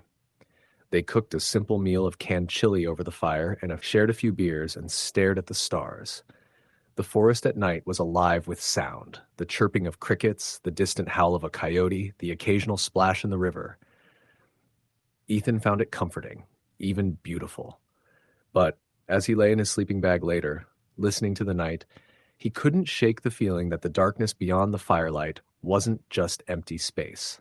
The next morning, Ryan suggested a hike upstream to a waterfall he had seen marked on the old map. Ethan agreed, packing water and snacks, though a small knot of unease remained in his stomach. They set off along the river, the trail narrow and overgrown in places, forcing them to step carefully over roots and rocks. The air was cool and damp, and the forest smelled of moss and decaying leaves. About an hour into their hike, Ryan stopped abruptly. "Did you hear that?" he asked. Ethan paused, straining his ears. At first, there was nothing but the normal symphony of birds and rustling leaves. Then a faint snapping sound came from deeper in the forest, like twigs breaking under the weight of something large. Probably a deer, Ethan said, though his voice was less confident than he intended. Ryan nodded but didn't seem reassured. They continued, but every few minutes the sound came again. Deliberate, heavy, moving through the underbrush. By the time they reached the waterfall, both brothers were on edge. The waterfall itself was breathtaking, water cascading over rocks into a deep pool. But as they set down their packs to take a break, Ethan noticed something strange. Large footprints in the mud near the water's edge. They're huge, Ethan said, crouching to examine them. Definitely not a deer or a bear. Ryan frowned. Maybe a wild boar? Those things can get big. Ethan shook his head. No, these are wrong. Look at the spacing. Whoever or whatever made them is tall, taller than us. They argued about it briefly, but neither wanted to dwell on it. They fished for a while, catching a few small trout, but the unease never fully left them. On their hike back to camp, the snapping noises followed them again, closer this time, as if whatever was out there was tracking them deliberately. That night, as they sat around the fire, the forest seemed to press in. Ethan tried to focus on the warmth of the flames, the smell of burning wood, but the sounds of the forest had changed. The snaps were accompanied by low growls, almost inaudible but unmistakable. Ryan whispered, "We should have stayed on the main trail." Ethan shook his head. "We're fine. It's just animals. It's just the forest." But even as he said it, he glanced into the darkness and caught a glimpse of something moving, a shadow larger than any animal they'd encountered. It vanished before he could point it out. Sleep that night was restless. Ethan kept hearing movement just outside the tent, scratching at the underbrush. Every time he opened his eyes, he thought he saw something looming beyond the thin fabric walls. Ryan didn't sleep much either. He muttered in his sleep, waking occasionally to peer out into the dark, whispering that he saw figures moving just beyond the firelight. The following morning, they decided to hike further into the wilderness, hoping distance from the river would ease their fears. They packed their gear and followed a narrow trail that wound uphill, deeper into dense forest. The trail became rougher, roots and rocks making footing precarious. The forest here was silent in a way that made Ethan's skin crawl. The usual bird songs were absent, replaced by an eerie, oppressive quiet. As they reached a ridge, Ethan noticed something unsettling. Trees stripped of bark in long vertical lines, claw marks gouged deep into the trunks. "This isn't natural," he said, voice low. Ryan nodded, eyes wide. "Yeah, something's been here."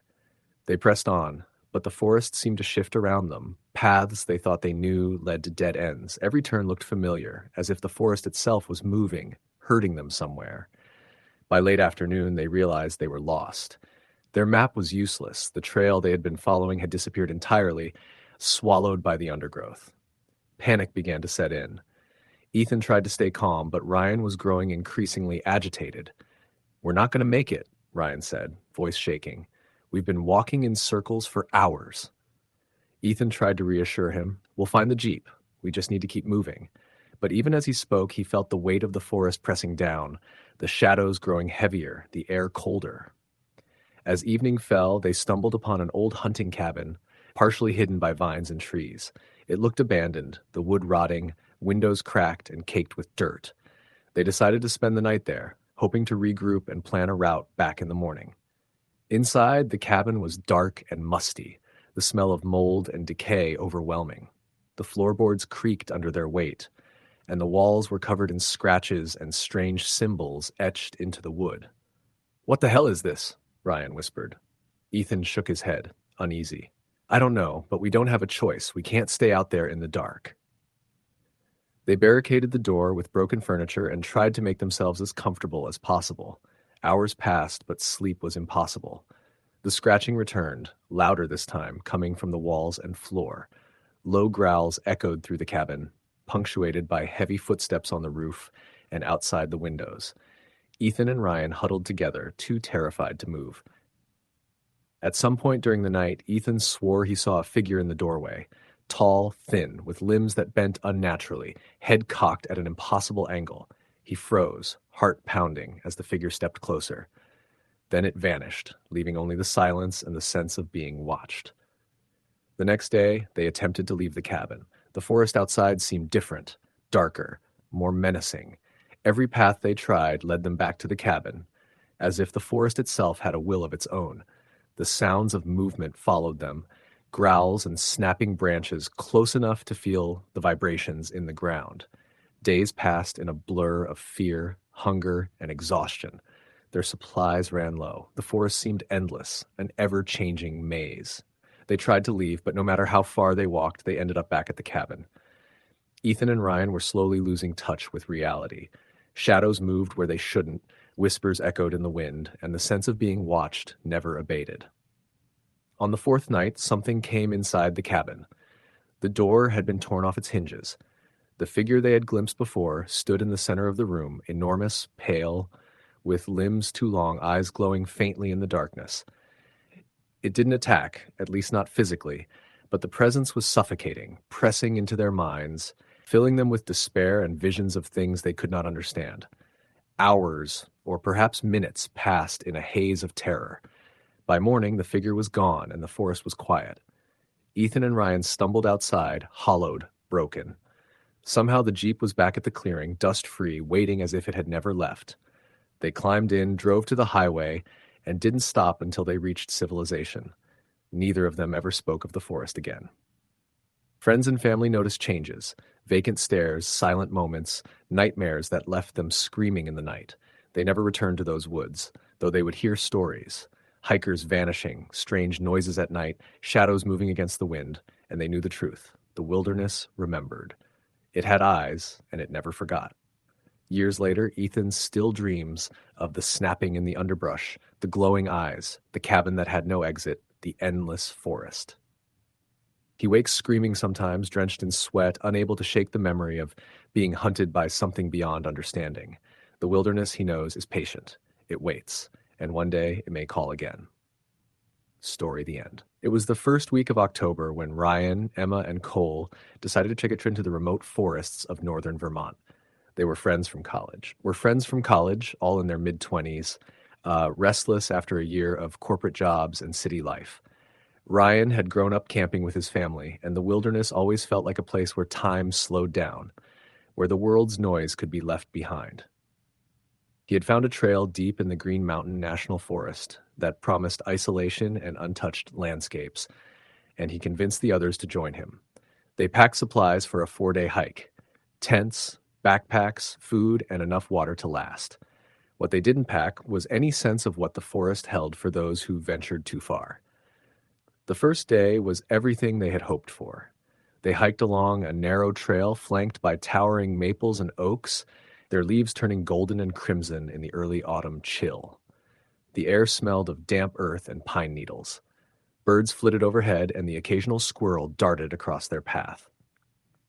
Ryan led confidently, sharing stories of past trips with his dad, pointing out signs of wildlife, and guiding them over small streams and moss-covered rocks. Emma, camera in hand, stopped frequently to capture the light filtering through the canopy, while Cole, quieter than the others, followed, occasionally pausing to study a rustling bush or a distant bird call. By late afternoon, they reached a small clearing near a stream to set up camp. Ryan scouted the area for hazards, noting that the ground was soft and covered with fallen leaves. While setting up the tents, Cole wandered to the edge of the clearing, crouching to examine what looked like human footprints partially obscured by moss. "Guys, look at this," he called. The prints were large, elongated, and had unusual impressions, almost claw-like at the toes. Ryan crouched beside them, brushing away some leaves. "Maybe a hunter? Could be a bear? Bears sometimes leave weird tracks when their paws are muddy," he said, trying to sound reassuring. But the prints only led into the denser forest, vanishing from view. The air turned colder as the sun dropped lower. They made a small fire, roasted some pre-packed food, and tried to settle in for the night. The first signs of unease came quietly, branches snapping far off in the woods, distant but deliberate, almost as if someone or something was pacing. At first, they laughed nervously, attributing it to deer or the wind, but the noise persisted, growing louder, more coordinated. A low, guttural sound joined it. A growl? A voice? They weren't sure. Sleep came fitfully. Ryan woke in the middle of the night to the sound of scratching against the side of his tent. He nudged Emma awake, whispering that something was outside. Cole, still half asleep, muttered something about raccoons, but his eyes betrayed fear.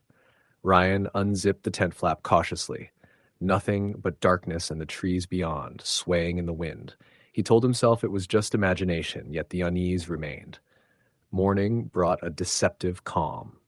The forest looked peaceful in the early sunlight, the golden leaves almost cheerful against the blue sky. They packed quickly and decided to push deeper into the wilderness, hoping to reach a ridge that Ryan had remembered from old maps. The trail twisted and narrowed as they walked, sometimes disappearing beneath fallen branches. The further they went, the stranger the forest felt. Moss covered the trunks in thick carpets, and some trees twisted unnaturally, their branches gnarled into claw-like shapes. Shadows seemed to move at the edges of their vision, and the whispers from the night before seemed to echo faintly even in daylight. By mid-afternoon, they stumbled upon what appeared to be an abandoned campsite. Rusted cans, shredded tent material, and bones, some animal, some possibly human, were scattered across the clearing. The smell of decay lingered. Emma gagged, covering her nose, while Cole whispered that they should turn back. Ryan tried to rationalize it, suggesting it was an old hunting site, but even he felt a knot of fear tighten in his chest. They set up camp near the clearing as night fell. Shadows stretched unnaturally under the moonlight. Soon the noises returned, soft footfalls around the perimeter, dragging noises, occasional guttural sounds that defied recognition. They huddled in their tents, hearts racing. At one point, a scream, sharp, inhuman, echoing, cut across the trees. Cole bolted from the tent with flashlight in hand, but the source was invisible. The ripples in a nearby stream suggested something massive had passed through, submerged beneath the water. By the second morning, the psychological toll was evident. They had barely slept, and each step felt heavier. Ryan, determined to get them out safely, suggested they follow a smaller stream downstream, hoping it would lead to a logging road. Emma and Cole agreed, though silently, their expressions tight with tension. As they walked, the forest seemed to conspire against them. Landmarks shifted, trails looped back on themselves, and the sun played tricks through the dense canopy. They began seeing more footprints, larger now, clearly non-human, clawed and elongated, crisscrossing the trail. Sometimes the footprints appeared freshly pressed into the soil. By midday, their progress slowed. Hunger and fatigue gnawed at them, but worse was the constant awareness of being watched. Branches snapped around them, shadows shifted in ways that defied physics, and every so often a flicker of movement, tall, hunched silhouettes, disappeared before they could focus on it. Ryan tried to lead confidently, but even he began to doubt the trail. Around late afternoon, the unthinkable happened. Cole vanished. One moment he was walking beside them, the next, a rustle and scream ripped through the woods, and he was gone. Emma and Ryan searched frantically, calling his name, but found only more clawed footprints leading deeper into the forest. Panic took hold. They ran blindly, weaving through trees, falling over roots, branches scratching at their skin. The forest seemed endless, closing in on them, pressing them towards some unknown destination. Night fell again, and they were lost. The darkness was impenetrable, save for the weak beam of their flashlights.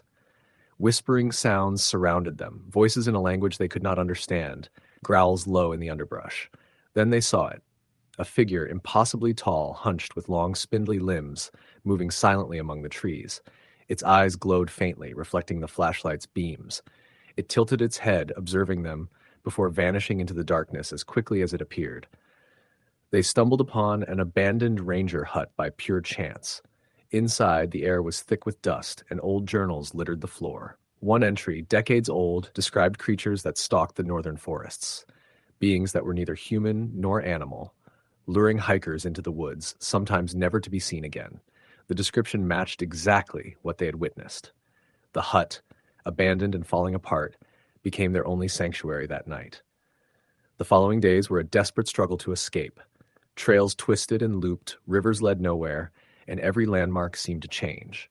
Hunger, fear, and exhaustion blurred their sense of reality.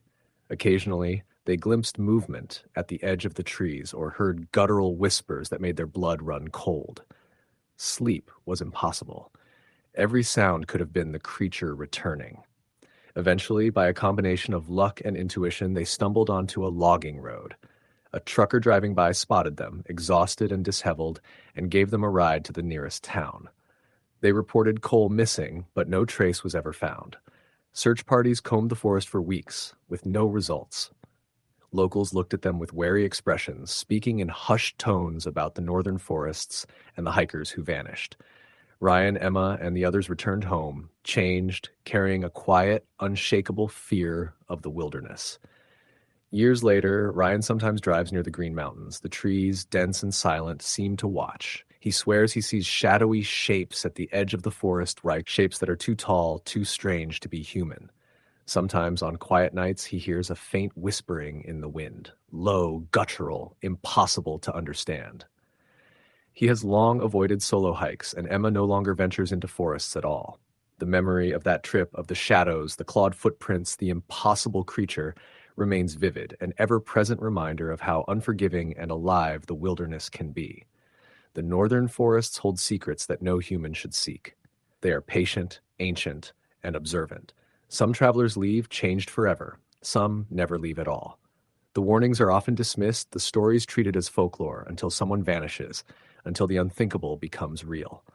For Ryan and Emma, the forest is a place of terror and fascination, a place where time stops and something else waits, watching, patient, waiting for the unwary to stray too far. Even now, decades later, the whispers of the forest linger in Ryan's mind. He can picture the tall, hunched figure, the clawed prints pressed into the soft earth, and the way the trees seem to shift and twist around them. The fear never fully dissipates, a constant reminder that some corners of the wilderness are not meant for humans. And for Cole, lost in that endless expanse, the forest keeps its hold, patient and eternal, in a way no one who has not been there could comprehend. Story the end.